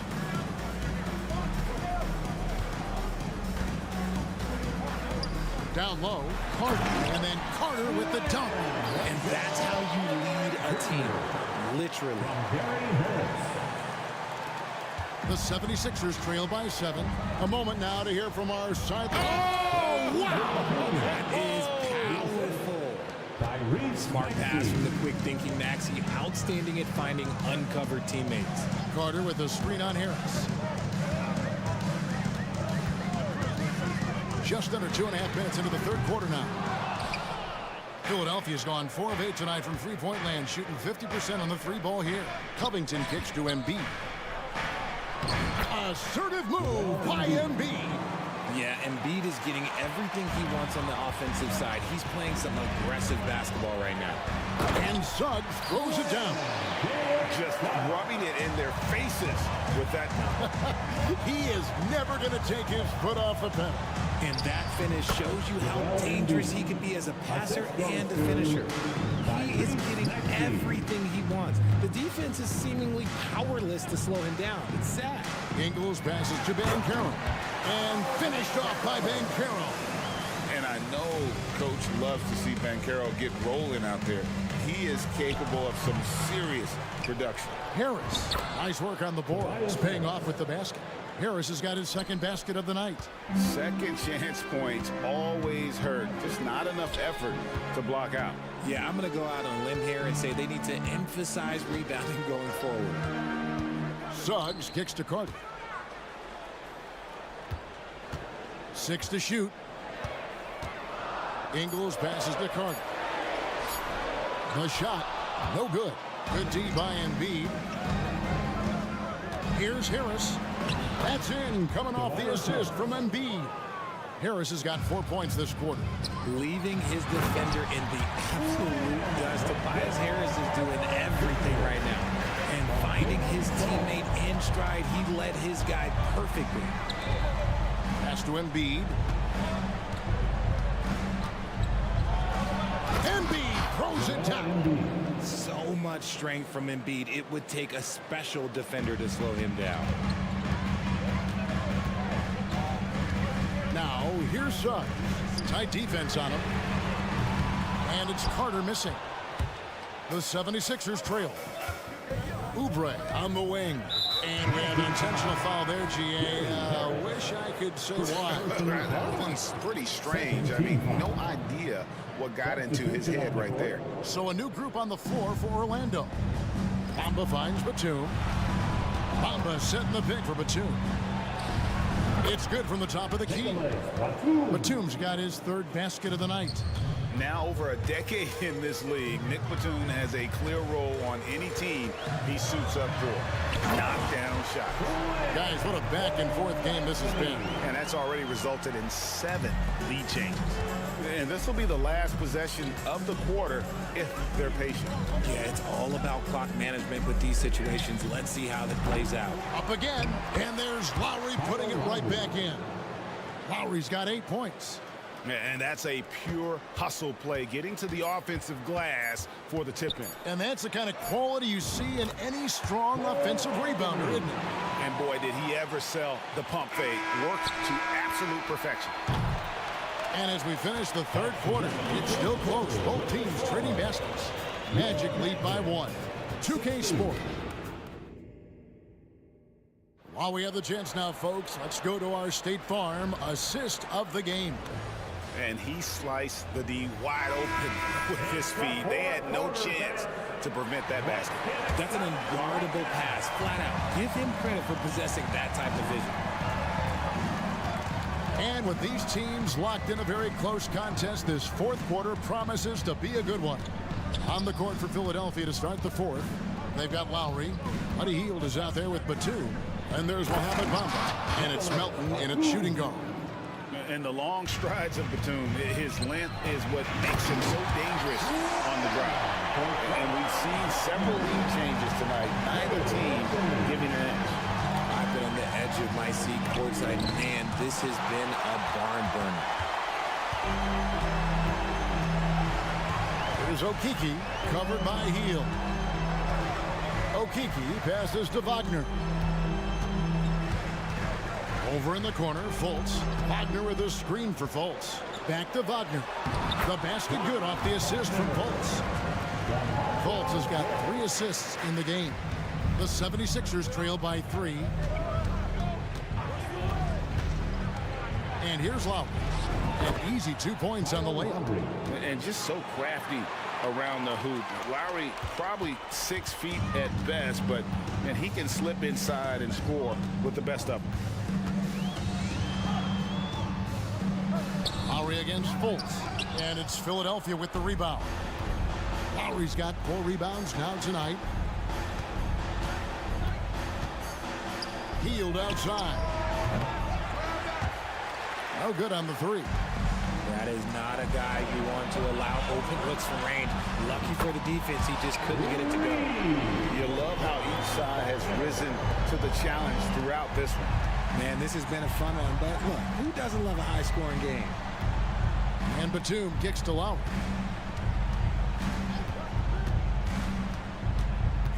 Back to Batum. That one is good. He's only missed 1 shot of his 6 taken on the floor.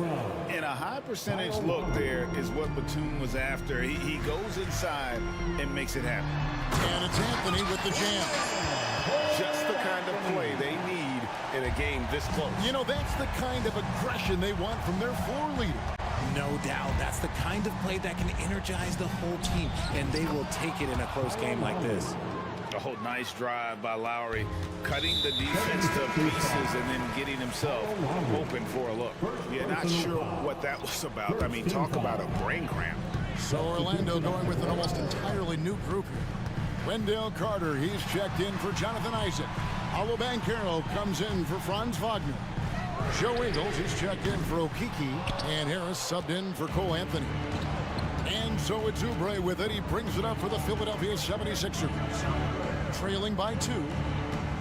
To tie it up, Embiid. Joel Embiid, 2 big. And no doubt the ball is going to go to Embiid there. Needing a bucket, and he gets it. Ingles with the screen for Banchero.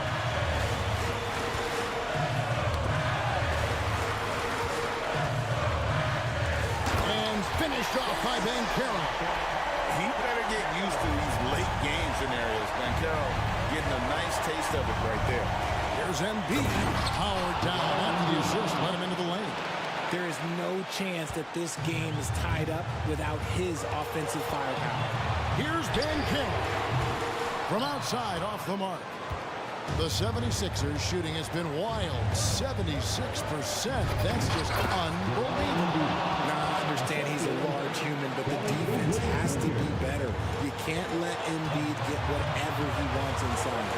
Basket Carter. Over in the corner, Fultz. Carter with the screen on Oubre. And finished off by Fultz. Partner, how about the maturation of Fultz? Just exciting to watch. You get the sense he lives for these moments. Here's Embiid. Makes it off the glass. Embiid's got 28. And who else do you want in this situation? It's all about Embiid, and he's ready to carry that load. Banchero. Yes! And you can't get a bigger bucket than that. What a huge play coming through when it matters most. Here's Embiid. Oh, there's Embiid! Whoa, there is the nasty streak that I like to see from Embiid. He wants to destroy you, and I love it when he's got that look in his eye. I-C-E, ice. He has absolute ice in his veins.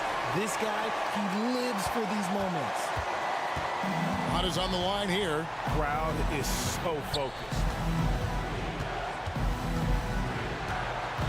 Maxey against Fultz. When it comes down to crunch time, Maxey wants the ball in his hands. We've got 28 seconds left to play in the final quarter. To the middle.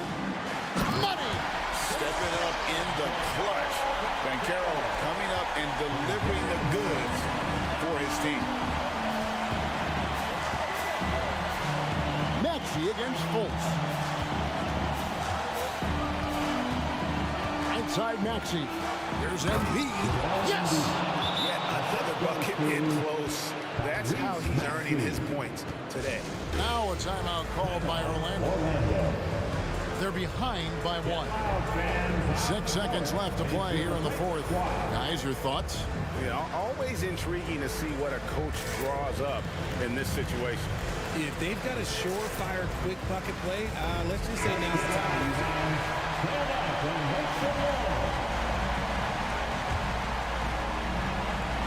6 seconds left in the fourth quarter of this one. Count it! Get up, Jalen Suggs. This guy also a terrific football player in high school. And the 76ers call time here. They trail by 1. Just 2 seconds left in the game. Guys, your thoughts? And guys, it all comes down to this. One shot to win the game. They have just enough time to run a play that'll lead to a catch and shoot here on the inbound. Maybe one quick pass and then get it up. Substitution on the court. Three-pointer Hield. And so the big win.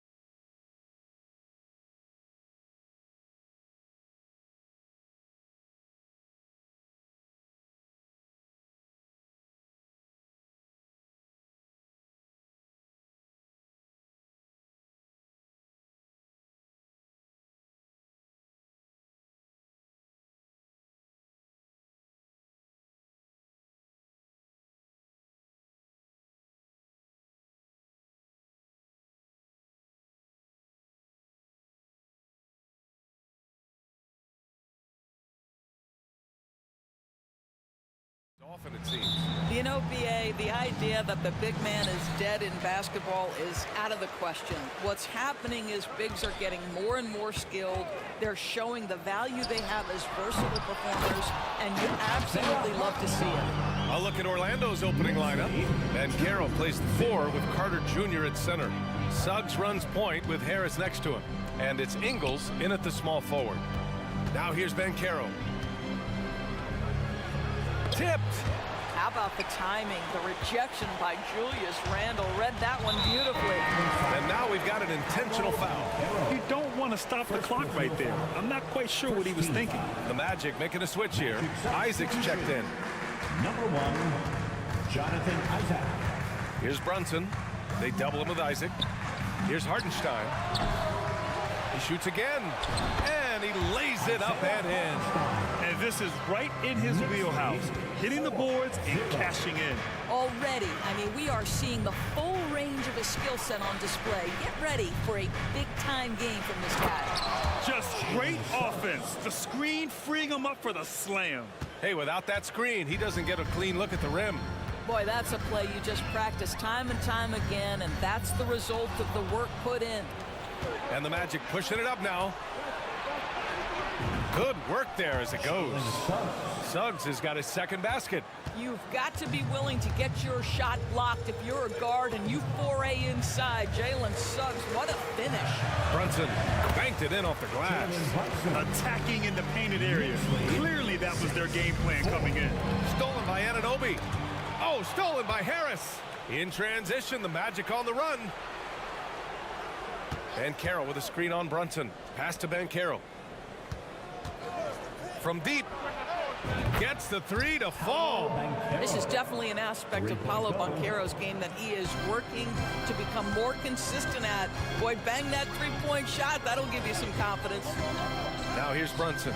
The 3 ball on target from range. Brunson's got 5. Man, this is just fun. These teams are trading threes back and forth. Well, that three-point shot just gives you so much room to operate on the offensive end. And solid mechanics on Banchero. His motion is consistent whether he's at the top of the key or in the corner. Grant, it's fair to say this Magic team is still coming into its own as far as the youth on the roster. Yeah, not a lot of NBA service time up and down the roster, but tons and tons of talent. I mean, they've done very well constructing the roster. Now to develop it, and they'll see the wins pile up. And the dunk by Isaac. I'm telling you this, if you leave one of Ingles' teammates open, Joe is going to find him. Great job on the back end of the play. Yep, finished with both hands, making sure of it. And here are the Magic now. Here's Suggs. And he says right back at you with a big dunk of his own. Now, this is a guy putting his physical gifts to work. Jalen Suggs, no doubt on the dunk. 2 minutes remaining in the first. 2 minutes. Here's Brunson. Here's Hartenstein. Oh, a great 1-2 punch. Beautiful pass and a nasty jam.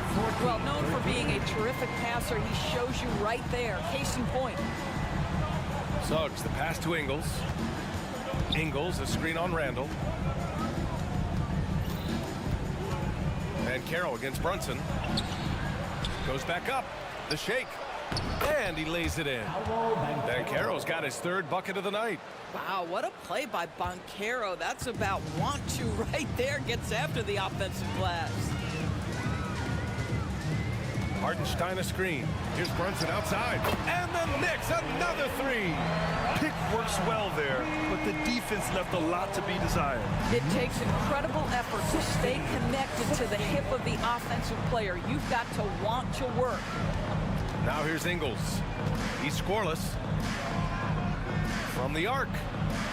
And Carroll, oh, he hangs in there and cashes in on the second chance points. Huge putback. This guy plays with so much energy. I don't know anybody that goes after the boards harder. Chalk up 2 there. Brunson's got 10. Yeah, strong finish from Jalen Brunson. This guy seems to embrace and love contact.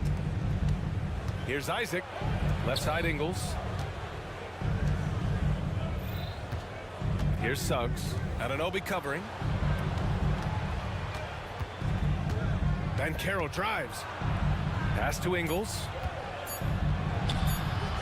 Randall pulls down the board. Despite the miss, those are the kind of looks coaches hope to create. 2-second difference between shot and game clock. Ben Carroll comes with a double team. Back to Brunson. Hartenstein a screen. Just 4 to shoot. Here's the 3, and it's Brunson with the 3. He's got 13. Jalen Brunson right now attacking without hesitation. His foot is on the gas pedal. Credit their discipline. They've been working for high percentage shots. It's been all about Jalen Brunson for New York. He's found his range, hitting 3 triples.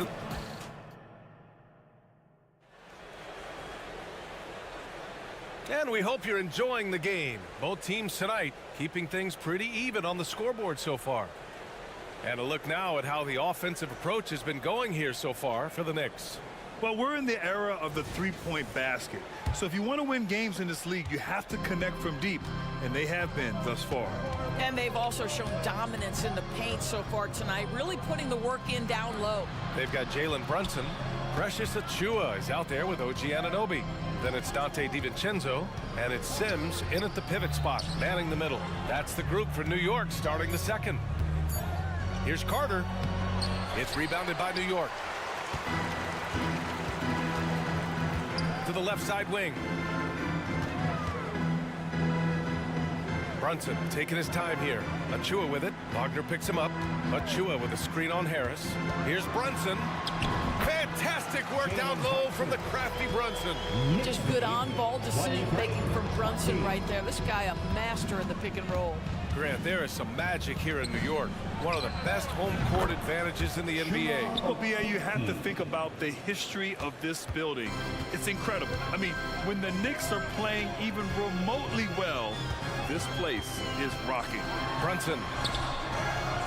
That one's good. Sims. Well, as always, Jalen Brunson making the right play. This guy loves to set up his teammates. Suggs, the pass to Wagner, and that one is stuffed right through. Oh, what a pretty pass. Throw to the open spot. Lead your teammate perfectly. Outside Brunson. You get to see on display how Jalen Brunson has become this dynamic force offensively. Nice use of the pick and roll. Here's Carter, and it's slammed in by Carter. And once he gets to the rim, it's fairly automatic. Nothing fancy right there. Just takes his 2 points, moves on. Outside Brunson. Outside, DiVincenzo.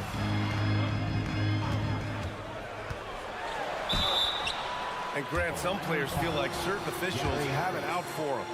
Did you ever see any of that? You know what, BA? The refs are human too. Yes, I did say that. But they're supposed to be impartial. So if you go after them for a while, it's possible they will hold a grudge. Anthony's checked in for Orlando. Fultz comes in for Suggs. Carter, a screen on Anunoby. Well, Markelle Fultz, that tight handle allows that kind of move to be made. That is pretty, folks. Now here's Brunson. 15 points in the game. Pass to Sims. And here comes the break. The finish! Rips down the breakaway slam. Trading the lead back and forth, neither side is willing to back down. And right now you love the chess match, right? The ability of each side to adjust to what the other is doing. There's the double team with Carter. Here's Sims. He's checked by Carter. That one's good. Sims. I'll tell you, you allow him to get to a spot, and it's over, right? Defense unable to even challenge the shot. And they go to the intentional foul. McBride, he's checked in for Brunson. Jericho Sims. And here in the second quarter, about 3 minutes played. Here's Anthony. So it'll be 2 free throws. He was fouled. And here comes the coach's challenge. He disagrees with the foul. He does not hesitate to ask for a second look. It's a pretty heated game. Every call matters. Jericho Sims. Second personal foul. People were worried that this would slow the action down. But with so many close calls in every game, the NBA was... Previous play is under review. One thing this does for a coach is let his players know he's got their back. If they're adamant that the call was wrong, he'll back them up and make the refs take another. The ruling on the floor is confirmed. And they've made their decision. The call will stand. And as much as it hurts to lose a challenge, I think Coach would challenge that call again if he could. He really disagreed with the foul, and he's still peeved. The first one falls. Boy, to me, Cole Anthony, one of the most striking things about this young man is his confidence first, his IQ for the game, and there's a fearlessness to what he does that I really admire. Anunoby on the wing. Pass to Achua. Battles through traffic and lays it in. Achua's gotten his first bucket of the night. 1:41 left in the second. Now Anthony. Wagner with a screen on DiVincenzo. Here's Anthony. Carter finds Wagner. Into the lane. And he gets the bucket. And the Magic lead by 2. Where you can see the fluidity on the drive by Franz Wagner. This guy very capable of putting it on the deck. Pass to DiVincenzo. Achua with a screen on Anthony. DiVincenzo. Pass to Achua. Out of bounds. Knicks ball as New York keeps possession.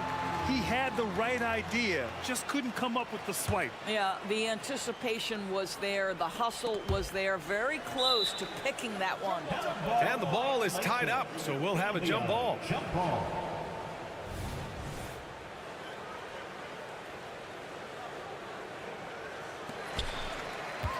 Pass to Anunoby. 6 to shoot. And he was fouled while in the act of shooting, so he'll take 2 free throws. And in a game this close, they're going to challenge the call. Coach does not agree with it, and he wants them to take another look at the monitor. 2 shots.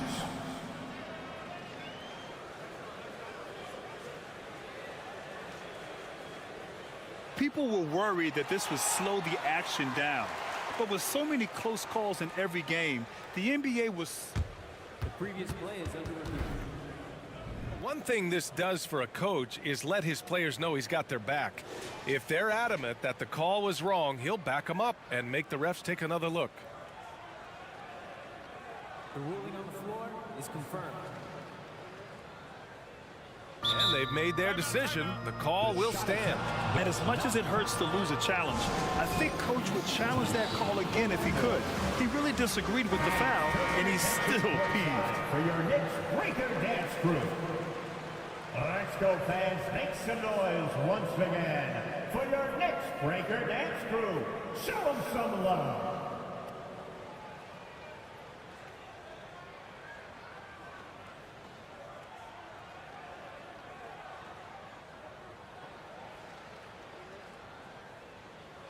Take a break. Take a break. 2 shots.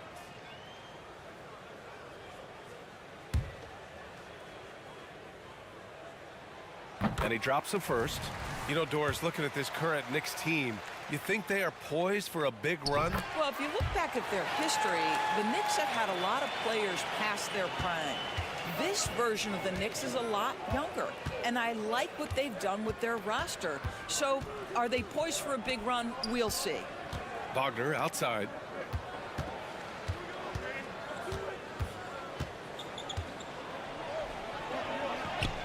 Soft touch off the glass. Wagner's got 6 points.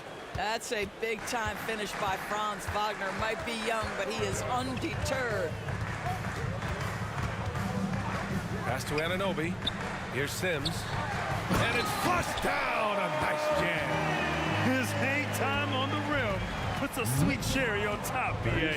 It's a close game, and those displays of explosiveness can jumpstart a team. Now 5 seconds separating the shot clock and the game clock. Here's Okiki. Off target with the 3.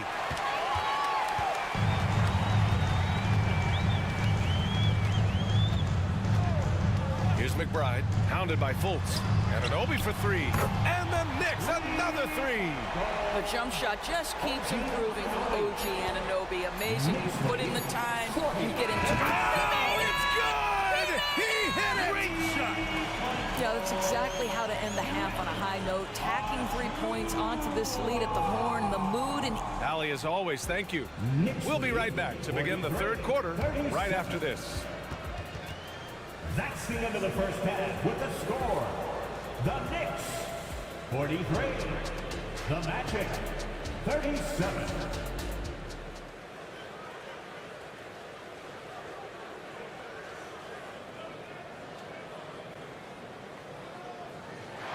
Second half of basketball is upon us, and we may be in for an exciting finish based on how close of a game we've seen so far.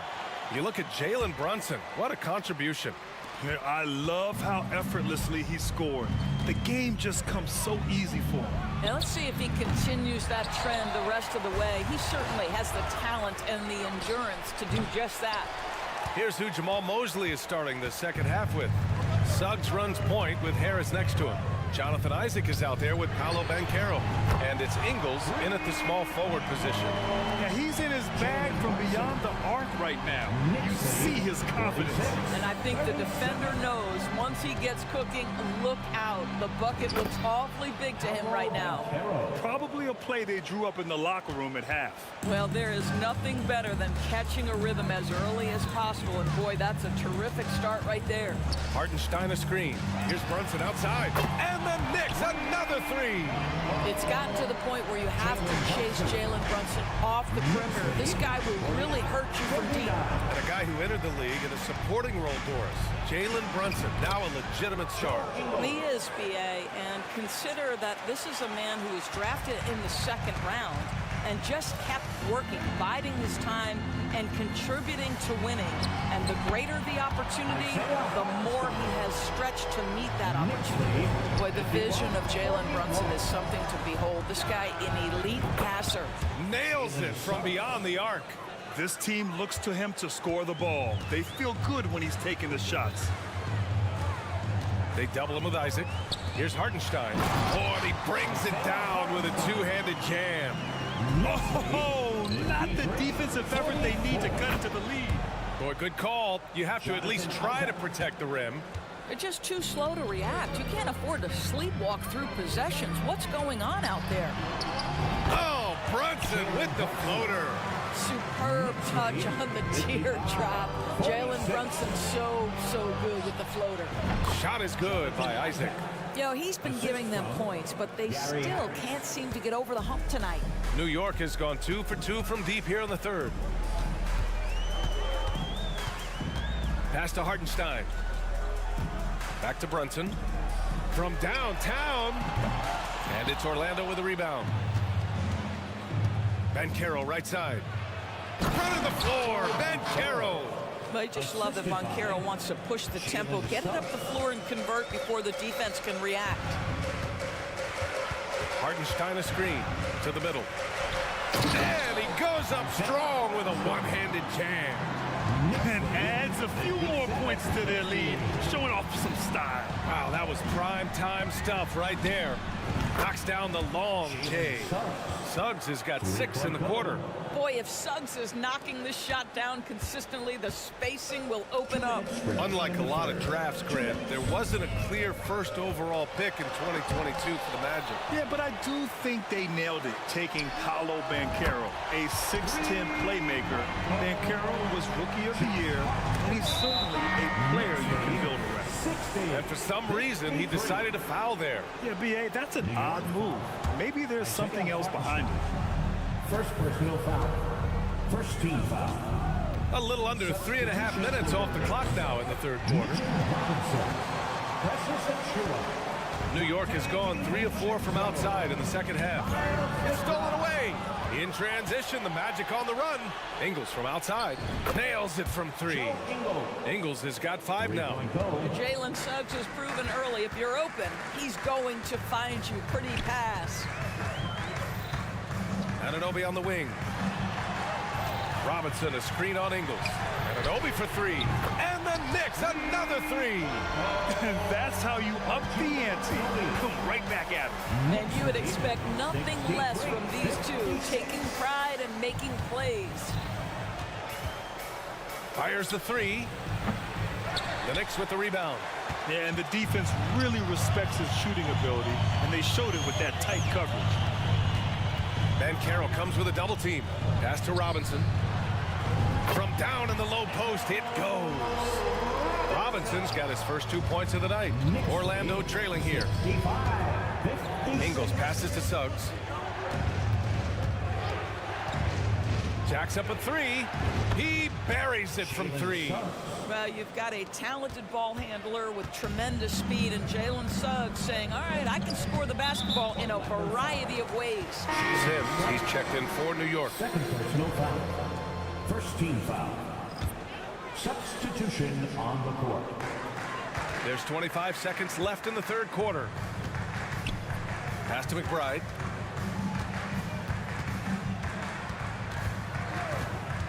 Outside Anunoby. Just 5 on the clock. Out of bounds. It'll be Orlando's ball. Orlando ball.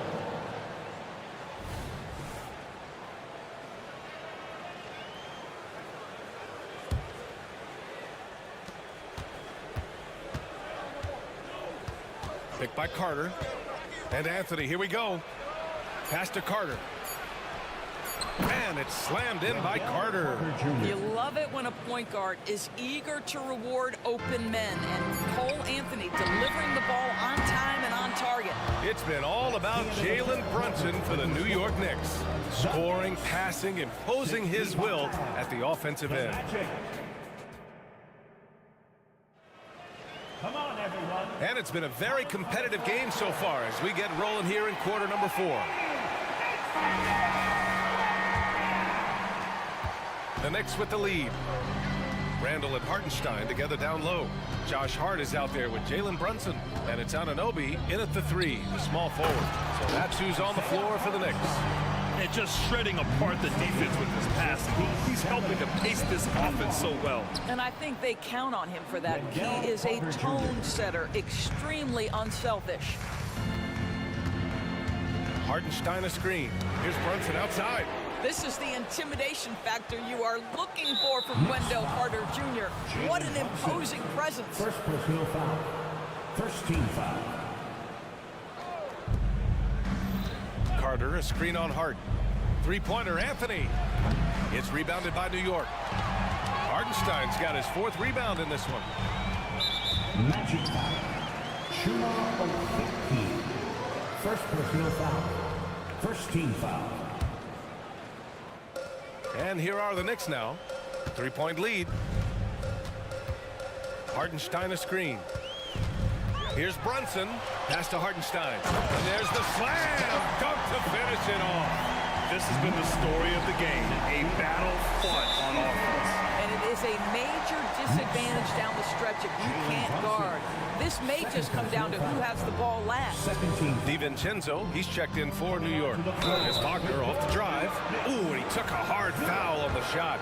So he'll head to the line to shoot a pair. I love it when Franz Wagner puts it on the deck, forces the defense to overcommit. Free throw good, Wagner. And for the Berlin native, Franz Wagner. His NBA career is off to a terrific start. Yeah, at 6'10", he's extremely versatile. He's already a talented scorer at all 3 levels. Plus, he's able to put the ball on the floor and create for his teammates. That's what he does. Rock solid at the line. Here's Brunson. And he was fouled in the act of shooting. Opportunity for a 3-point play here. Oh, one of Jalen Brunson's specialties, the and one, just being aggressive. Isaac, he's checked in for Orlando. Banchero comes in for Harris. Well, just 2 playoff appearances for the Knicks in the last decade, but 2 in 3 seasons for Tom Thibodeau. And B.A., I think you can certainly say in 2 of those 3 seasons, this is an organization and a team that exceeded expectation. And now you have pieces like Mitchell Robinson, the young big who is such a presence at the rim, and Jalen Brunson triggering all the action from the point guard position. Well, you add another piece or 2 and look out for the New York Knicks.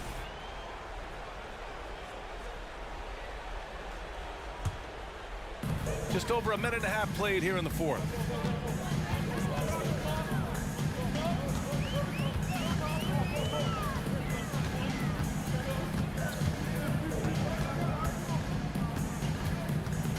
the inside. Hartenstein. Yes, and a nice assist from Brunson. Hartenstein's got 12 points in just the second half. Here's Suggs. And he slams it in one-handed. Boy, Suggs gets up off his feet in a hurry, finishes that drive with authority. And so it's Brunson with it. He brings it up for the Knicks. Pass to Hartenstein. Ooh, and they immediately answer back with a dunk on the other end. Doing more work in the painted area. He has really excelled inside. It's Suggs with a drive. Isaac, the pass to Banchero. Isaac with a screen on Brunson. Banchero, no good. And he almost made them regret defending him so loosely. Brunson speeds in to finish the break. Well, if Jalen Brunson is out in transition, you know his first thought is, I'm going to score. Ingles, a screen on Randall. Pass to Ingles. Wagner with it. Anunoby covering. Fires the three, and Wagner gets it to go. But you go back to the fundamentals. Franz Wagner calls for the screen and gets himself some space. They double him with Isaac to the paint. Here's Hartenstein. Nice assist and nice finish. Solid play all the way around. Hartenstein's got 24. And trying to put the game away, he's been nails all evening. And he hasn't forced much tonight. I love the efficiency he's giving to them. And the shooter had very little space on that attempt. Right, he stays connected and great timing on the contest. And that one's good for Brunson. Yeah, don't be fooled by the height, guys. Brunson is a terrific finisher inside. Ooh, got that one up quick. That pass had to be thrown not only in the right spot, but at the right time. How about the unselfishness of this team? Yeah, the willingness to make the next pass has this defense scrambled. Here's Hartenstein. The kick out to Brunson. Hartenstein a screen. There's the three. Brunson misses. The Magic have got 4 of 8 shots to drop here in this final quarter. And Wagner gets it to go on the assist from Suggs.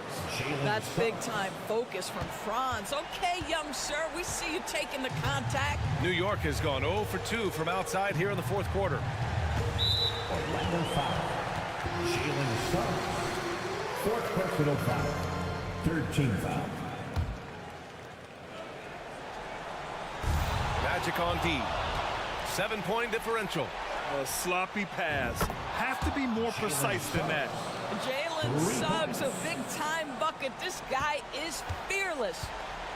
2 points here could be the only cushion they need, Grant. Hard to say. Crazier things have happened in this league. Hartenstein a screen.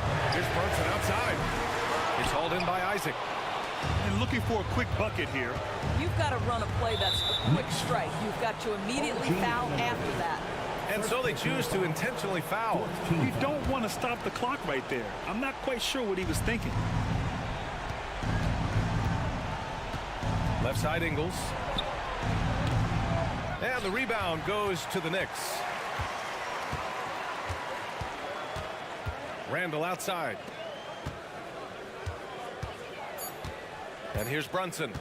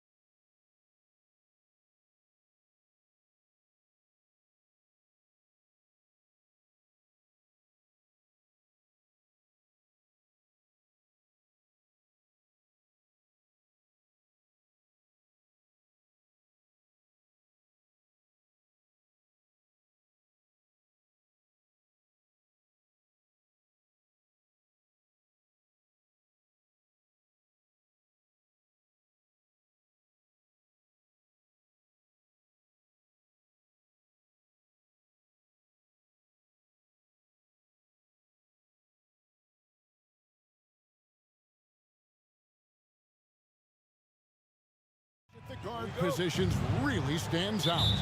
No question about it. Both teams rely heavily on their backcourts to get it done, and I'm interested to see which backcourt brings it tonight. Here are the 5 for the Clippers. Kawhi Leonard is out there with P.J. Tucker. Then it's George. Then it's Jones. And it's Harden in at the 1. I guess even he has to miss one of those once in a while. And he commits the intentional foul. Yeah, not sure what that was about. I mean, talk about a brain cramp. First team foul.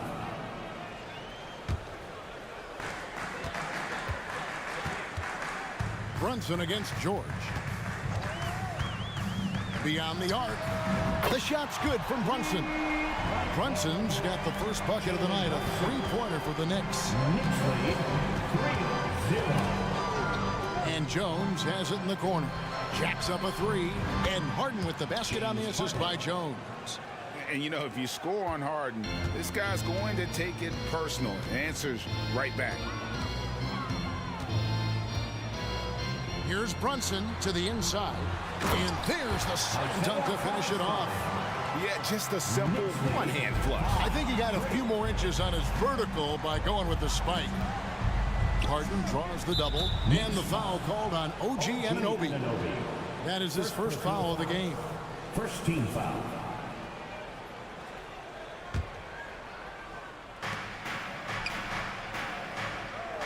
DiVincenzo against George. Leonard with a screen on DiVincenzo. Plenty of daylight on that shot.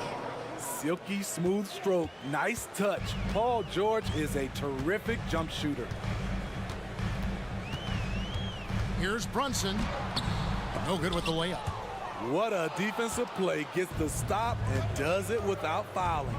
And Smitty, we know when it comes to the Clippers, they seem to go as Kawhi Leonard goes. No doubt, Kevin. The only year they didn't make the playoffs with him, he was hurt. But when he's healthy, they are dangerous. Here's Brunson after the basket by Los Angeles. Here's Hartenstein. No good there. Excellent D that time from Jones. Clippers have gone 3 of 4 from the field to start out the game. Well, we know Leonard's an elite two-way machine, but there he shows us the artistry. Brunson with it, and it's Harden picking him up. Brunson goes in. Banked in off the glass. Brunson's got 5. Good way to start this game. You want to get him rolling as early as possible. And we know once he gets in the rhythm, he's a really tough guy to stop. And stolen by DiVincenzo. And that's an intentional foul. P.J. Tucker. First personal foul. Second team foul.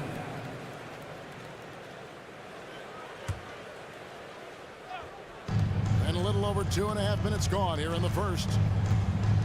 And here's Brunson outside. It's good from long range. Brunson's got a pair of threes now in the first quarter for New York. The Clippers trail. Harden surveying the D. This one for 3. And again, Los Angeles with the triple. Matching baskets from the perimeter, an earmark of today's game. Hey, players love competition, and the fans love it as well. Now here's Brunson. 8 points for him. And there is a lot to like about Jalen Brunson's game. He pays attention to the details. New York shooting their first free throws here for the night. And their free throw percentage as a unit last year, 76%, right around the middle of the road. And he nails the third.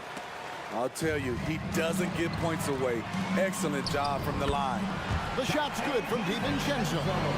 What a beautiful look. Randall continues to round out his game in the prime of his career. Harden against Anunoby. Harden with the stop. And that's a special play coming from the one spot. You know, his passing can take a backseat for that dunk. Wow. It just shows you the versatility. This guy can do a lot of different things for you. Woo! And you can tell Brunson has been well coached. He knows just when to call for that pick and roll. Harden against Anunoby. Tucker a screen. George, that's a 2-pointer. Again, the Clippers. You just love how reliable he is. Night in and night out, his offense is there. George against Brunson. Passes it to Anunoby. Now here's Brunson. He's got 13. Shot clock at 6. Randall. The shot's good on the assist by Brunson. I wonder if Randall even felt that contact. So strong in the upper body. Outside Leonard. Shoots from the corner. Again, Los Angeles. Both teams racking up the points to start this game. And you wonder how long they can keep it going. At some point, you expect the defense will adjust. Now here's Brunson. Pass to Hartenstein. The shot. And the Knicks good for 2. And man, can Brunson get going in a hurry? He's got his fingerprints all over this one. On the wing, Harden. Leonard with a screen on Anunoby. Harden kicks to George. It's picked off. Jalen Brunson has been on display for New York. Going on an absolute rampage, piling in the points. He dictated the pace of the entire quarter. And we've got more M2K Sports coming your way after this break.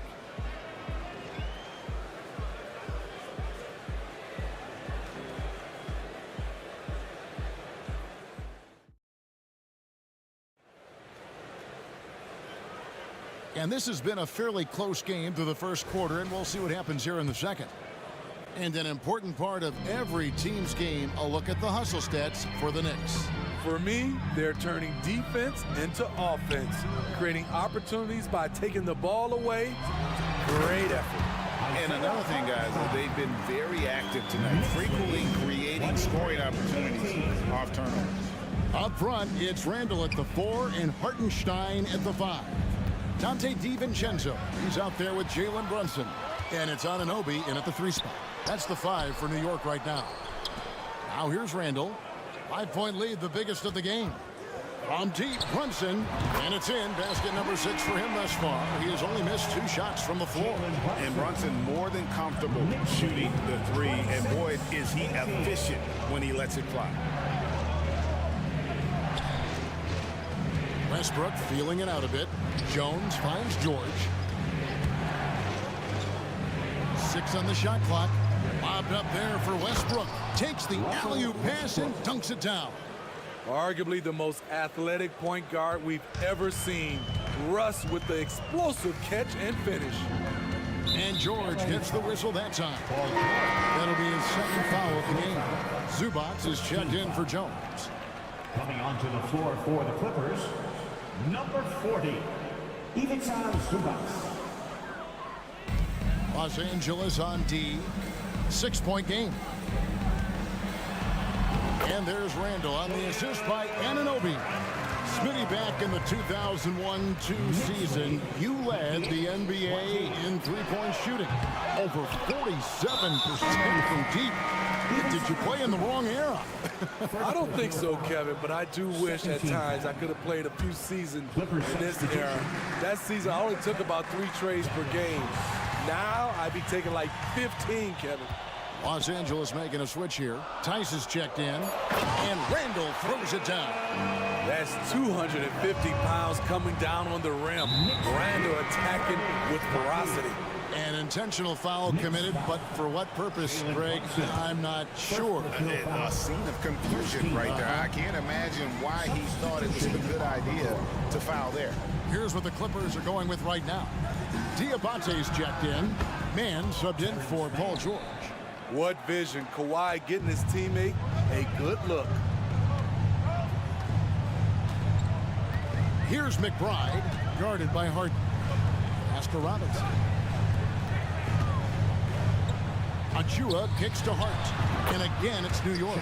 When the defense is non-existent like they were there, it's pretty easy to score like he did. Here's Diabate. Robinson with the block. And a fast break now for New York. New York moving it around. And he commits the intentional foul. First personal foul. Third team foul. Robinson sets a screen for Hart. Robinson on the wing. Back to Hart. Shot clock at 6. To the paint. And it's Robinson with the jam. Savvy pass by Josh Hart sends the ball to the open teammate. 24-23. Now the pass to Tice. And here's Leonard. Tice sets a screen for Leonard. Again, Los Angeles. And that pick takes the D totally out of the equation. Hey, if you're not going to fight over, you're essentially giving the shooter the look he wants. And now they decide to foul intentionally. Second personal foul. Fourth team foul.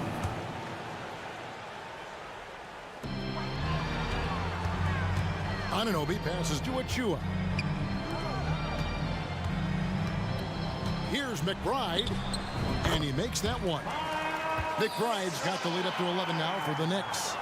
Another good play. This is how they built the lead, calling on the right guys at the right time.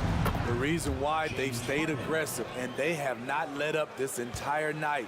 And at this point, I wouldn't expect them to. With a short break in the action, gives us a chance now to send it over to David Aldridge.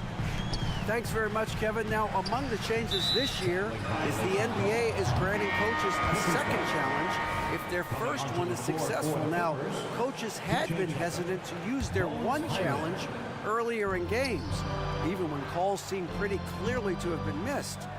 Downside to a second challenge, more stoppages, but the league may look at other measures to help keep the game moving. Kevin? Yeah, I like that, D.A. A lot of things to consider. Thanks. Wow, he got whacked on that, which shouldn't be much debate there. And it's nice to have a guy like Highland out there so good at creating his own shot if he has to. Bones is aggressive and accurate off the bounce. He's got tremendous speed with the ball in his hands, and he loves to play one-on-one. McBride passes to Robinson. And contact on the shot, so he'll be shooting free throws here. First trip to the free throw line for him in this one. No good on the free throw. At the line, 2 shots. Good on the second free throw. There's 48 seconds left in the first half of basketball. Highland the bounce pass. Tucker a screen. Man gets the bucket. This is the shot you want to get him. An open look from range. Here's McBride. He's defended by Highland. On the wing, Anunoby. And there's the foul. Will go on P.J. Tucker. So that will be his second foul of the game. We're in the bonus. We'll go to the line to shoot 2. At the line, 2 shots. That misses, so he splits the free throws. Clippers trail by 6. About 3 seconds between shot and game clock. Now Highland. Over to the wing. And stolen by Achua. He's all alone. Here's McBride. Rips down the breakaway slam. Well, they weren't going to pass up that chance to get out and run. He's following the steal. Tucker finds Highland. Tucker a screen. Up in time. And no good on the last second attempt this time. And so it's the New York Knicks holding on to an 8-point lead heading into the break. All right, David, thank you. And stay with us, folks. We'll be back just after halftime to get the third quarter started.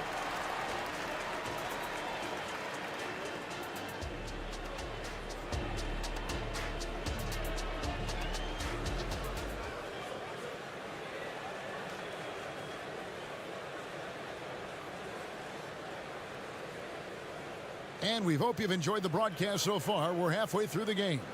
You know, Jalen Brunson has been exceptional here, guys. Wow. Well, we'll find out if they were able to find an answer for him over the break. He was scoring with ease in that first half.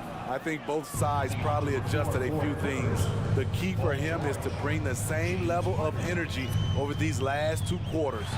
Catching up on the changes for the Clippers. Paul George comes in for man. And it's James Harden in for Highland. So with Leonard on the bench, here's who Tyronn Lue's going with. We've got Daniel Tice. Harden out there with Paul George. Then it's P.J. Tucker. And it's Diabate in at the center, filling out the middle. George dishes to Tucker. 5 to shoot. Pass to Diabate. Solid play in the low block, and that one's good. Wow, the vision of P.J. Tucker made that play possible. And an intentional foul right there. Jones checked in for the Clippers. Kawhi Leonard comes in for Daniel Tice. Here's Brunson. He's got 18. To the middle. And the powerful one-handed slam. Oh, what a find. The ball just comes out of Brunson's hands on time. Passes to Tucker. And so they choose to intentionally foul. Isaiah Hartenstein. First personal foul. First team foul. And with a little over a minute gone, the second half is underway. And they call an illegal screen here. Beyond the leaning, you could see his feet weren't set on that screen. Easy call. So difficult to stay planted, especially with all the motion around you. Annoying turnover. Brunson against George. They set the pick. Down low, Hartenstein. That falls. Nice feed that time from Brunson. Brunson's got his 6th assist on the night. Leonard, that's for 2. That one rolling around and rims out. And he's frustrated. That's a shot he can make in his sleep. And it's Paul George with the foul. That will get him his 4th foul of the game. They're clearly struggling here with the foul. Still early. And just one more will put him over the limit. Brunson the pass to Hartenstein. And he uses both hands to jam it in. Oh, that's a nice read from Brunson out of the pick and roll. Harden against Anunoby. Kicks it out to Jones. Pass to Tucker. Good ball movement here by the Clippers. Anunoby against Harden. Good D by Anunoby. New York leading by 14. And with the move to positionless basketball, wing players with the size and strength of OG Anunoby tremendously in demand. You need a guy who can hang with all the superstar wings defensively. And OG has a better shot than most.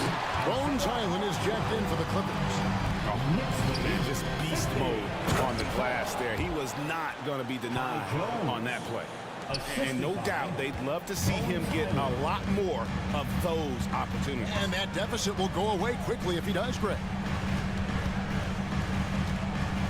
Inside, here's Hartenstein.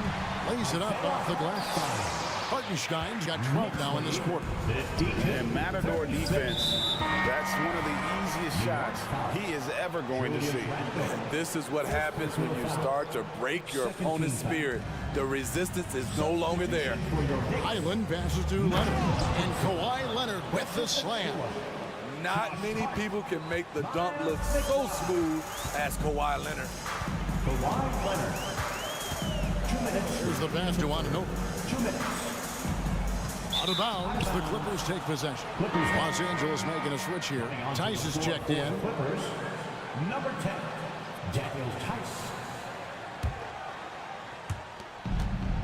And so it's Highland with it. He brings it up for the Los Angeles Clippers. They trail by 14. Tice finds Highland. Back to Tice.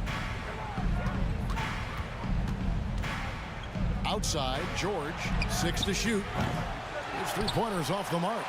And he didn't punish them for the weak coverage there, but they can't count on him to continue missing. Shots good by Achua. And ever since halftime, they played precision basketball offensively. You know, the coach has had something to say about that. No question, they've settled in and executed brilliantly. And way to finish and cut into that lead a little bit. Yeah, but look at the basket guy still shaking. It's Hart on the wing. Traps in the tray. Hart's got 5. Rarely takes shots from deep, but Josh Hart drilled that one. 57-40. Pass to Tice. There's 48 seconds left here in the third quarter. Here's Highland, and he makes It's good on the layup. Yeah, the D has not been able to keep the ball out of the paint at that end of the floor. The Knicks leading by 15. Here's McBride.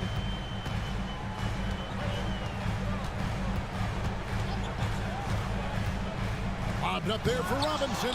Can't stuff the alley-oop home. Clippers have gotten 5 of 8 shots to fall for them in the third quarter. A nice 62% from the field. Tice passes to Highland.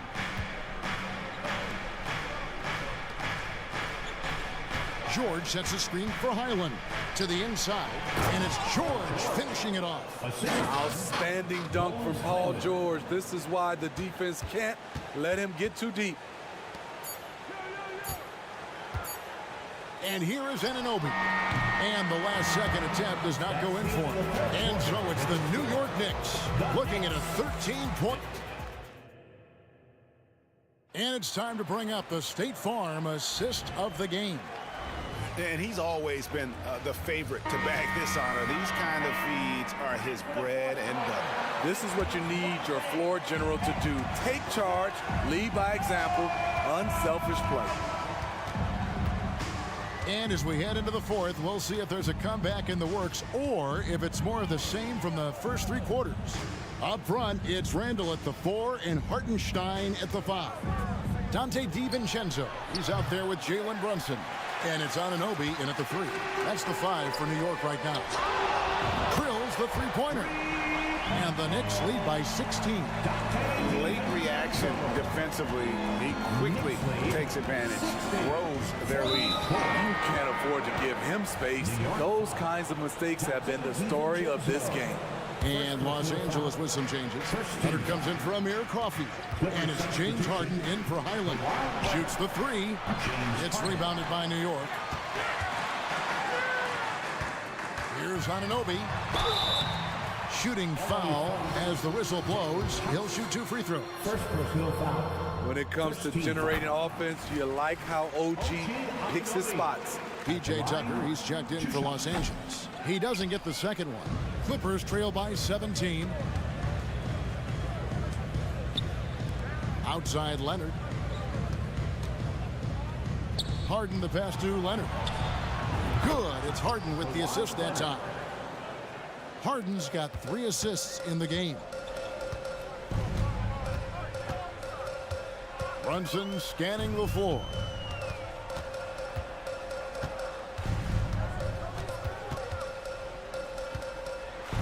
Passes it to Hartenstein.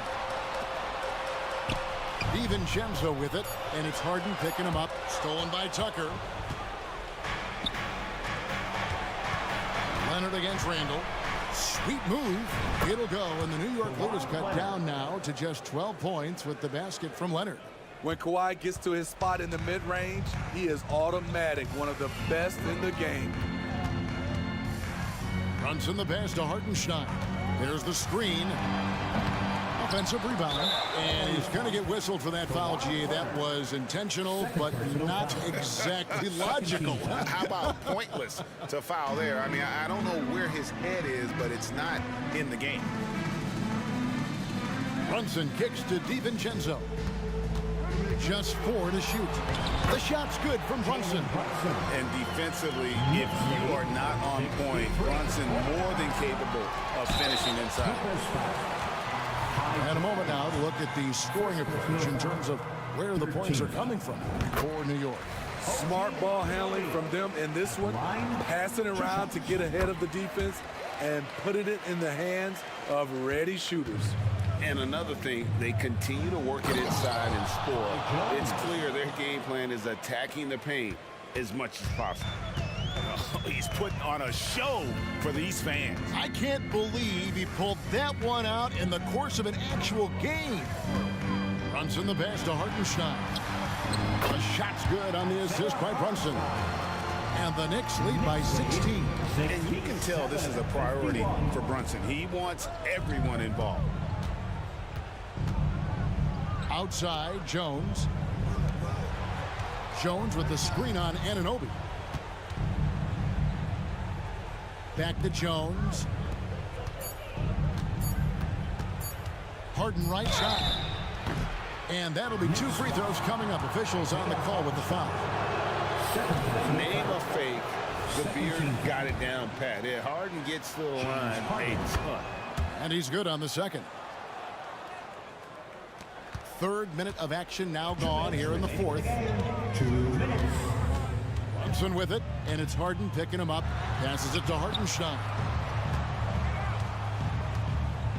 Now here's DiVincenzo. Pass to Hartenstein. And it's out of bounds to New York. They'll retain possession. Great energy on the deflection and a good job disrupting their offense. This is called an effort play. Terrific hustle at the defensive end. Powell, he's checked in for the Clippers. Bones Highland comes in for James Harden. And the 3 ball is good.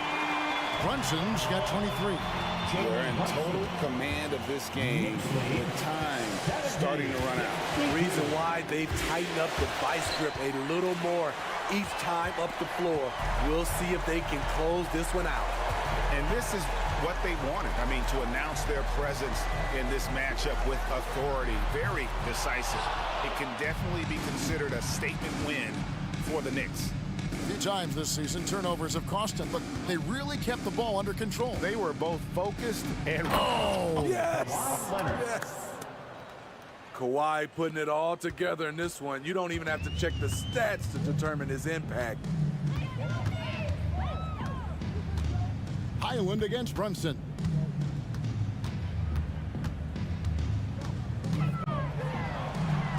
Count it, good. And you know they feel good giving their fans a show here while taking care of business. They're going to win by a nice margin. The effort was there all night. And once he gets clear off the screen, there is no stopping him. No, not when there's a flush waiting to happen. That's a big-time move and a big-time finish. Brunson against Highland. Now here's Brunson. Defense is right there. That 3 off target had some space there after the little pump fake. Leonard sets a screen for Highland.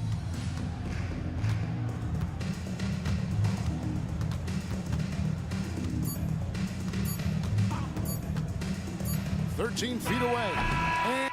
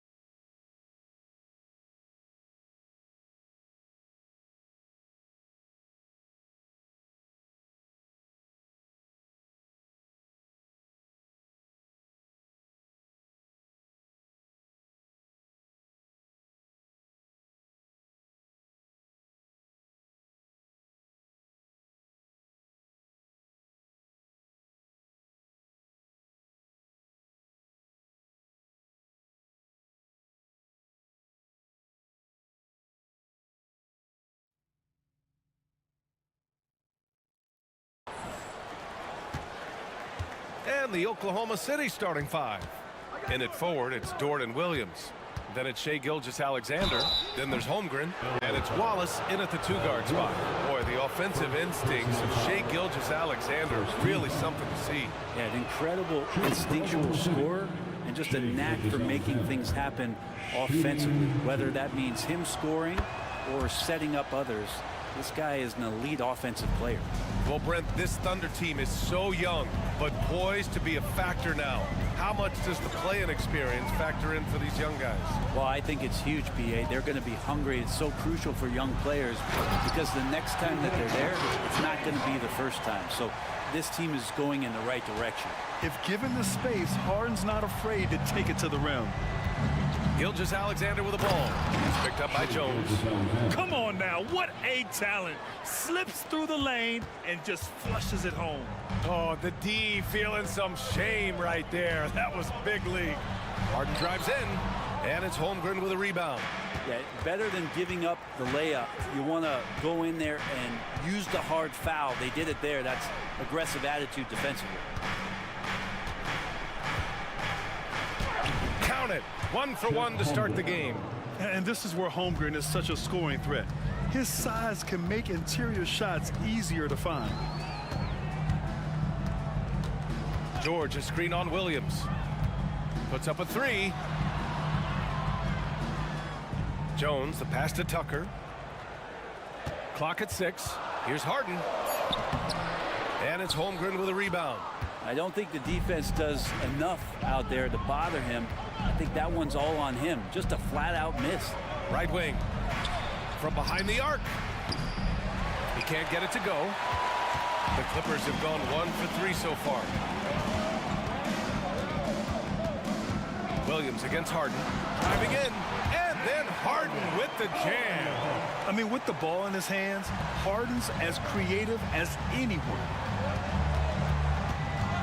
Holmgren with a screen on George. Pass to Wallace.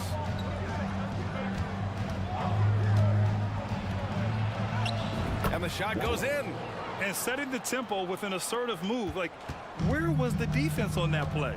Yeah, APB sent out to try to find out where the defense is. Inexcusable. Here's Leonard. And the rebound goes to the Thunder. And here in the first, approaching 3 minutes play. Pass to Holmgren. Williams against Harden from about 19. And again, it's Oklahoma City. The screen doesn't earn him a ton of breathing room. Turns out he doesn't need it. And just wasn't able to set up in time. Westbrook, he's checked in for the Clippers.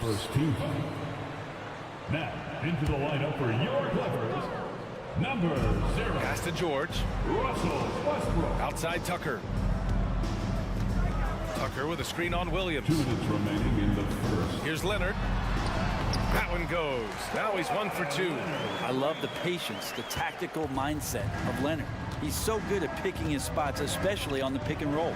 Gilgeous-Alexander. Westbrook with the defensive effort. And here's Westbrook. He'll bring it up for the LA Clippers. 4-point game. Here's Tucker. Dort defending. Back to Westbrook. And there's a whistle. That'll belong to Shai Gilgeous-Alexander. That's his first foul. Man, he's checked in for Tucker. Coming onto the floor for your Clippers. 1:33 left to play in the first quarter. Here's Westbrook. And there's a whistle. He'll head to the line to shoot 2. You know, when the Clippers first moved to LA, people assumed they'd be second fiddle to the Lakers. Not necessarily the case. BA, to be honest with you, they were for a long time. And then they moved into this building. There was a bit of a shift, and the Clippers started dominating the regular season. They don't have the championship, but I'll tell you what, a powerful owner, a couple star players, that'll flip the faithful around for you. And you know, as a roller, Holmgren shows great hands, and he makes nice adjustments moving downhill. And I'm surprised that didn't go down. I mean, I'm sure he is too. Pass to Wallace. For 3. Perfect night so far, 2 for 2. And great awareness. Holmgren's so good at reading the movement of his teammates, a very heady passer for a big man. Outside Jones. The three. No good there. And you'd like to go 2 for 1 here, Grant. And at the same time, you want to get a good shot here, B.A. And Russell Westbrook gets the whistle that time. That's his first foul. Here's Gilgeous-Alexander, and it's Oklahoma City scoring again. And it's SGA showing he can play without the ball. Oh, and the jam by Leonard. Kind of fun when you see his personality come out in this game like that. Gilgeous-Alexander finds Williams. Holmgren with a screen on Leonard. Williams from long range. And again, Oklahoma City with a triple. You know you're doing something right when you find yourself up double digits in the first period. Well, dominant so far. That's the responsibility of the starters. Now let's see if everybody else who plays in this game makes the same kind of high-level contributions. The pass, the catch, the slam. What a clean play. And absolutely jaw-dropping. Dort for 3. And that comes off the assist by Gilgeous-Alexander. Boy, I like their energy coming in. Terrific execution so far. Well, if there were 4 or 5 boxes to check in terms of the game plan tonight, they might have checked 6. I mean, they're doing everything out there. What a performance for Shai Gilgeous-Alexander. He has been the story for the Thunder.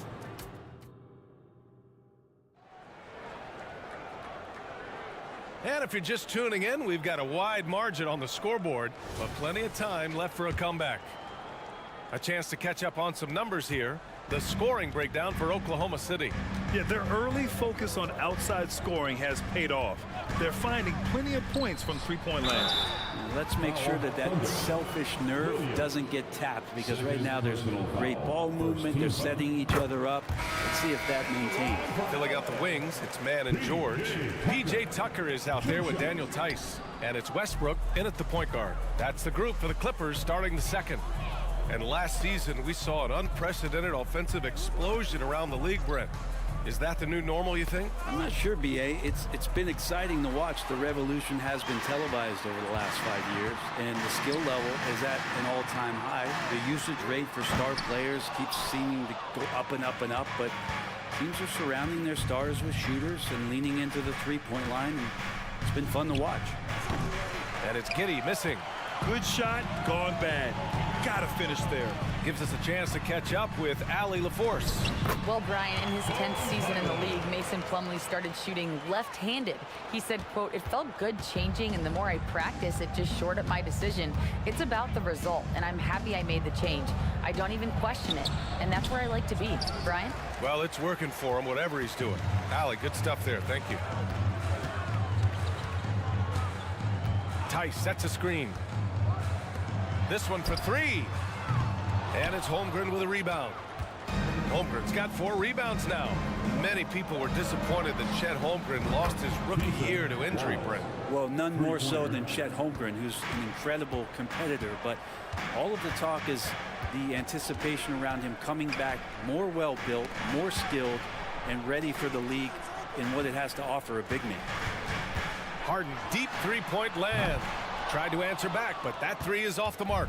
Oklahoma City has gone 4 of 5 from outside the arc in this one. Shot from the top of the key.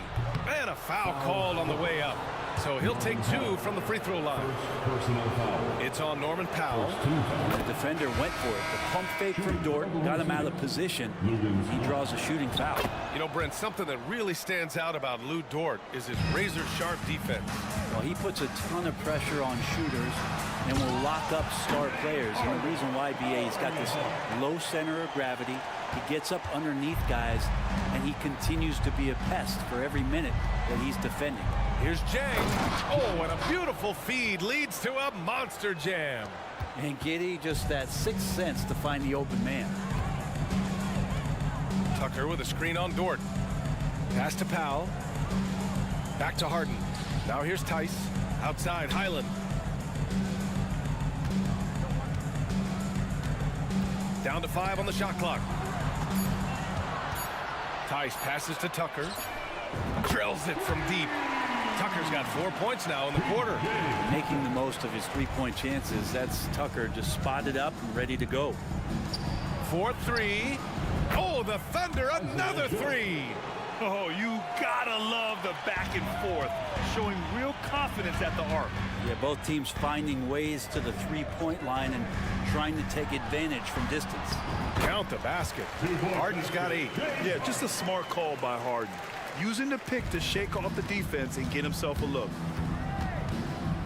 Giddey passes to Dort. Back to Giddey. And there's a minute 45 left in the first half. Powell pulls it in. I admire the play call. They just couldn't capitalize. Yeah, an efficient offensive possession. They found the look that they wanted, just didn't go in. Tice outside. Pass to Highland.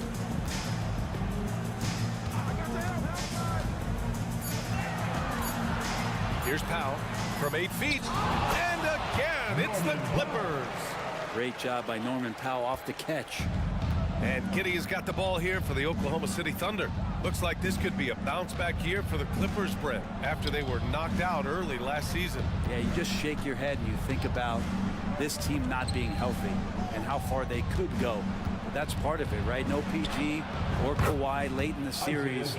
They're looking for some redemption this year, and you feel like it's their last shot.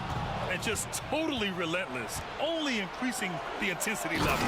He's the guy that you want to go to right now, trying to put this one away. And that's what happens when you don't take care of the ball. Hey, that makes the turnover hurt even more. And the gamble paying off. Giddey with it, picked up by Powell, puts up a deep three. Sarr misses. For Los Angeles, they've gotten over 50% of their shots to go. 5 for 9 in the second. Outside, Highland. 20 seconds left to play in the second quarter. Tice sets a screen. The drive by Powell, and Powell with the stuff. Not surprised Norman Powell can get up. Tucker against Giddey. To the wing, right side. And wrestling for it there, but no one has possession. We'll have a jump ball.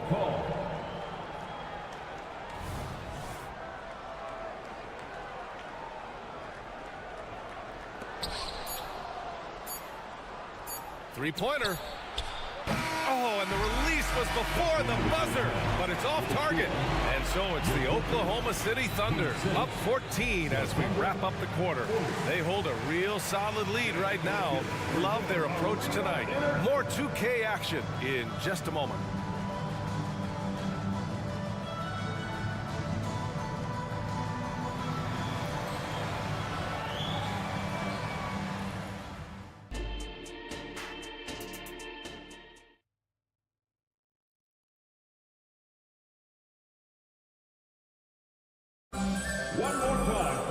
And after a very lopsided first half, we'll see if things play out a little more evenly in the second.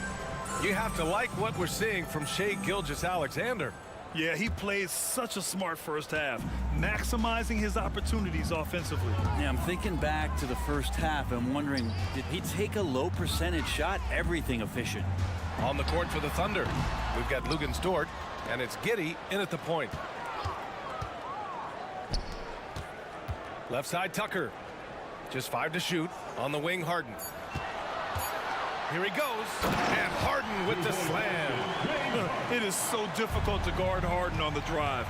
Tremendous finishing at the hoop, but he's also elite at drawing fouls. Sarr passes to Sajang. Over Tucker. Here's Sarr. And he lays it up and in. Sarr's gotten his first basket of the night. Second chances are a great measure of what a team is doing in terms of their effort on a nightly basis, and that was some serious effort there.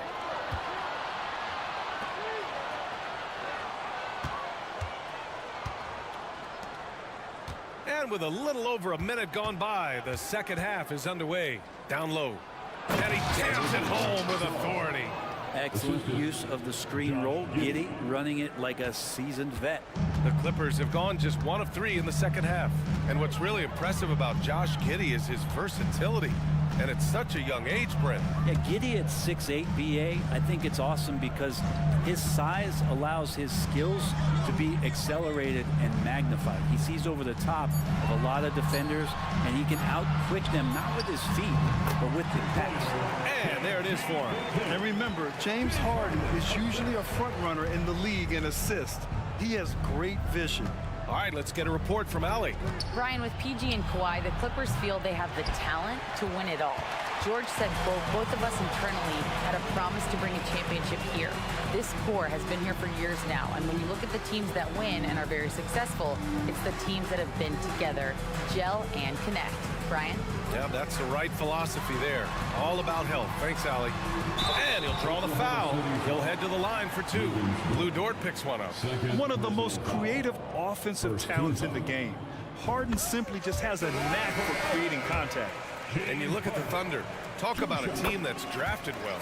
It's hard to see out the window in Oklahoma City with how much they've stockpiled their picks in that front office. It's about making good use of them, BA. When are they going to plant a flag in the ground that these are our guys moving forward? They have some young studs. I'm curious about when that time is. Pass to Tice. Outside Harden.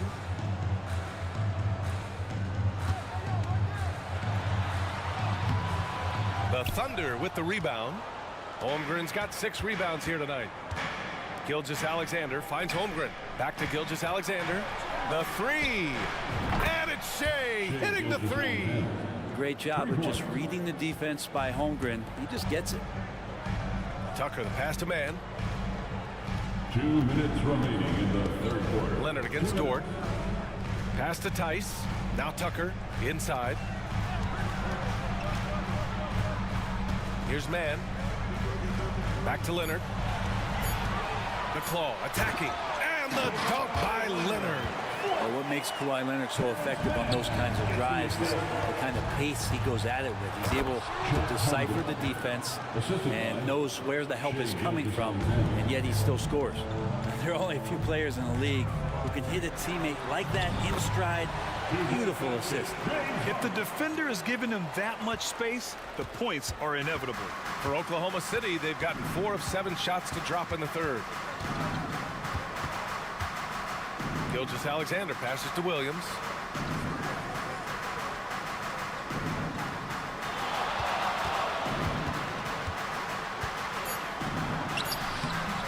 Shot from the low post is good. Williams has got 7 points in the game. And trust me, when the D's slow to react, he'll be the first guy to make them pay. Well, I know they don't have mobile devices out there for texting, so they might as well talk to one another. Oh, come on, BA. I mean, where's the defense? That's just too easy. Yeah, they got to do a much better job in help. Yeah, we see this all too often. The team gets a huge lead, and then their guard gets let down. Gilgeous-Alexander, and there's another one for the Thunder. He's making plays all over the floor. Gilgeous-Alexander will not be stopped. On the wing man, there's the triple. Yes, and a nice assist from Harden. Harden's got 4 assists in the game. And that's on the defense, giving him a decent look. That's his shot. Gilgeous-Alexander with the ball. Harden picks him up. Pass to Holmgren. The 3 is up. Oh, the Thunder, another 3. And you can already tell Holmgren has an edge to his game.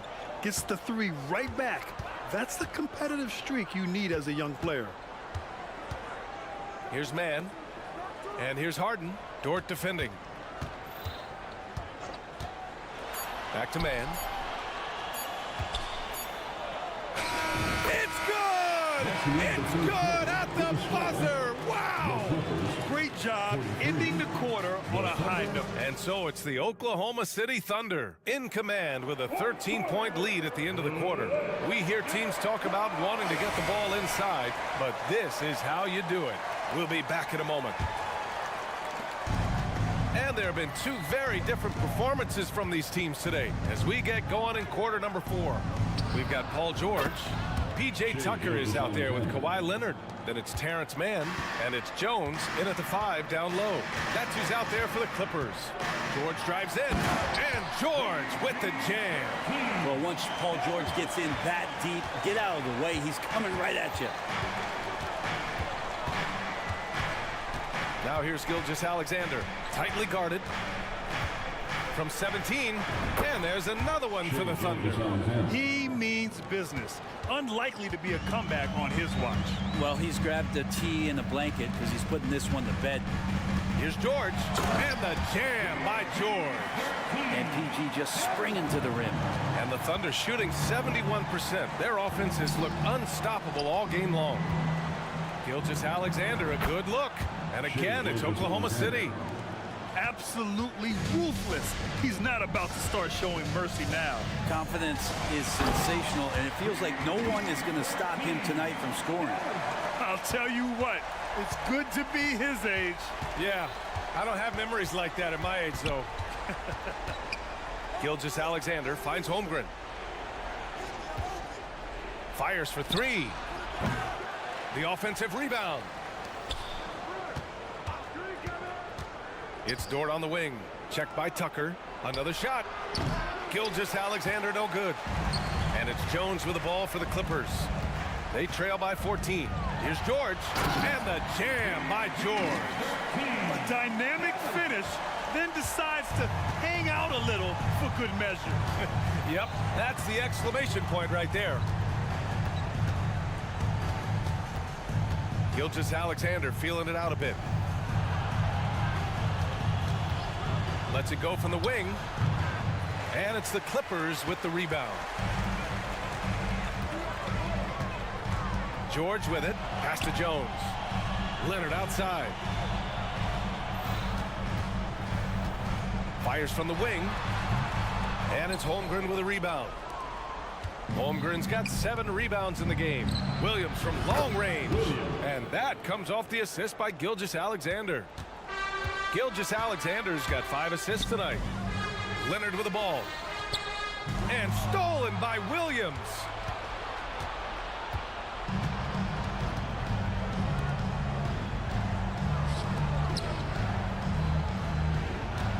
Dort, a screen on Tucker. Williams from long range. And Tucker pulls it down. Would you say testing the limits of his range there? Well, I thought they played smart, and then all of a sudden it was maybe a little too flashy there, and that's unfortunate. Oklahoma City has gone 2 of 4 from the perimeter here in the 4th quarter. Pass to Holmgren. And the big finish by Holmgren. Yeah, the defense making it way too easy for Holmgren. Gotta push him farther out than this. Leonard for 3. Oh, and another 3 for the Clippers. This takes advantage of the D in a way that very few players playing today can do. Holmgren, the pass to Wallace. The 3 is up. Sinks it from distance. Really feels like they're in control. They've got a big lead with time dwindling. Yeah, looking for a miracle worker out there is the opposing coaching staff. I don't know that they have one. This game seems to be well in hand. Filthy. I mean, just the arena is stunned. He's got a deep bag of tricks to dig into. The shot by Dort, no good. The Clippers running out of time. George outside. And he's going to the line for 2. The official saw contact while he was going up. When you think about Paul George, still regarded as an elite 2-way player, Brent. Yeah, you get that dynamic play on the offensive end where he's capable of 35 points any given night, but defensively shutting down a team's perimeter all-star. That is rarefied air for a star player in this league. And the Clippers making a change here. Harden's checked in. And putting some power behind his drive. Holmgren managing to get there for an easy slam. And a comfortable win for them here. Game is out of reach. Time for the fans now to celebrate a win for the Thunder. Seemed like the sheer volume of 3-pointers today was the deciding factor. And they'd hit one and then just dial it up again. And it worked. And when you look at the game, the one thing that helped fuel this team to victory was the efficiency for Shai Gilgeous-Alexander. So sharp on the passing tonight. You know, guys can get into a rhythm that way too. Driving inside, and then Harden with the jam. And where was this type of effort earlier in the game? Unfortunately, this run will be all for nothing. Consistency definitely is a key to some of the playoff performing teams, and tonight they just did not find it in this contest. And Tucker gets it to go. Good positioning inside from P.J. Tucker and just going to work. Just let the clock run out. Hey, it's time to celebrate. Wallace, the pass to Holmgren. Here's Wallace.